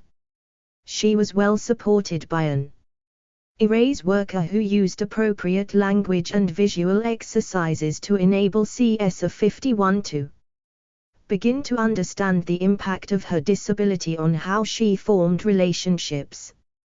290.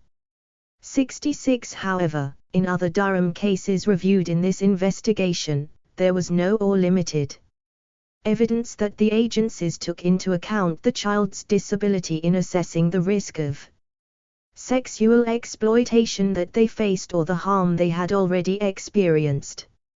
Although information was gathered about CS29's disability in 2018, the impact of her disability was not considered in the risk assessment.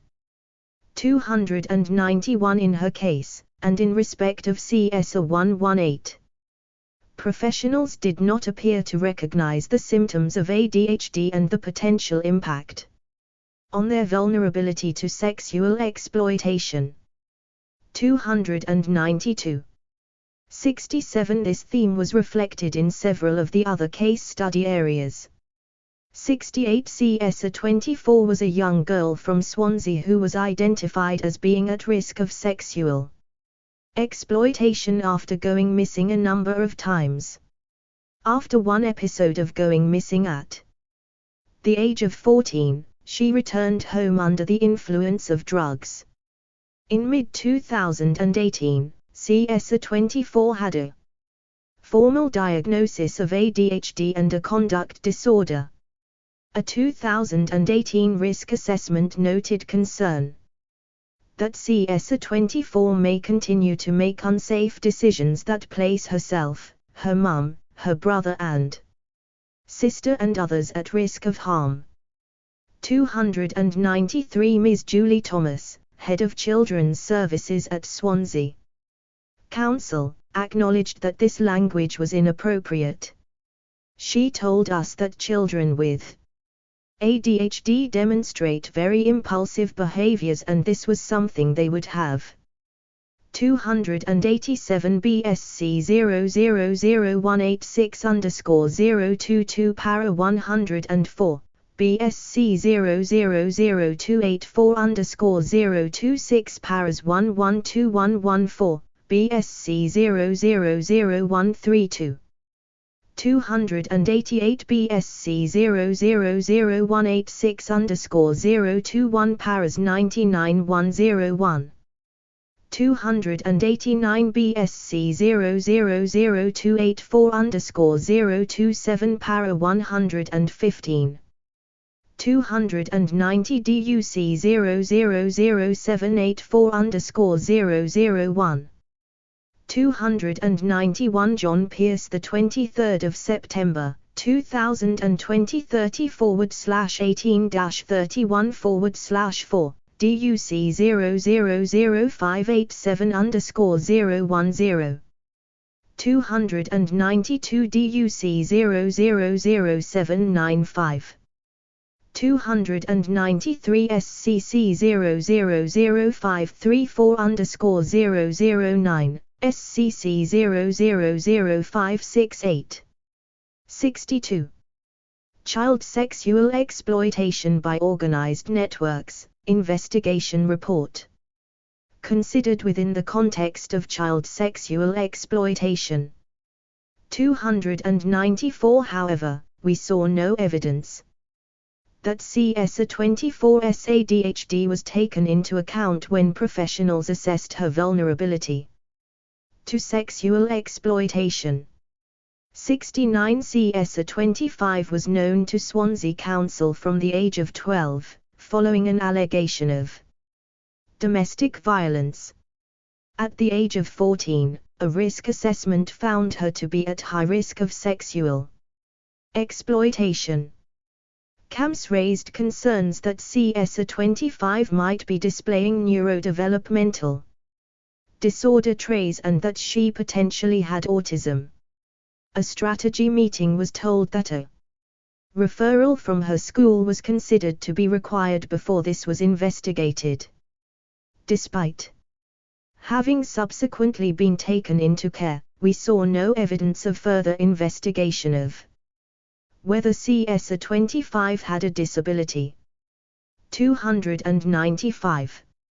70. CSA 300, who had a neurodevelopmental disorder, was groomed and sexually exploited by adult males in Warwickshire. 296. His disability was not recognized or recorded by the local authority, although a multi-agency meeting recorded his disability. 297. 71. CSA 27 was diagnosed as having moderate learning difficulties and ADHD. He was in the care of another local authority but was placed by that local authority in Street Helens in a special education residential placement. At the age of 17, he was raped and sexually exploited by individuals and groups who established contact with him via grind. 298 A risk assessment by placement staff noted that he had openly stated meeting unknown males for sex and that he has no concept about the danger he is placing himself in when meeting unknown males for sex.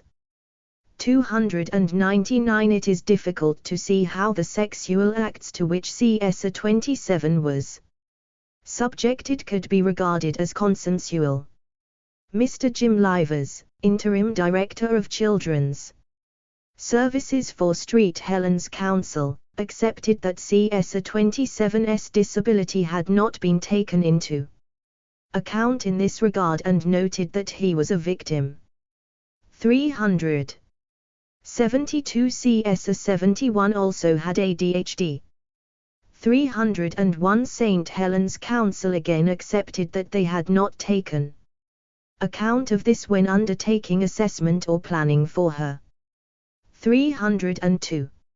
73 Overall, there appeared to be a lack of knowledge, understanding and awareness about the sexual exploitation of children with disabilities among some professionals in the case study areas. As identified in research, there has been a lack of training given to professionals such as social workers and police officers, and failures by agencies to identify this kind of sexual exploitation, develop strategic preventative approaches to it, and gather and evaluate information about it. 303. 74 Local authorities, police and their relevant partners should take a proactive approach towards safeguarding children with disabilities. A multi-agency approach is required and should include input from health services and providers, who have an important role in assisting with the identification and support of children with disabilities.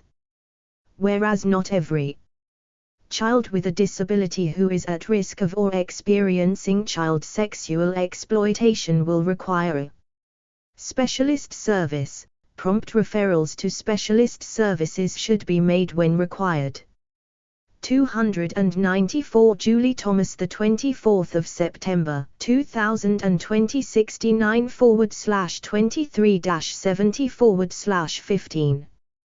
295 CSA 25, the 24th of September 2020, 31/10-35/7.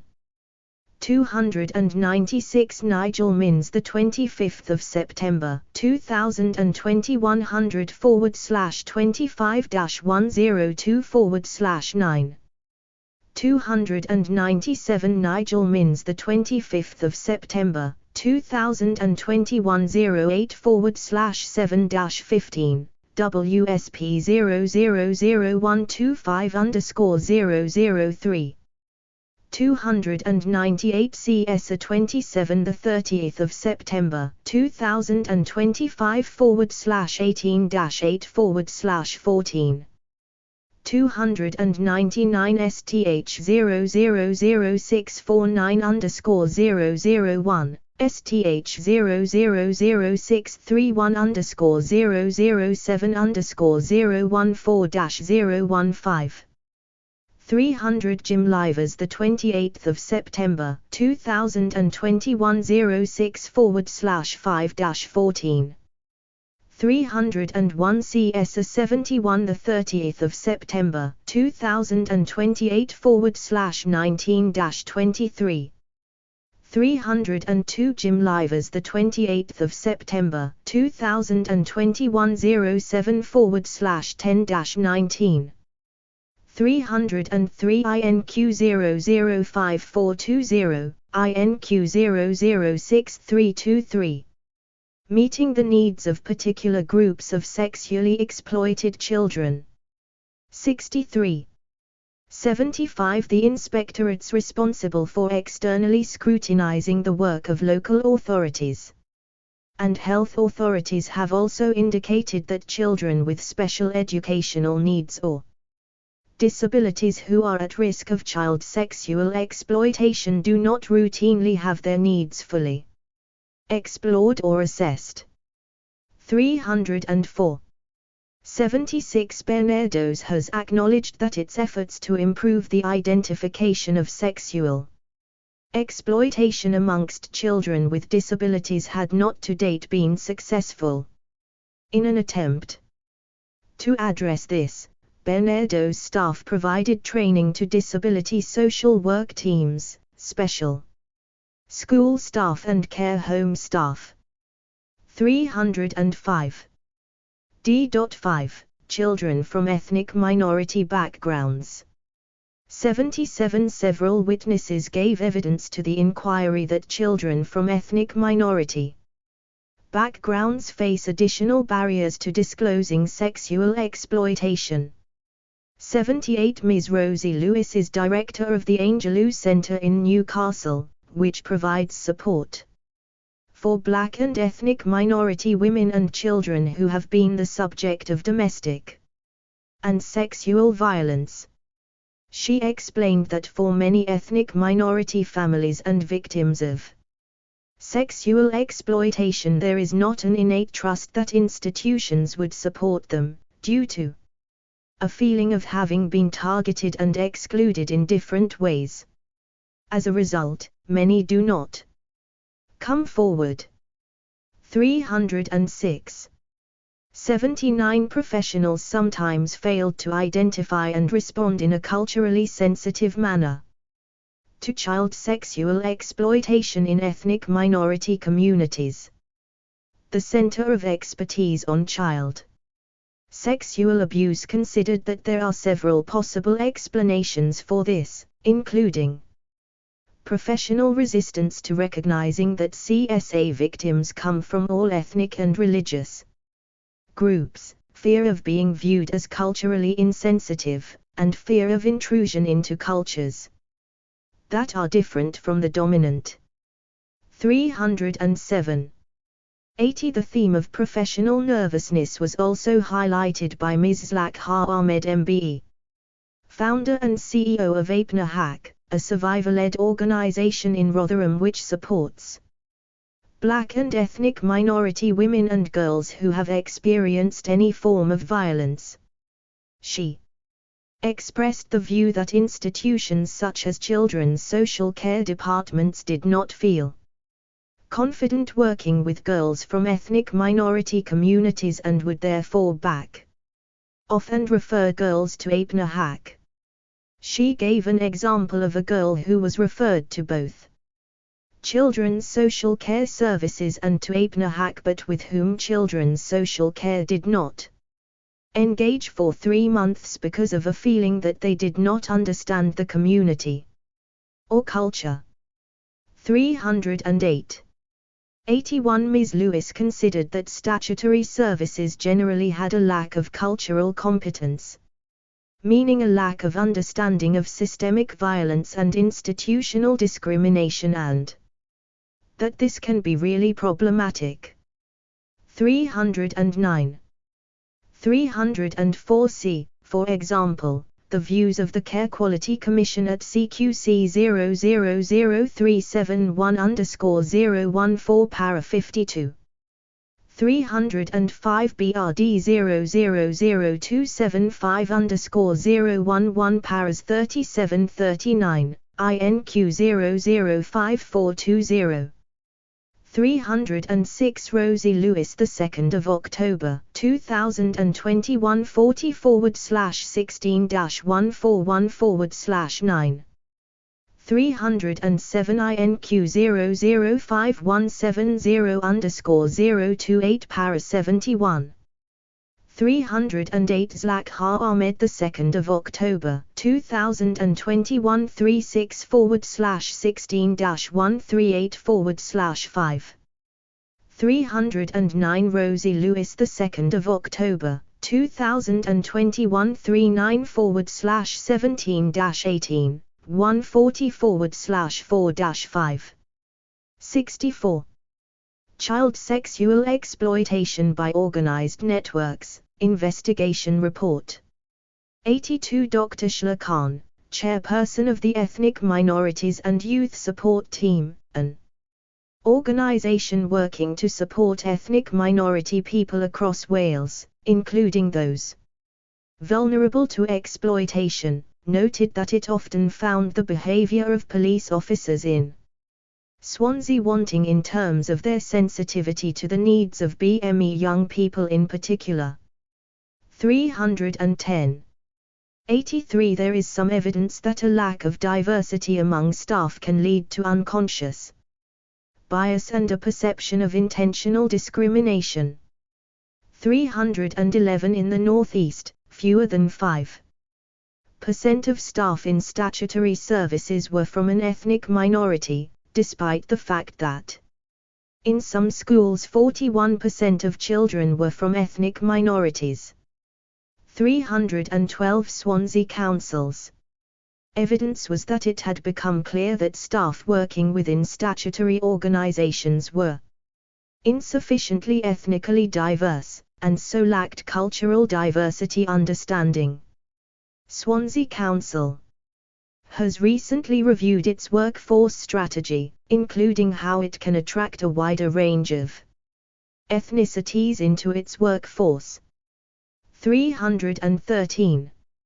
84 Specific support services for ethnic minority communities can also assist in identifying and responding in a culturally appropriate way to child sexual exploitation. 314 The need for such services, and the extent to which such services are provided, varied across the case study areas. 84.1. Durham County Council disbanded its ethnic community outreach team several years ago.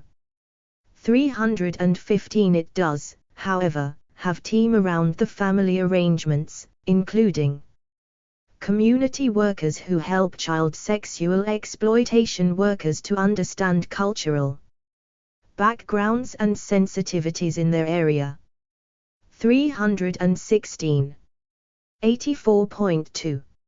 Swansea Council was acutely aware of the low levels of reporting by ethnic minority victims and so introduced a culturally harmful behaviour worker to sit alongside its practice lead for child exploitation. 317 It also works closely with partner agencies with direct links to ethnic minority communities, such as the EYST, including inviting them to strategy and planning meetings as appropriate. 318 In Swansea, Dr. Khan argued for the creation of a child sexual exploitation advocacy team with ethnically and culturally diverse staff. 319. 84.3. In Warwickshire, a Beneddo's officer has worked with a community centre in the South Asian community, focusing on training and encouraging outreach work. 320. 84.4.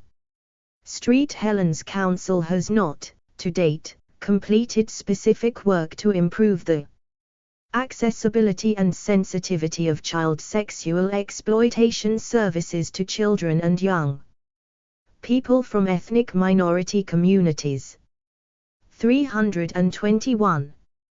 310 INQ 005914_002-003 Paras 910. 311 People don't talk about it. Child sexual abuse in ethnic minority communities, independent inquiry into child sexual abuse. Research Team, June 2020, 19p, para 2.4. 312 Rosie Lewis 2nd of October 2021 39/17-18. 313 INQ 005914_003 para 12, Julie Thomas 24th of September 2020 49/6-49/15. 314 INQ005914_002 para 5. 315 Rosie Lewis, the 2nd of October 2021 34/16-25. 316 DUC 000685_004 para 19. 317 Julie Thomas, the 24th of September 2020 47/24-48/20. 318 SCC 000550_012 paras 61/64. 319 INQ 005914_002-003 para 10. 320 WCC 000236_007 para 41. Nigel Mins, the 25th of September 2020 74/8-14. 321 STH 000818_011 para 2.8. Jim Livers, the 28th of September 2020 53/3-21. Meeting the needs of particular groups of sexually exploited children. 65. 84.5. In Tower Hamlets, at the time of our hearings, the Metropolitan Police Service had conducted no specific planning about the accessibility of child sexual exploitation services to ethnic minority communities. 322. 84.6.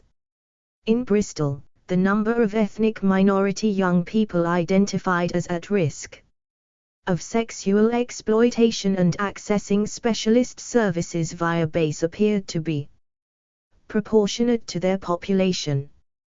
Barnardo's undertakes specific work with victims identifying as Muslim in recognition of the lower proportion of South Asian and Black African young people accessing services.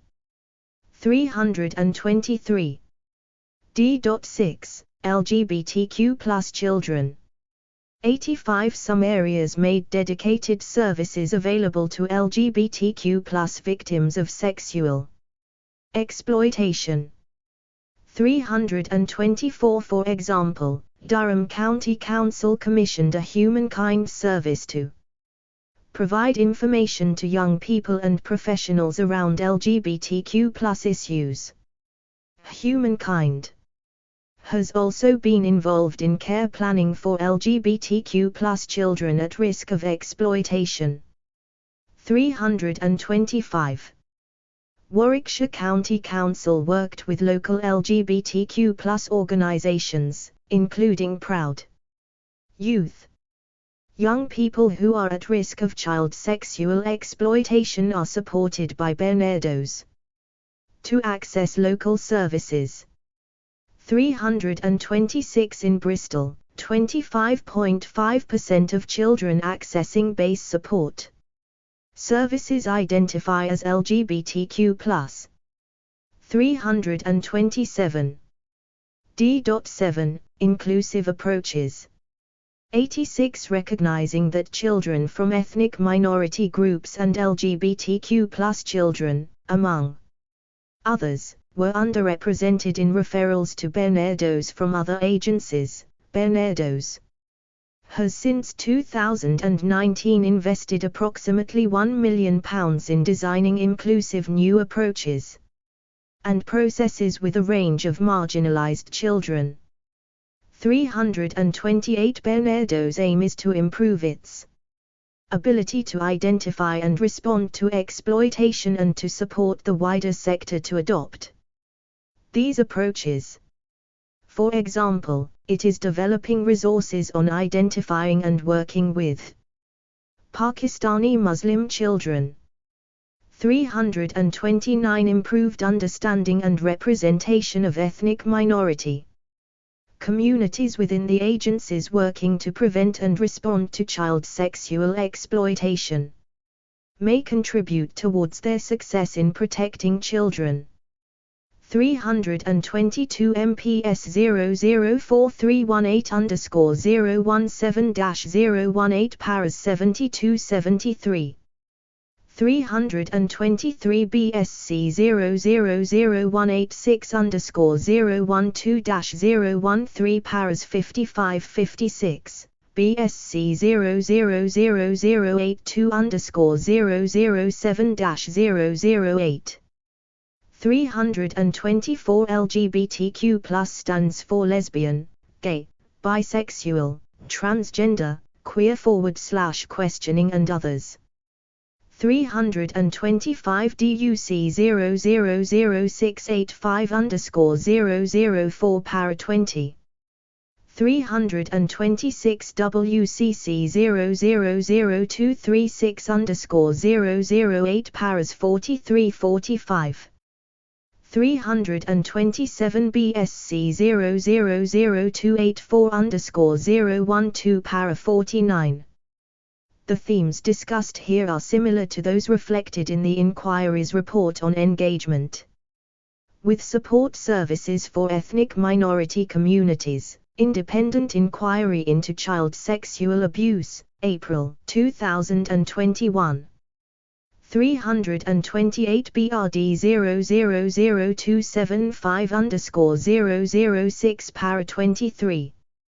329 BRD 000275_006 Para 23. Party. Recognizing the child as the victim. 68. Recognizing the child as the victim. E.1 Introduction. 1 theme that should run through the institutional response to child sexual exploitation is the recognition of the child as a victim. Too many victims of child exploitation are treated as offenders or somehow responsible for the harms done to them. It is critical that adults, particularly professionals, show empathy and concern to children who are at risk of, or who are already victims of, sexual exploitation. Aside from the inherent necessity of treating children well, an empathetic approach to children is likely to encourage them to feel able to make disclosures and to feel supported when they do. E.2 Sanctioning child victims.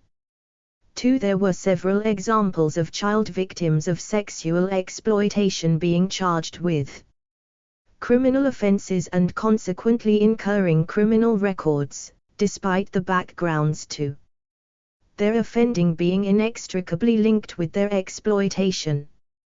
3. CSA 12 received a number of criminal convictions. One related to possession of a blade. Article. She told us that this resulted from her chasing a man with a bread knife after he had assaulted her, leaving her with bust lips and a bust nose, a black eye and fingerprint marks around my arms and my throat. She felt that the police, prosecutors and judges failed to see that her behavior was a result of her exploitation. 330. 4. Daisy was well known to the police by the time she was 13 years old. 331. She was arrested and charged on a number of occasions with offenses such as being drunk and disorderly or assault. She described these as being committed in the context of the abuse she was experiencing. When she appeared at the Youth Offenders Court in Rochdale, aged 15, her solicitor tried to explain the abuse she was suffering, but no investigation was conducted. Instead, Daisy was sentenced to 4 months in a young offender institution. On her release, the cycle of abuse and arrests continued. 332. 5. In Bristol, CSA 32 was arrested for a property-related offence and told police that men from a certain place of business, about whom she later made allegations of sexual Exploitation made her do it. 333. 6. In Tower Hamlets, the Metropolitan Police Service has, in recent years, used child abduction warning notices, CAWNs, against young victims to stop them associating with one another. 334. 330 CS 12 the 22nd of September 2021 37/15-22. 331 Daisy is a pseudonym for a woman who was interviewed for groomed, abused and put in prison, Rochdale's Untold Story. A BBC radio programme broadcast on 14 July 2020, CWJ 000001. 332 CWJ 000001_006-010. 333 CS 32 the 30th of September 2020 15/21-16/25. 334 Sue Williams the 29th of September 2021 45/20-146/19. Recognizing the child as the victim. 69. 7. The prospect of receiving a criminal conviction may deter children from disclosing child sexual exploitation and indeed may serve to increase the hold that perpetrators have over their victims. The treatment of sexually exploited children as criminals in such circumstances is all the more troubling given that, as explained in Part H, too often the perpetrators of child sexual exploitation are not investigated or prosecuted. 8. Mr. Gregor McGill, Director of Legal Services at the Crown Prosecution Service, explained that considering whether to prosecute someone who has also been a victim of exploitation involves some of the most finely balanced decision-making that my prosecutors have to make. The more serious the offending, the more compelling the public interest in prosecution. Prosecutors have been given guidance and training to assist them in determining whether the public interest is met by prosecuting someone who has been a victim of exploitation. 335. 9. Prosecutors should carefully consider whether it is in the public interest to prosecute children in these situations. The focus should be on investigating the criminal conduct of sexual exploitation, not sanctioning children for what is frequently low-level anti-social behavior. The importance of this issue is also reflected in the IOPC's recent recommendation that the Law Commission reviews the legislative framework around offences committed while a child or young person is being groomed or exploited to identify whether any changes to legislation would be appropriate to reduce the impact on their future life prospects.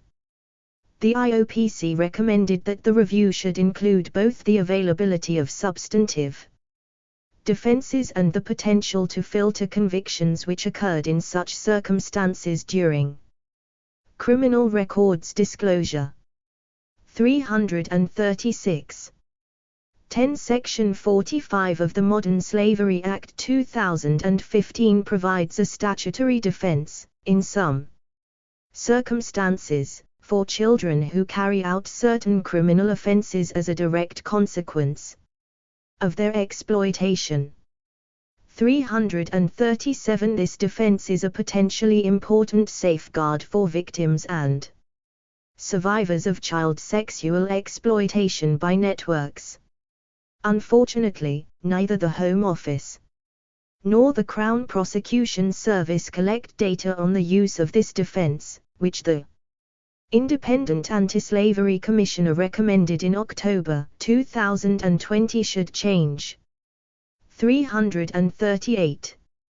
Its effectiveness cannot be properly understood without sufficient data.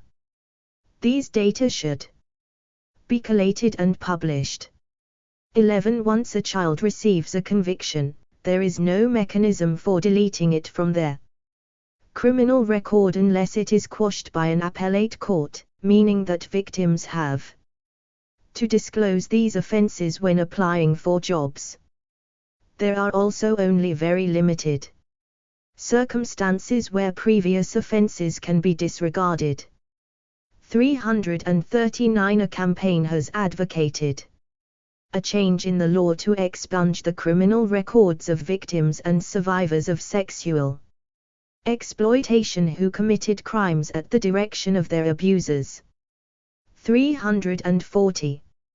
E.3. Blaming child victims. 12. Victims of child sexual abuse and exploitation should be treated with empathy and concern. Victim-blaming attitudes and behaviors are incompatible with this. They obscure the seriousness of the crimes committed against them and may support a punitive approach. 335. Gregor McGill, 2nd of October 2020, 37/6-38/29. 336. Operation Linden Learning and Recommendations, Independent Office for Police Conduct, November 2021, p9. 337. Christian Papaliantia, 1st of October 62/17-63/24. 338. HOM 003397_002 Paras 57, CPS 005009_006 Paras 3132. 339. HOM 003397_003 Paras 810. 340. INQ 005178. This is also known as Sammy's Law. 70. Child Sexual Exploitation by Organized Networks, Investigation Report, which places responsibility for stopping sexual exploitation with the children. A victim blaming culture and approach may result in inappropriate or ineffective interventions and support plans that lead children to feel that they are being punished for their own abuse. 341. 13. Ms. Sophie Langdale, Director of Children's Social Care, Practice and Workforce at the Department for Education, stressed that the guidance is clear that child exploitation is never the victim's fault. 342. 14. However, as explained in Part C, there are questions about the extent to which the current definition of child sexual exploitation in statutory guidance itself involves victim blaming, with its reference to the element of exchange. 15. In Bernardo's view, victim blaming continues to be a feature of many child sexual exploitation operating models and assessments. 343. 16. Ms. Maggie Oliver and Mr. John Wedger, campaigners and former police officers, also argued that there remains a pervasive victim-blaming culture across agencies, including the Crown Prosecution Service and police forces. They gave examples of institutions treating victims as complicit in their abuse and seeing victims as having made a lifestyle choice, concluding that the examples of victim blaming in the case study areas reflected a cultural failure of management. 344. They recommended mandatory training across all relevant institutions to address victim blaming. 345. However, most areas have adopted clear guidance on appropriate language for all staff. 346. Most have also conducted multi-agency training on the importance of language, delivered to frontline practitioners by child sexual exploitation specialists. 347. 17. Victim blaming can occur when children are described as consenting to sexual acts. County Durham's 2019 problem profile identified cases recorded as consensual sexual acts between young people, even where a victim was not yet a teenager or an offender was in his or her 20s. The profile noted that this gave rise to concerns as to whether the concept of consent is properly understood, or if grooming has led them to believe that they consent. Although not flagged as such, these cases would probably be more accurately flagged as CSE, child sexual exploitation. 348. Detective Chief Constable David Orford of Durham Constabulary explained that the term consensual was used to distinguish acts of mutual touching from acts where force had been used.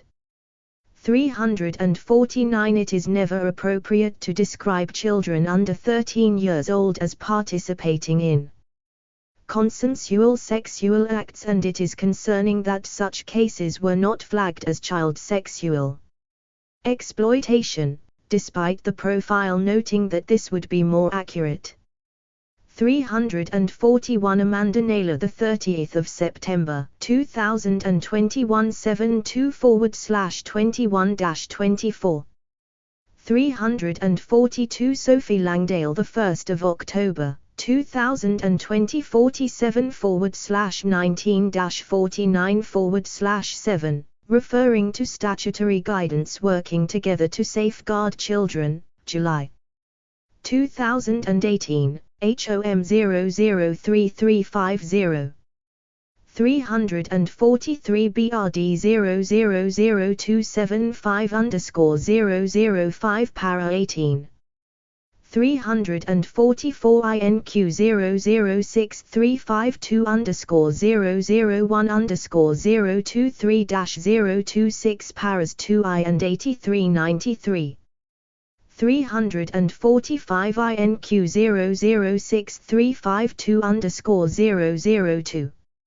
346. C. For example, the language guide adopted in Swansea, Julie Thomas, the 24th of September 2020, 43/9-14, 52/3-8. SCC 000550_011 paras 54/56, SCC 000431, and Warwickshire County Council's adoption of National Police Chiefs Council Guidance, Nigel Minns, the 25th of September 2020, 72/6-24, WCC 000174. 347. C. For example, the evidence of training in Durham, John Pearce, the 23rd of September 2024, /12-6/5, 14/4-4-15/9, 17/13. 15. DUC 000809_002 para 7, DUC 000812, DUC 000785_001, DUC 000817_001 para 3, Warwickshire, Nigel Minns.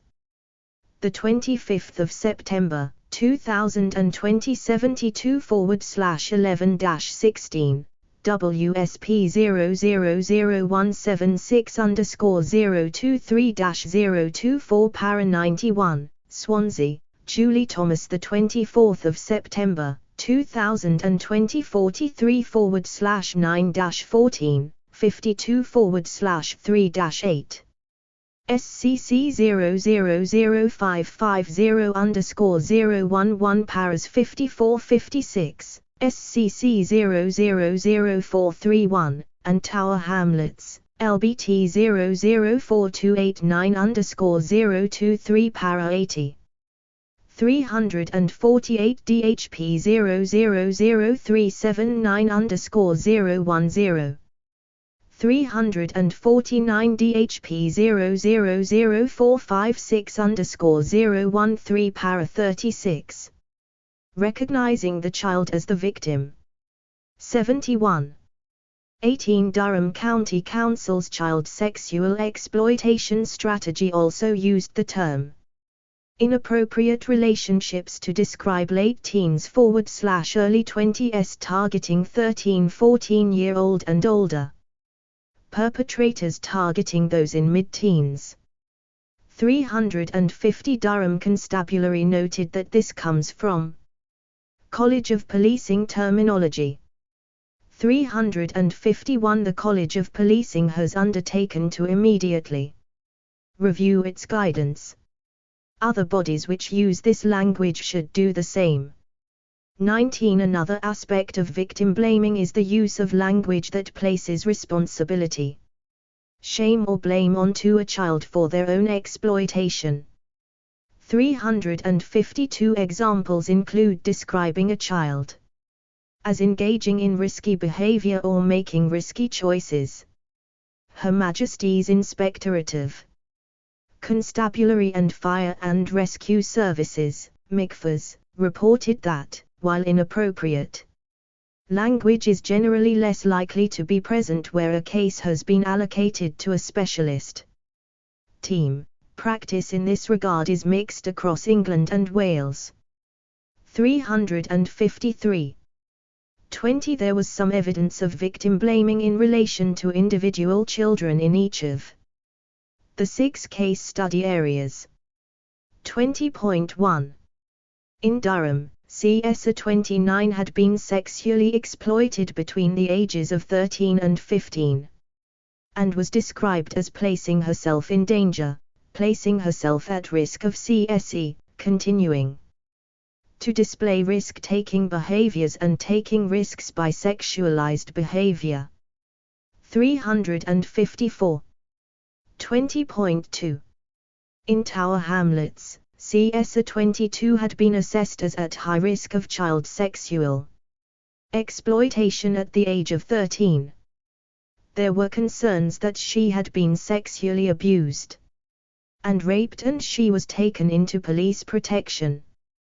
355 However, she was described as a frequent missing person, who appears to willingly expose herself to danger and placing herself at risk. 356 Similar language was also evidenced in documents relating to CSA 77, who was described as showing risk-taking behavior. 357 There was an example of an inappropriate use of the word boyfriend with reference to adult perpetrators. 358. The Children's Society reported that, through their return home interview service monitoring reports in 2017, there were examples of victim-blaming language by both social workers and police officers. One example seriously undermined the severity of sexual abuse the child had experienced. 359. 20.3. In Warwickshire, a number of comments about a child being promiscuous were recorded during Operation Jive. 360 After reviewing social care files of the girls involved in Operation Jive, which included CSA 146, Warwickshire Police considered that recording and language used by professionals could be quite harmful. An assessment of CSA 216 recorded that she was placing herself at risk, which was challenged by the Council. 361.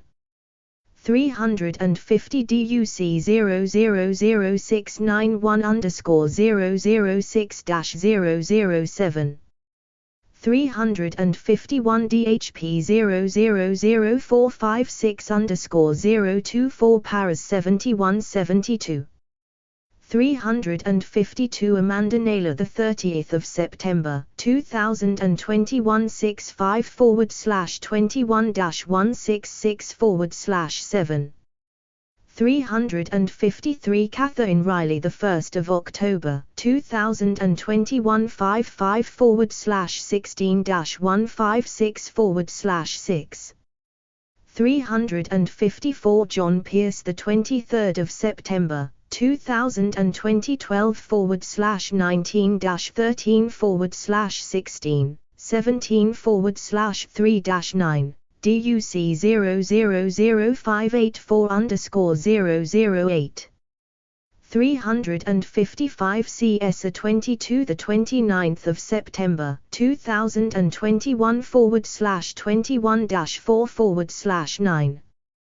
356 Sue Williams, the 29th of September 2021, 59/23-160/1. MPS 004363_041.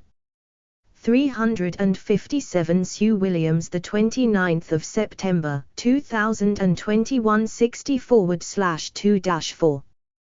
358 LBT 004289_023 359 INQ 005080_008-009 Paras 4950. 360 WSP 000176_023-024 Para 91. 361 WCC 000188_004. 72.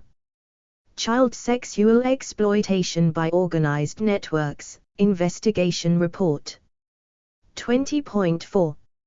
In St. Helens, Catch 22, a charity providing commissioned missing and child sexual exploitation services in the area, noted that victim-blaming language continued to be used on referrals, which was an issue across Merseyside. 362 It had also identified examples of children being described as promiscuous and putting themselves at risk. 363. In evidence to the inquiry, Mr. Jim Livers, Interim Director of Children's Services, described CSA 26 as exhibiting risk-taking behaviors and placing herself in situations of vulnerability. 364. 20.5. In Swansea, CSA 24 was described as having had sexual partners from the age of 11. Ms. Julie Thomas, Head of Children's Services at the City and County of Swansea Council, accepted that its paperwork had been littered with inappropriate language. 365. Although Detective Chief Superintendent Daniel Richards of South Wales Police told us that the language did not sit easily with him because it risked diminishing the victim status of children, he referred to risky behavior meetings and children who have engaged in risky behavior while missing. 366. 20.6. In Bristol, there were several references to CSA 32 putting herself at risk and an example of an officer describing a child as prostituting herself in a crime report. 367. 21 Professionals should be vigilant to avoid the use of such language.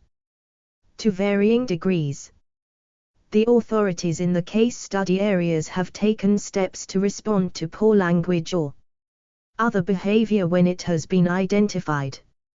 368 It is important that a culture in which victim blaming is always challenged appropriately is created.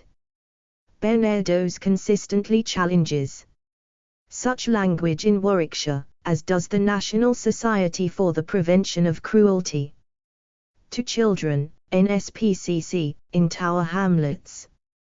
369 There is also evidence of Warwickshire County Council challenging victim-blaming language.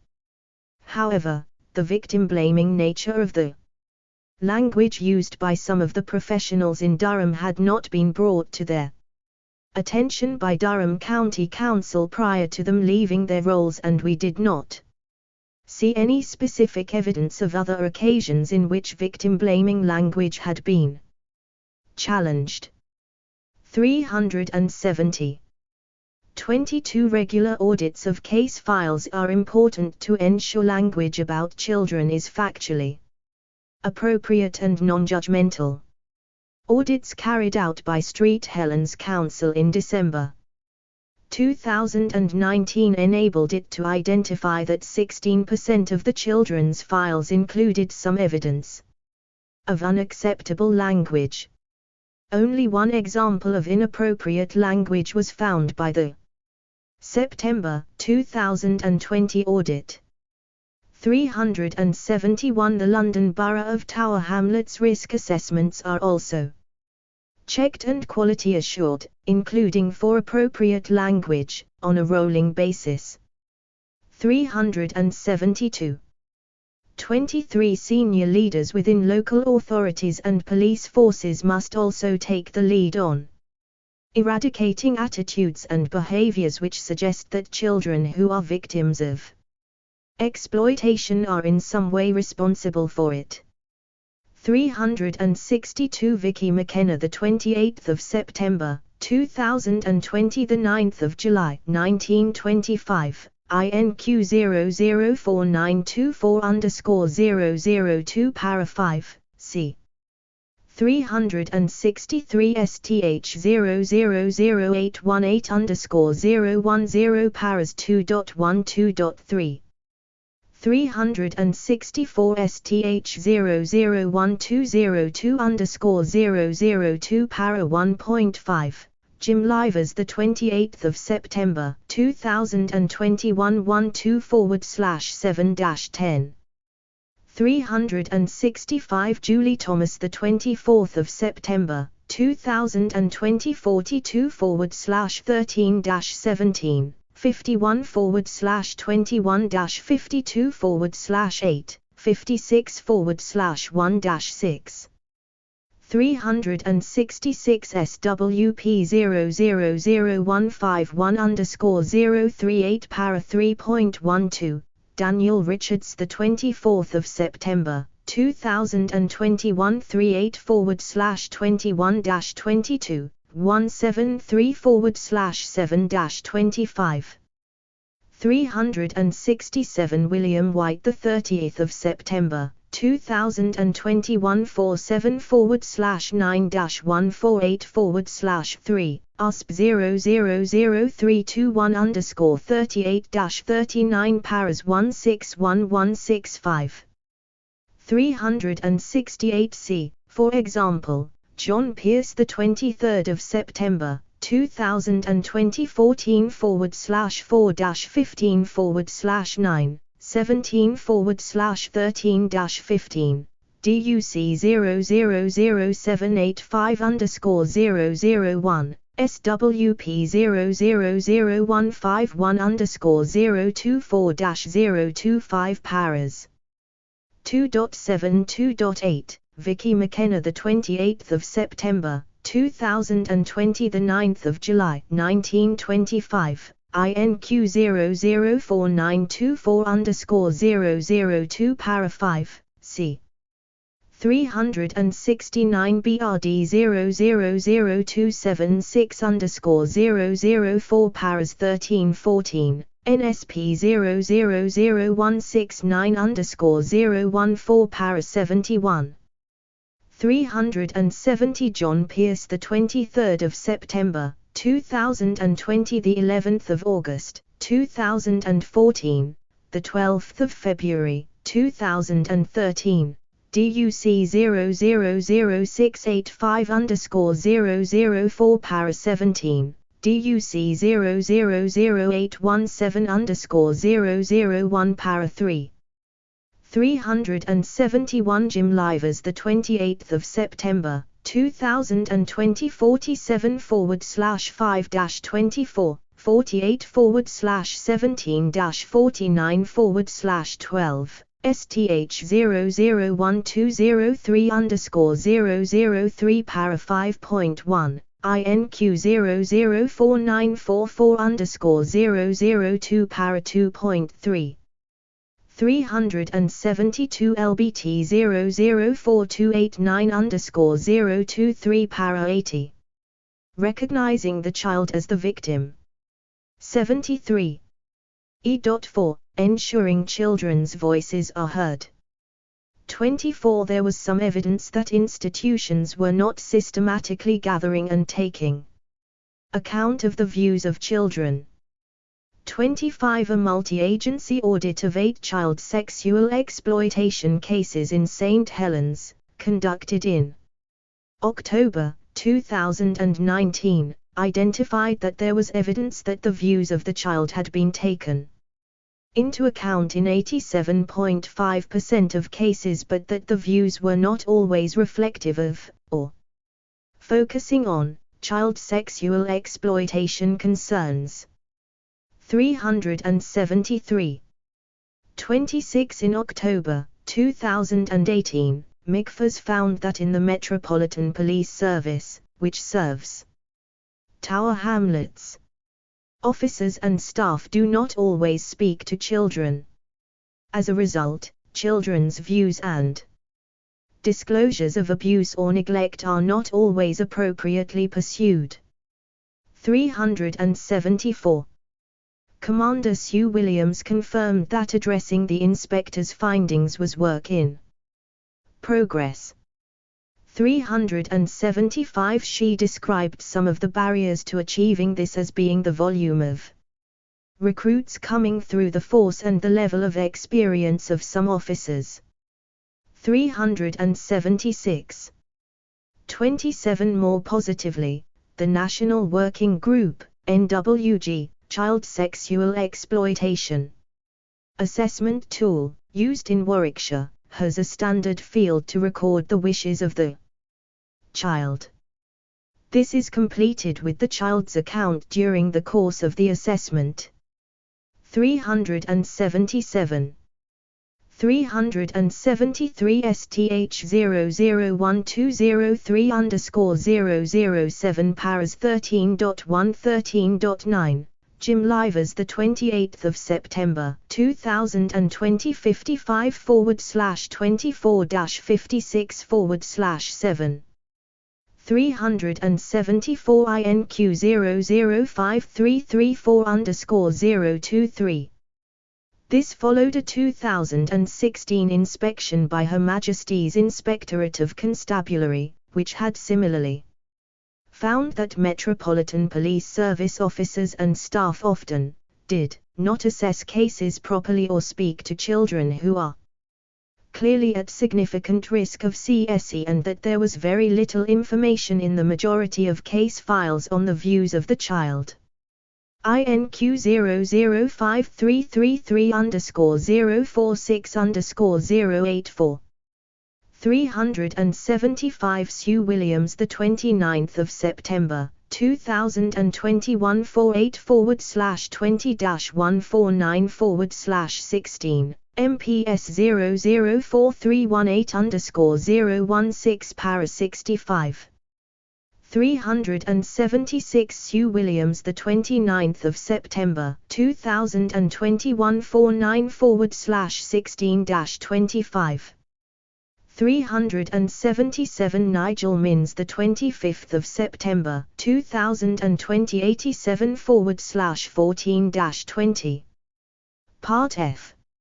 Risk Assessment, Protection from Harm and Outcomes for Children. 76. Risk Assessment, Protection from Harm and Outcomes for Children. F.1. Introduction. 1. This section examines the ways in which organizations identify children who are already being harmed by, or who are at heightened risk of, sexual exploitation, the action taken to Protect those children and the outcomes for children. F.2 Early identification of the signs of child sexual exploitation and information sharing. 2. Sexually exploited children are likely to be in contact with frontline services such as GPS, contraceptive and sexual health services, and hospitals. These healthcare professionals have an important role in detecting early warning signs and intervening in child sexual exploitation cases, by acting to refer and protect children. 378. However, in 2016, 5 joint targeted area inspections noted that many frontline health professionals lacked the skills needed to identify child sexual exploitation and, when provided with the means to identify sexual exploitation, they do not always use them. 379. 3. Schools are also well placed to identify changes in the daily behavior of exploited children, such as deterioration in schoolwork, coming into school in an exhausted state, or showing a lack of engagement. It is important that school staff have the confidence to identify the warning signs of sexual exploitation and take a proactive approach to safeguarding. 380. 4. An audit of 9 cases in Bristol identified some good practice in respect of referrals, but also examples of cases where different teams in children's social care services, such as those dealing with initial referrals and the early help team, and the police had not correctly identified the risk of sexual exploitation and referred the children to children's social care quickly enough. 381. 5. Research by Parents Against Child Exploitation, PACE, in 2019 identified delays between parents raising their concerns and receiving a response from children's social care, as well as parents frequently feeling left alone in managing threats to their child and putting safety measures in place. In 7 locations, none in the inquiry's case study areas, PACE is commissioned to provide a parent liaison officer program where officers are co-located. 378c, for example, the 2019 guidance on the issue from Public Health England, HOM 003325. 379 HOM 003364_004. 380 Gill Gibbons 2nd of October, 2021 11/1-112/7, and James 30th of September, 2020 34/3-13, Amanda Naylor 30th of September, 2020. 176/9-16. 381 BSc 000115. Risk Assessment, Protection from Harm and Outcomes for Children. 77. With multi-agency teams and are able to gather and record relevant intelligence from parents. 382 PACE's evidence shows that, with this program, safeguarding outcomes are much improved, with a reduction in episodes when children go missing, a reduction in children going into care and an increase in disruption and conviction of perpetrators. 383. F.3, Screening and Risk Assessments. 6. There are a wide variety of methods used in England to identify children who have already been harmed or who are at risk of harm, to raise initial concerns about sexual exploitation and to conduct thorough assessments of the risks of sexual exploitation the child faces.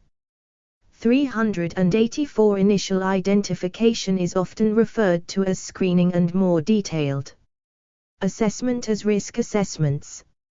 7. Traditionally, these assessments have prompted the identification of vulnerabilities, such as prior abuse, neglect and family dysfunction, and factors that may indicate a risk of child sexual exploitation.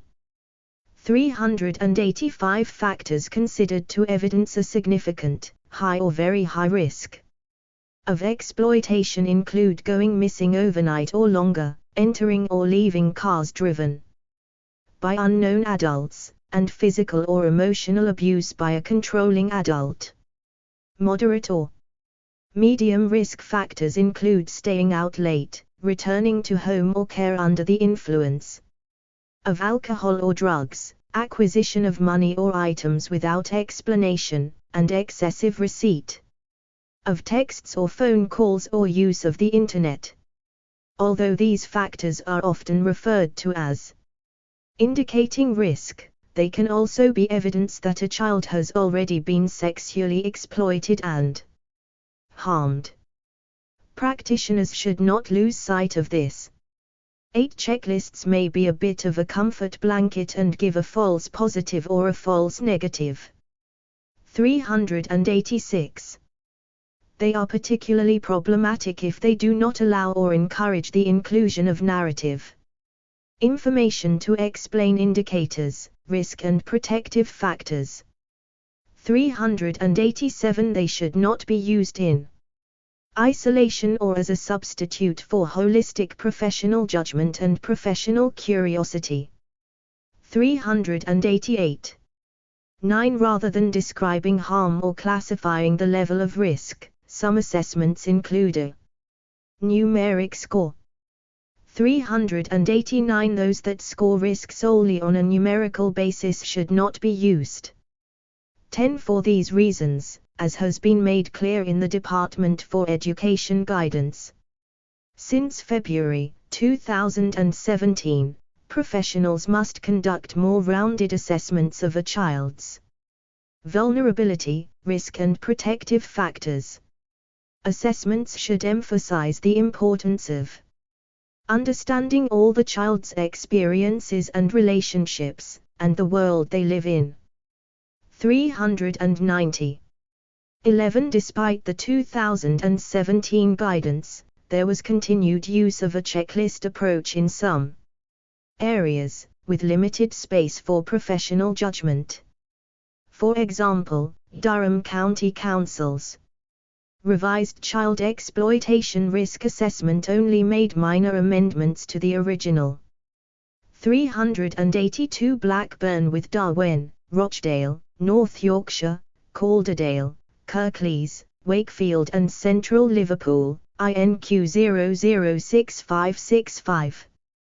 383. Parents' experiences of the children's social care system when a child is sexually exploited, November 2019, INQ 005169_002. 008. 384. HOM 003358_039. 385. INQ 005182_005. 386. Yvette Stanley, the 1st of October 2021, 75/11-15. 387. HOM 003358_006. 388. Wendy Gaffar, the 1st of October 2021, 75/17-177/16. DFE 003406_003 para 7, INQ 005150_007 para 4.7, INQ 006087_004 para 8. 389. SCC 000439. 390. Sophie Langdale, the 1st of October 2020/66/16-67/2 INQ 005150_007 para 4.7 DFE 003186_005 para 16 HOM 003340_007_014 78 Child sexual exploitation by organized networks, investigation report. Document, which was outdated. There is a basic checklist and risk rating system. There is also a continuing overlap between the indicators for low, moderate and significant risk in the revised risk assessment. 391. 12 risk assessments often described children as being at high or medium risk of sexual exploitation. 392 Many of these children are in fact already experiencing abuse and require immediate intervention. High, medium or low risk is therefore an inappropriate way to describe their circumstances and to flag up the need for immediate intervention. 13 Emerging of risk and harm was apparent in the evidence about the case study children. Warning signs of harm, such as being missing overnight, sexual health problems and being supplied with alcohol and drugs in parks or at parties, were described in terms of medium or high risk rather than being assessed as the child being sexually exploited. For example, if a child has a sexually transmitted disease, this is clear evidence that a child has already experienced harm, it is not merely an indicator of risk. 393. 14 The conflation of risk and harm was also apparent from the revised County Durham risk assessment, which merged indicators of risk, such as very limited or no recognition of abusive or exploitative behavior, with actual harm, such as young person is being sexually abused by an adult or there is an inappropriate relationship age gap. 394. 15 There was a more progressive approach to risk assessment in Warwickshire, which uses the National Working Group, NWG, Child Sexual Exploitation Assessment Tool. This was developed in consultation with a large number of councils and piloted before it was introduced in 2017. It moved away from a tick box approach to clarify the difference between risk and harm, avoid screening out those deemed low risk and avoid using risk indicators which were not supported by evidence. 395 The NWG has identified further improvements that should be made to the assessment, namely to strengthen the voice of the child and family members, to include disruption and to incorporate a wider recognition of diverse groups. 396 The use of this assessment in Warwickshire was evaluated in 2019 and was shown to have improved professional judgment, informed by chronologies of the child's life.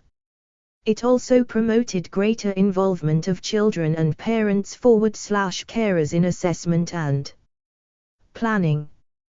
397 Warwickshire County Council considered that this assessment best achieves a holistic assessment of vulnerability, rather than screening children in or out. 398.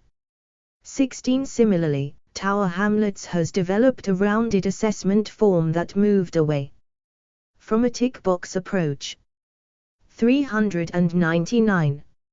17 The latest approach in Wales is also positive. Prior to 2019, all agencies in Wales used the Sexual Exploitation Risk Assessment Framework, SERAF. Research commissioned by the Welsh Government in 2017 showed that reliance on the SERAF and other risk assessment Documents had led to a short-term and process-driven approach to risk management, which 391 DUC 000783 392 HOM 003358_031 393 BRD 000275_007 para 25, Sophie Hallett the 22nd of September 2021 20/24-121/3 394 DUC 000783 395 INQ 005149_014 para 4.4 396 INQ 005149_016 para 4.10 397 INQ 005149_014-015 paras 4.54.7 WCC 000363_010 paras 51, 54 and 56. 398 Nigel Minns the 25th of September 2020 87/14-20 399 Richard Baldwin the 29th of September 2020 _13/4-14/20 Risk Assessment, Protection from Harm and Outcomes for Children 79 did not secure longer-term safeguarding and well-being outcomes for children. 400 Further research in 2019 found problems with the risk-based approach to tackling child sexual exploitation, which focused on managing young people's risky behaviors. 401 18 As a consequence, and following consultation, the Welsh Government decided to move away from risk assessment forms to encourage a more holistic approach. From November 2019, the revised All Wales Practice Guide, Safeguarding Children from Child Sexual Exploitation (CSE), included the prompt for practitioners, using 4 headings of physical signs, emotional signs, material signs and behavioral signs. 402 Reference to the serif was removed from Welsh Safeguarding Procedures. 403 Despite this, Ms. Julie Thomas, Head of Children's Services at the City and County of Swansea Council, told us in September 2020 that all agencies in its area continued to use the serif, which they understood was a national requirement. 404 This misinterpretation of national guidance is troubling, given her seniority. Swansea Council should ensure that practitioner prompts required under the All Wales Practice Guide are included in all risk assessments as a matter of urgency. New statutory guidance issued by the Welsh Government in March 2021 did not prescribe any specific risk assessment. 405 19 In Bristol, Operation Topaz focuses on identifying the source of the risk to the child and then removing or disrupting that source, noting that risk assessments often focus almost entirely on the child, and not the links to those who pose a CSE, child sexual exploitation, risk to the child. 406 20 An evaluation of Operation Topaz in October 2017 found that its Topaz risk assessment profile, TRAP, had more appropriately risk-assessed victims and subjects and made the connections between information that would not have met the threshold for intelligence recording and could previously have been missed. 407 However, there is an issue in Bristol in that multiple assessment tools are used. F.4 Risk assessments and services for children. 21 Risk assessments and screening tools are also used to determine whether and how children's social care professionals, police and health professionals respond to children. For example, they are used to decide whether children are referred to early help services, whether children receive a full assessment of their needs by children's social care, and whether multi-agency action is taken to protect them. 408. 22 Research commissioned by the Center of Expertise on Child Sexual Abuse, published in 2017, found that some assessments appeared to be used to allocate resources rather than identify vulnerabilities, and that, in some, the threshold for access to services for being 400 WGT 0004640_008 para 40, INQ 0060870_002 para 3, INQ 006446. 401 INQ 0060870_002-003, INQ 006085. 402 Albert Heaney, the 1st of October, 2020, 72/13-73/24, INQ 006455_017, INQ 006466. 403 WGT 000464_009 para 45. 404 Julie Thomas, the 24th of September, 2020, 73/8-18, SCC 000550_014-016 paras 8088, SCC 000550_017 paras 9597. SCC 000550_046 paras 268270. 405 INQ 006455. 406 USP 000434_012. 407 USP 000199_006-008. USP 000434_012 paras 4951. 408 HOM 003358_039. 80. Child sexual exploitation by organized networks, investigation report. Identified as a potential victim of child sexual exploitation was very high. There were varying definitions of high, medium and low risk in use across the country, with potentially serious consequences for the safeguarding of children. 409. 23 Ms. Amanda Naylor, Assistant Director of Impact at Barnardo's, expressed reservations about the continued link between risk assessment and the assigning of resources. She said that risk assessments are often completed in the first instance by practitioners who may not have received extensive training on the complex dynamics of abuse, how children respond to trauma and the barriers to disclosure. The risk assessment can only ever be viewed as a partial snapshot of what is happening in a child's life. If it is used as the only mechanism to determine whether a child receives a service, this will result in children being missed and screened out of a more specialist assessment.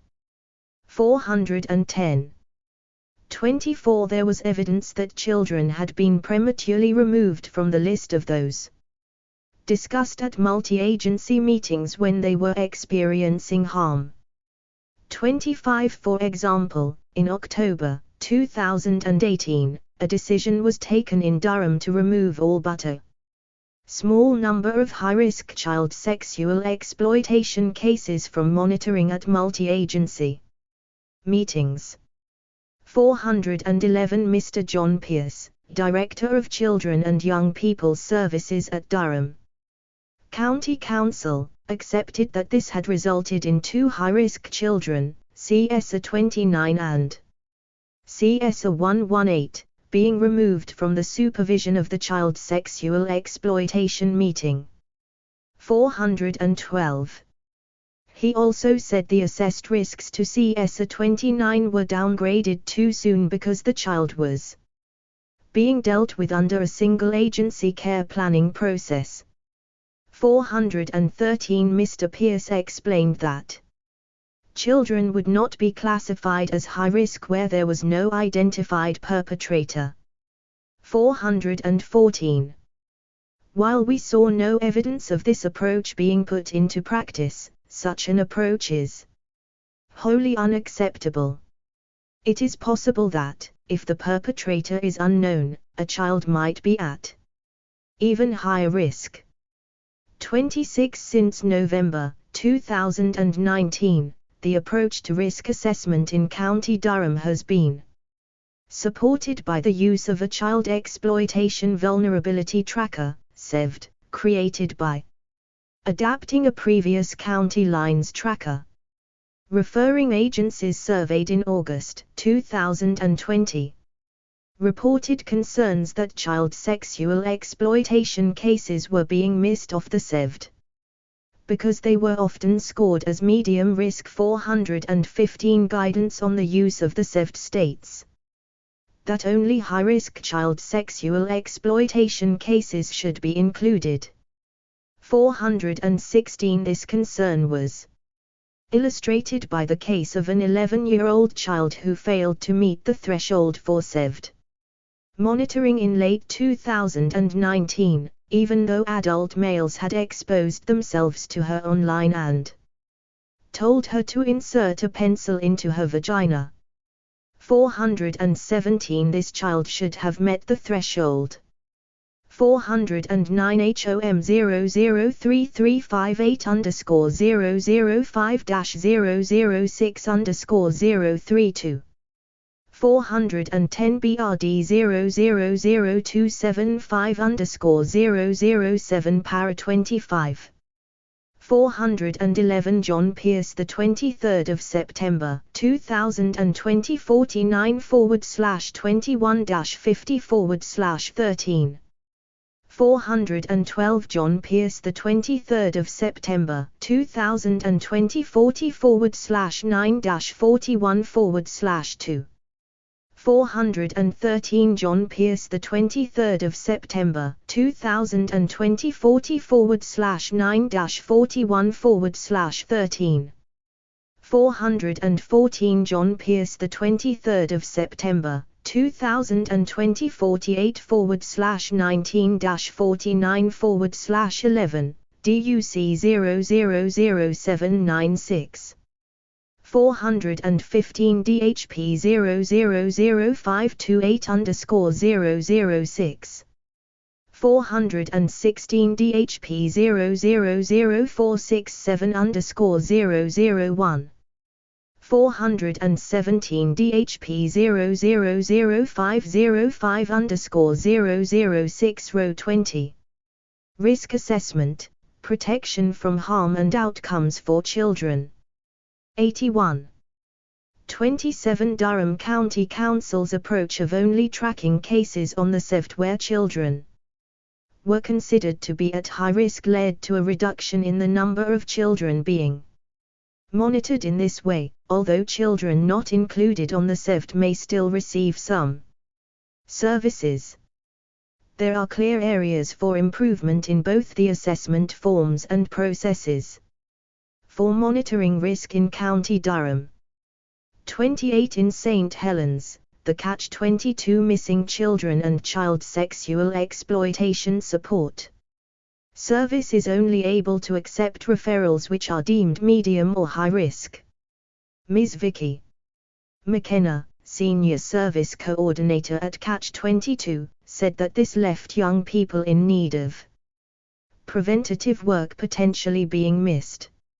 418 There was evidence that children who were in need of support to prevent sexual exploitation in St. Helens were not always appropriately classified as of sufficiently high risk and therefore did not receive adequate support. It was accepted that it had been wrong to remove CSA 26 from consideration by the multi-agency Child Exploitation (MACE) meeting in October 2016 on the basis that it was just risky behavior when the child had been assessed as at high risk of sexual exploitation around 4 months earlier. 419.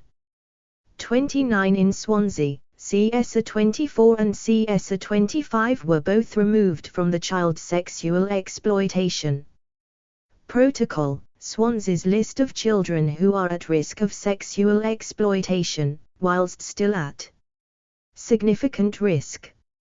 420 Swansea Council noted that it had identified a theme about premature removal during that period. 421. 30 The London Borough of Tower Hamlets has a target of completing 90 to 95% of risk assessments within 3 months. However, the written evidence of the council stated that this target was not met at any time between June 2018 and March 2019. The highest completion rate was 87% and the lowest 27%. 422 After the hearing, the council told the inquiry that risk assessment is completed imminently when any concerns are raised by a professional or family member that a young person is being exploited and is reviewed every 12 weeks, or if a significant event occurs. 423. 31 The evidence on this matter was not satisfactory and the inquiry was provided with no evidence on how long risk assessments took to be completed, as opposed to reviewed. F.5 Protection of children in the case study areas. 32 Durham County Council's assessment of the risks relating to CSA 29, CSA 114, CSA 118, and CSA 50 was inadequate. 424 The assessment for each child described a catalogue of harm by networks of perpetrators with little evidence of effective action to stop the sexual abuse of the child. The levels of intervention and protection given, and the outcomes for these children, were very poor. Durham County Council accepted that the assessed risks to CSA 29 moved from high to low too quickly and that the risk assessment was clear that CSA 50 was at high risk, but the way in which the classification was used at that time, they 418 Vicky McKenna, the 28th of September 2020 14/15-15/16 INQ 004924_001 para 3. 419 Jim Livers, the 28th of September 2021 11/10-113/14.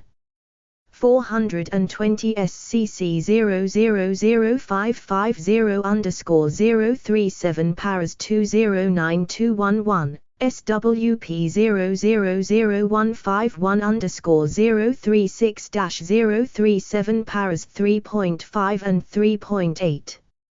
421 Julie Thomas, the 24th of September 2020 95/16-96/11, 98/2-13. 422 LBT 004214_014 para 49. 423 LBT 004338_016 para 54. 424 CSA 50, the 29th of October 2023/3-7/7, CS 29, the 29th of October, 2027/9-13/18, CS 114, the 29th of October, 2020, 13/21-16/4, CS 118. The 29th of October 2020 _16/6-18/9. 82. Child sexual exploitation by organized networks, investigation report. Were not identified at high risk. 425. In respect of CS 50, there was evidence of improved practice by children's social care from early 2019, when appropriate interventions resulted in protection from harm and improved outcomes. 426. 33. In Swansea, past abuse did not appear to have been properly taken into account when considering the risks posed to CS 24. The focus was instead on immediate risk. Swansea Council acknowledged that past harm is a good predictor of future harm, and it would have been important to consider that as part of the risk assessment. 427. 34. There were concerns about how the risk assessment process operated in Warwickshire. CS 1 was accommodated by Warwickshire County Council in May 2016, aged 13, as her family felt they could not keep her safe at home. She had a series of short-term placements. She absconded from school on an almost daily basis and stayed out late. Her family repeatedly emphasized that CS 1 was at high risk of sexual exploitation throughout the second half of 2016.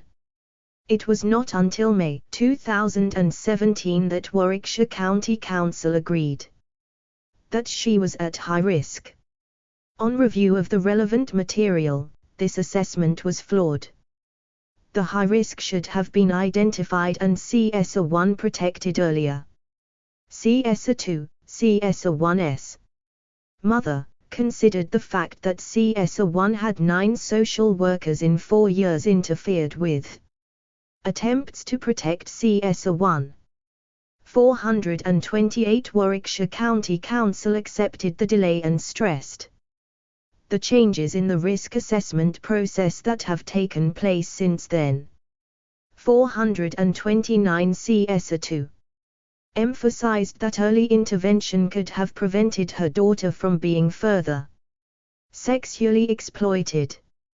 430. The abuse CS 1 experienced included being exposed to drugs and alcohol from an early age, being expected to deliver drugs to other people, a lack of access to appropriate education, and being sexually abused by older males.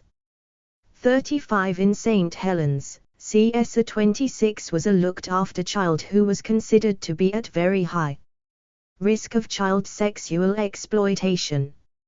St. Helens Council accepted that the initial placement in fact increased the risk to CS 26. The outcomes for CS 26 only improved in October 2018. When a specialist child sexual exploitation placement was arranged, 3 years after risk was evident. 431. 36. St. Helens Council also accepted that the risk assessments for CS 27 and CS 71 were inadequate. In the case of CS 27, Mr. Jim Livers, Interim Director of Children's Services, said that he did not understand what risk assessment had been done by the placing local authority when staff were escorting this child to the homes of people that were not known to him and had contacted him through the Grind online dating app.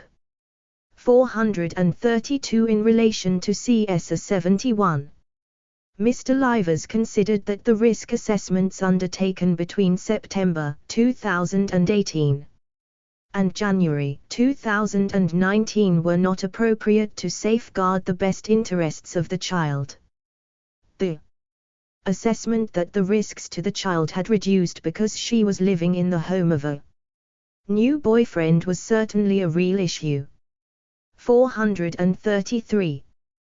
425 the 29th of October 2020 /13/21-16/4 John Pierce the 23rd of September 2020 49/12-50/13 John Pierce the 23rd of September 2020 49/6-11 426 CS 114 the 29th of October 2020 16/7-19/9 427 Julie Thomas the 24th of September 2020 97/1-98/1 428 INQ 006363_002 429 CS 2 the 25th of September 2020 44/13-24 Nigel Mins the 25th of September 2020 95/1-97/25 430 INQ 006363_001 431 Jim Livers the 28th of September 2021 11/10-113/14 432 Jim Livers the 28th of September 2021 03/21-104/21 433 Jim Livers the 28th of September 2021 06/23-109/22 Risk Assessment, Protection from Harm and Outcomes for Children 83. 37 The evidence relating to the Tower Hamlets case study children showed its previous risk assessment documents being ineffective in assessing risk. 3 assessments of 13-year-old CS 81 were completed in 2018. 1 in July 2018 considered her to be at medium risk. In September 2018, she was assessed as being at high risk after frequent episodes of going missing and being seen on Snapchat, a social media platform, and by other young people at house parties. In the same month, the police sexual exploitation team closed her case against the advice of Children's Social Care. 434 The risk assessments did not record the age or date of birth of CS 81. The London Borough of Tower Hamlets accepted that she should have been graded high risk and that the assessments were generally on the back foot and reactionary. Overall, it recognized that CS 81's case was of the utmost concern. 435. 38 A more positive approach to risk assessment was apparent in the case of CS 59 in Bristol. He was at risk of sexual exploitation via the dating app Grindr and was in a range of extremely dangerous, abusive situations. The evidence suggests that Bristol City Council took a proactive approach to reducing harm, including exploring the use of Grindr with CS 59, discussing the risks and what he was getting from its use. This led to him choosing to not use the app for a period. 436. F.6. Protecting and supporting children.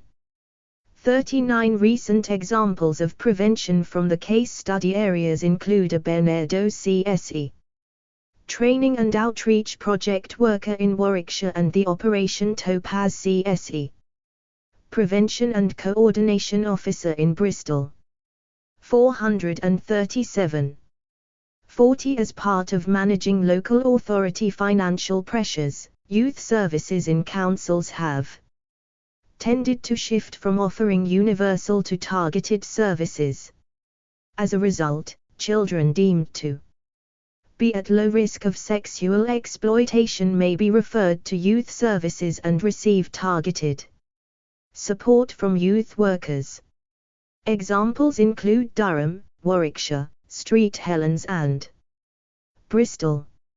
438 As we have seen in other investigations, there is a concern that when financial pressures arise, non-statutory services of this kind are amongst the first to face budget reductions despite their important role. 41 In the context of youth work, outreach is typically aimed at particularly vulnerable and / or marginalized groups that, for a variety of reasons, are not effectively reached by mainstream services. Outreach workers can be effective in reaching vulnerable children, helping to identify unmet needs and building trusting relationships that allow other work to take place. 439 They can also have a role in gathering intelligence from street work with young people that the police may not otherwise have obtained and often work closely with statutory agencies sharing information about specific perpetrators and particular locations where exploitation takes place. 42 Outreach specifically targeted to victims of child sexual exploitation did not occur in some of the case study areas. 434 CSA 81 the 29th of September 2026 /14-9/7.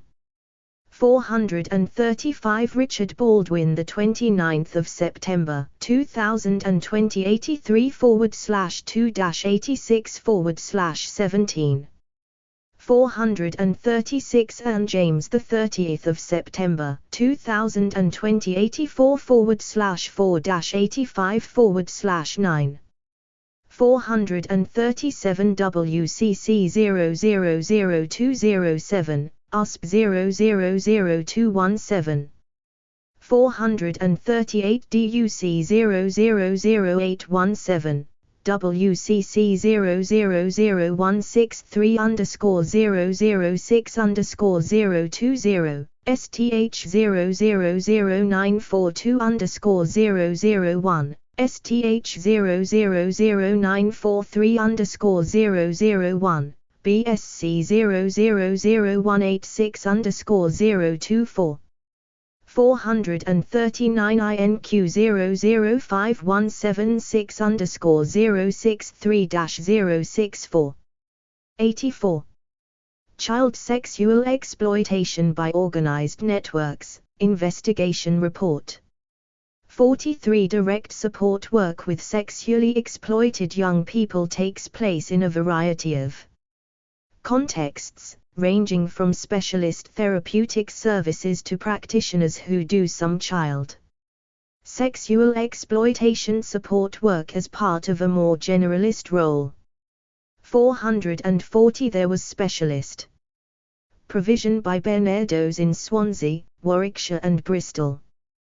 The South Wales National Society for the Prevention of Cruelty to Children, NSPCC, Protect and Respect project also delivers specialist services in Swansea. St Helens commissions Catch-22 to provide a child sexual exploitation support service, and Tower Hamlets provides child sexual exploitation support services through the NSPCC Protect and Respect Service, the St Giles Trust and the London-wide services offered by the Children's Society. 441. 44 The need for services for sexually exploited children to adopt trauma-informed approaches and to have an understanding of the impact of adverse childhood experiences were recurrent themes in the inquiry. 442 The importance of services being delivered by suitably trained and experienced staff cannot be overemphasized, and more should be done to support non-specialist staff. There were several examples of children being sexually abused and traumatized while living in residential homes before eventually being moved to specialist residential services which had an understanding of trauma and were able to provide therapeutic support. These include CSA 26 in St. Helens, CSA 22 in Tower Hamlets, and CSA 302 in Bristol. 443. 45 The evidence demonstrated that in some areas care leavers and older children aged 16 or 17 years did not receive adequate support in all cases. In St. Helens, Ms. McKenna of Catch-22 identified an issue with 16-17-year-olds being overlooked in Street Helens and an apathy from various agencies. 444 Whilst aged 16, CSA 34 was considered to be at significant risk of sexual exploitation. He had been the victim of a sexual offense whilst living in temporary accommodation, following which he was taken into care. He then had a large number of separate placements during a 2-month period, 2 of which were in temporary overnight accommodation, and was the victim of further sexual offenses during this period. He did not always feel safe in the accommodation that was being provided. An independent reviewing officer at a looked-after child review recommended that a foster care placement be found for CSA 34. 445 More positive practice was evidenced in Swansea, where CSA 220 and CSA 56, both care leavers, had supported accommodation and specialist care provided beyond their 18th birthdays. 446.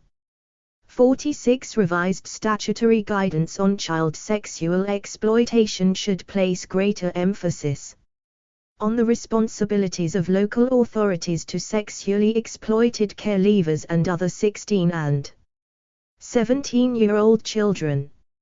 47 There is also evidence that children are struggling to access necessary mental health support from child and adult mental health services, CAMS.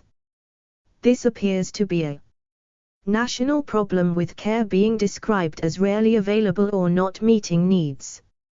447. One particular problem is that, in most areas, CAMS referral criteria exclude trauma symptoms.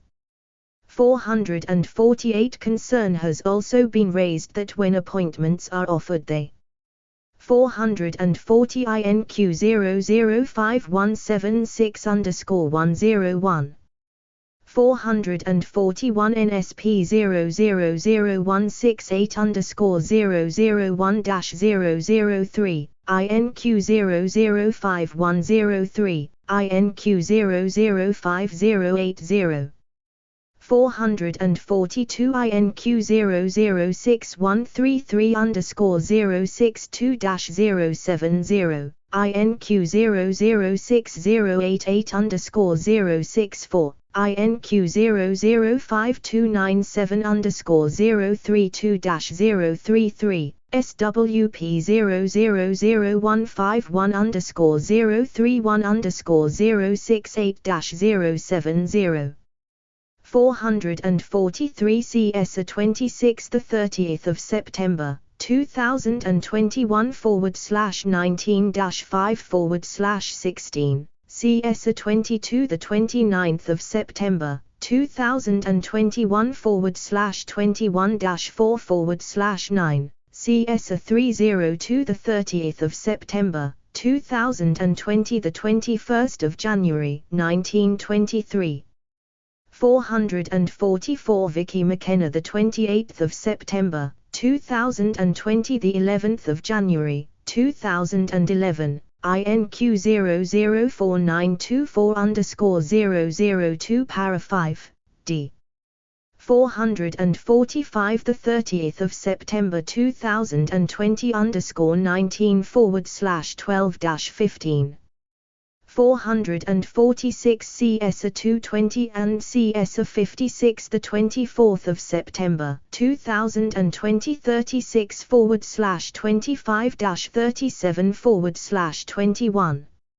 447 INQ 005148_003, INQ 005462_040. 448 BRD 000275_008. Risk Assessment, Protection from Harm and Outcomes for Children. 85. Are insufficiently flexible in terms of timing and location. 449 There is also evidence that some CAMS referrals have been declined because the mental health difficulties being experienced by children have been attributed to a normal reaction to abuse. 450 The Care Quality Commission has said that sometimes children and young people and the families reach the crisis point before they end up getting help. 451 Issues with a lack of access to CAMS in the case study areas are discussed further in Part J. CAMS has told us that it is taking steps to improve capacity and flexibility. F.7 Contextual Safeguarding. 48 Contextual safeguarding focuses on the environments in which children spend their lives, such as neighborhoods, schools and online spaces, and seeks to understand and respond to the experiences of significant harm suffered outside of the family home.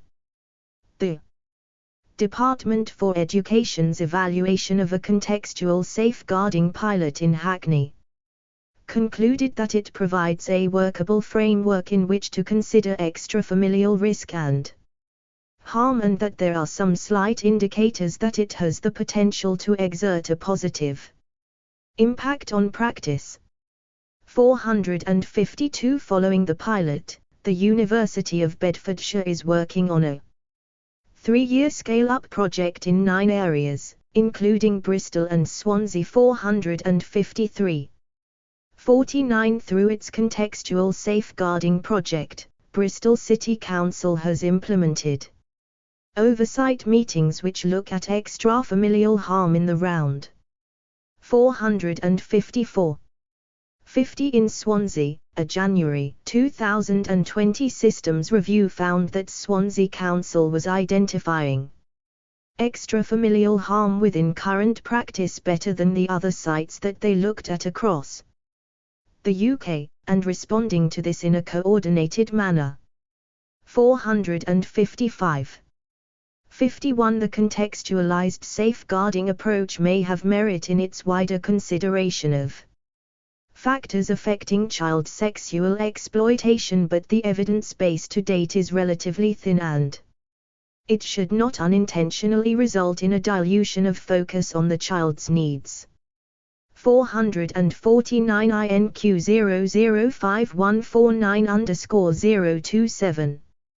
450 NSP 000168_008.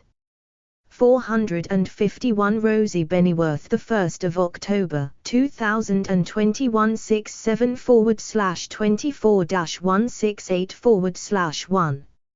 452 INQ 006441_009.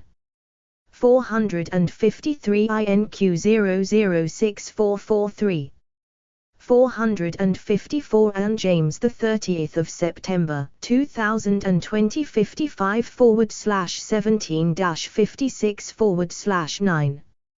455 INQ 005274_004. STH000942_001. Part G.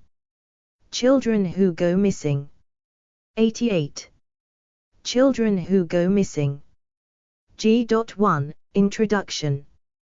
1. It is well recognized that there is a link between children going missing and child sexual exploitation. When a child goes missing, this can be both a cause and a consequence of the child being sexually exploited. 456. 2. In 2018/19, there were 143,453 incidents of children going missing, involving 51,408 children across England and Wales.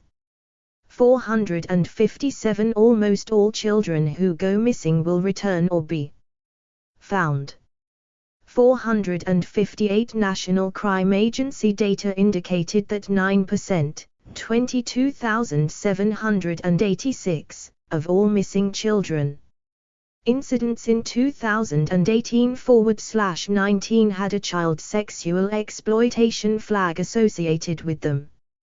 Of those, 69%, 12,392, involved girls and 26%, 4,595, involved boys. 459. 3. Children in care are much more likely to go missing than children who are not in care. 460. In England and Wales, 19% of children who went missing in 2018/19 were in care. Although only 0.65% of children across England and 1.09% of children in Wales were in care. 461. Children in care accounted for 36% of children's missing incidents. 462. 4. A recent investigative report by The Times identified that since 2018, children known to be at risk of abuse, some as young as 11 years old, have gone missing more than 55,000 times in Britain. At least 26 children have been reported missing 100 times or more. 4 children each went missing more than 100 times in the Humberside police area, with one of them going missing 156 times within 3 years. A child went missing 36 times in North Wales before the police added a marker to the file to suggest he was at risk of sexual abuse, and internal police reports included a finding that there is little evidence of the exploiters being investigated, and child protection experts said officers wrongly viewed victims who went missing repeatedly as lost causes. 463. 456 INQ 005148_002 para 7. A safer return. An analysis of the value of return home interviews in identifying risk and ensuring returning missing children are supported. Missing people, NCA 000410_004, briefing report on the round table on children who go missing and are criminally exploited by gangs, all-party parliamentary group on runaway and missing children and adults. March 2017, INQ 006569_002. 457 INQ 006431_024. 458 as set out in the National Crime Agency's Missing Persons Data Report 2019/20, in England and Wales, there were 4,543 long-term missing adults and children on the 31st of March 2020. 459 UK Missing Persons Unit Missing Persons Data Report 2018/19, National Crime Agency, June 2020, INQ006431_025-026. 460 No place at home. Final report on the inquiry into children and young people who go missing from out-of-area placements, all. Party Parliamentary Group for Runaway and Missing Children and Adults, September, 2019, INQ006285_006. 461 INQ006431_024-025, INQ006445_004. Experimental statistics, children looked after by local authorities, Welsh Government. 2018-19, INQ006562_001. 462 UK Missing Persons Unit Missing Persons Data Report 2018/19, National Crime Agency, June, 2020, INQ006431_024-025. 463 Police failing to protect thousands of girls at risk of sexual abuse. The Times, the 27th of May, 2021, INQ006484, The Times View. On protecting vulnerable girls from abuse, missing children.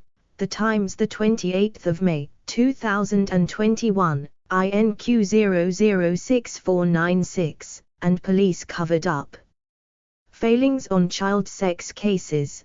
The Times, the 27th of May, 2021, INQ006495. Children who go missing. 89.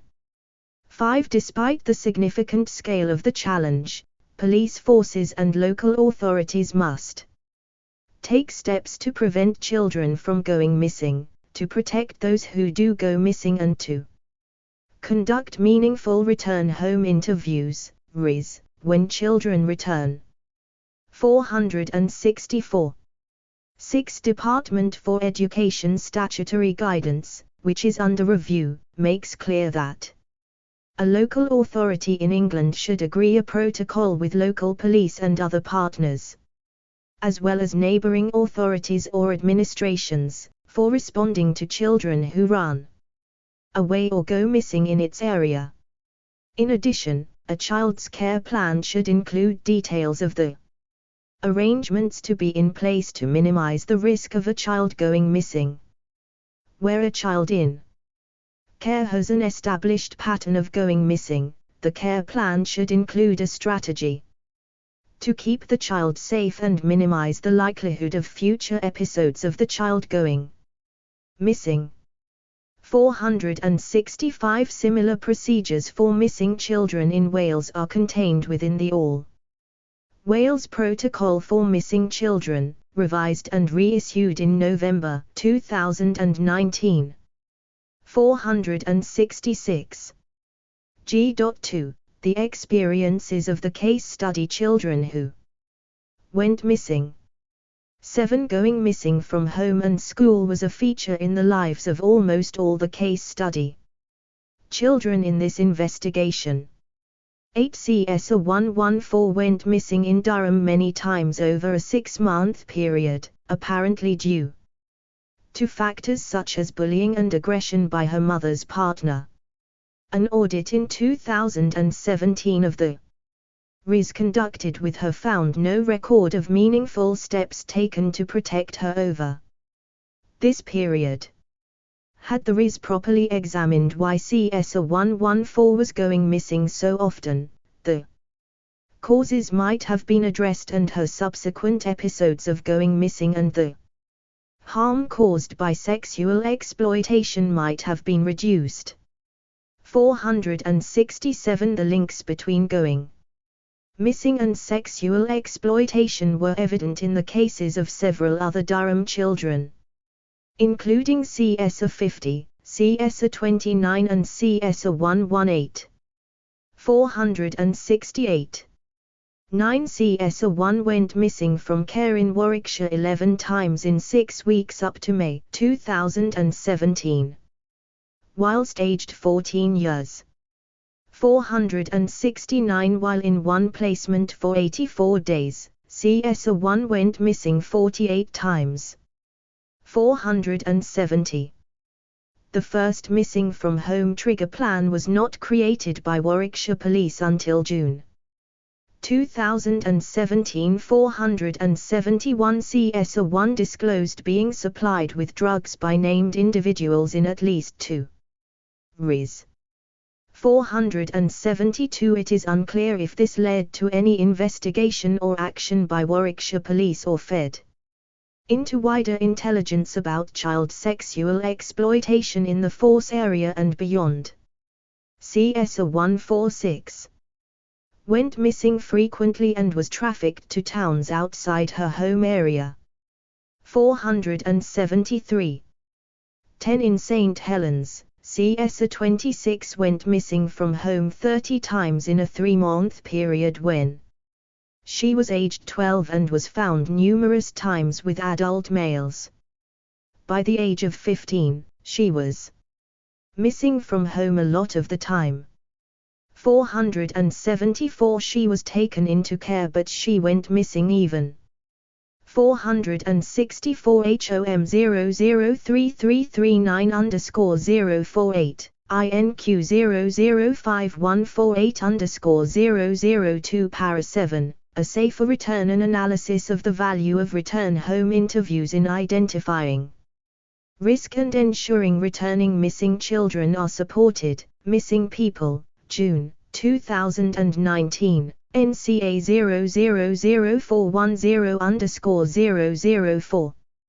465 Statutory Guidance on Children Who Run Away or Go Missing from Home or Care, DFE, January 2014, INQ 006447.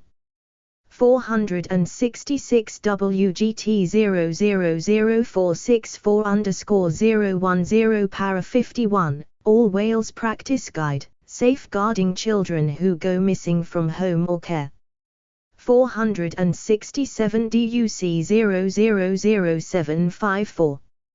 468 CS 22, CS 29. CS 114 and CS 118 the 29th of October 2023 /2-7 7/8-13/18 13/19-16 16/5-18 469 WCC 000177_004. 470 CS 2 the 25th of September 2020 40/7-20. 471 WSP 000205_013, a trigger plan, outlining key actions to be taken, should be put in place where the police assess that a child is at risk of going missing again, INQ 006570. 472 WCC 000277_005, WCC 000280_005-007.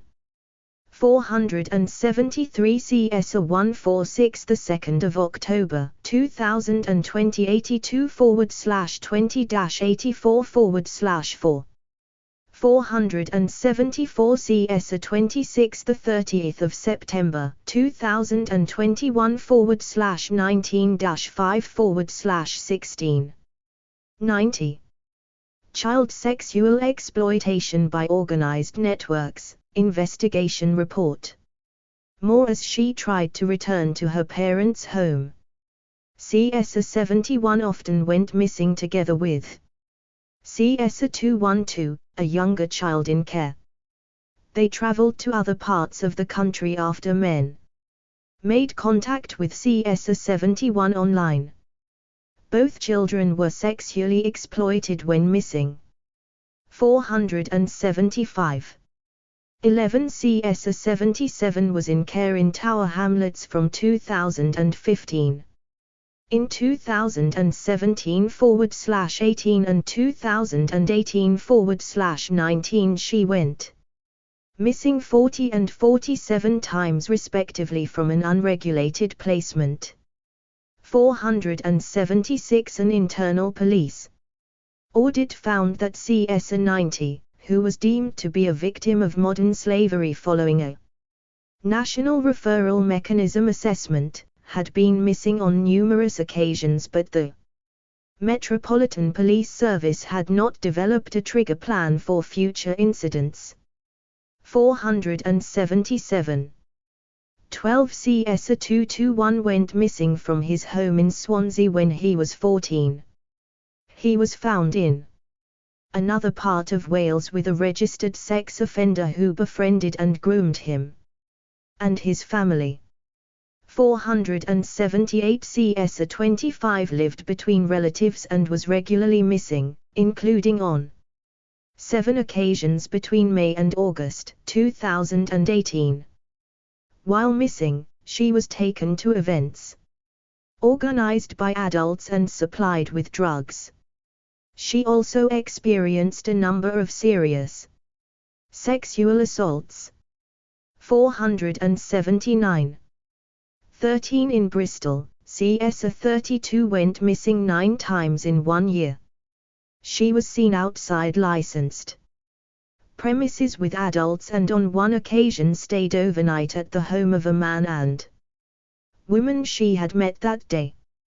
480 There was no evidence of information from RIS being used to prevent further episodes of going missing.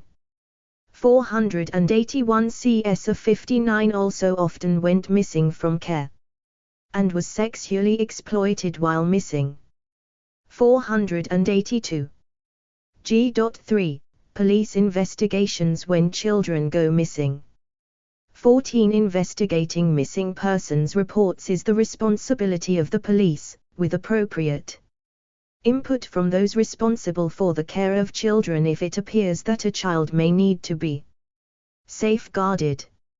15 When a missing person, adult or child, is found, the police carry out a prevention interview, also known as a safe and well check or a welfare check, to check the person is no longer missing and is safe and well. In the case of missing children, an RI should be offered, in England, after each missing incident, in Wales, after 3 missing incidents, as discussed below. For children assessed as being at risk of going missing again, key actions to be taken are recorded in a trigger plan to be implemented in response to any future missing incident. 483. 16 The police record every instance of a child or adult being reported missing. If a child or vulnerable adult requires additional help, police procedures and joint protocols should specify the circumstances when a referral should be made to children's social care or adult services. 484 The data captured by children's social care will therefore generally be a subset of the total missing children reports recorded by the police. 475 CS 71 and CS 21 to the 30th of September 2028/16-11/10, 11/11-13/19. 476 Richard Baldwin the 29th of September 2020 62/6-63/2. 477 CS 90 the 29th of September 2029 /9-11/7. 478 CS 221 the 24th of September 2020 38/16-39/23.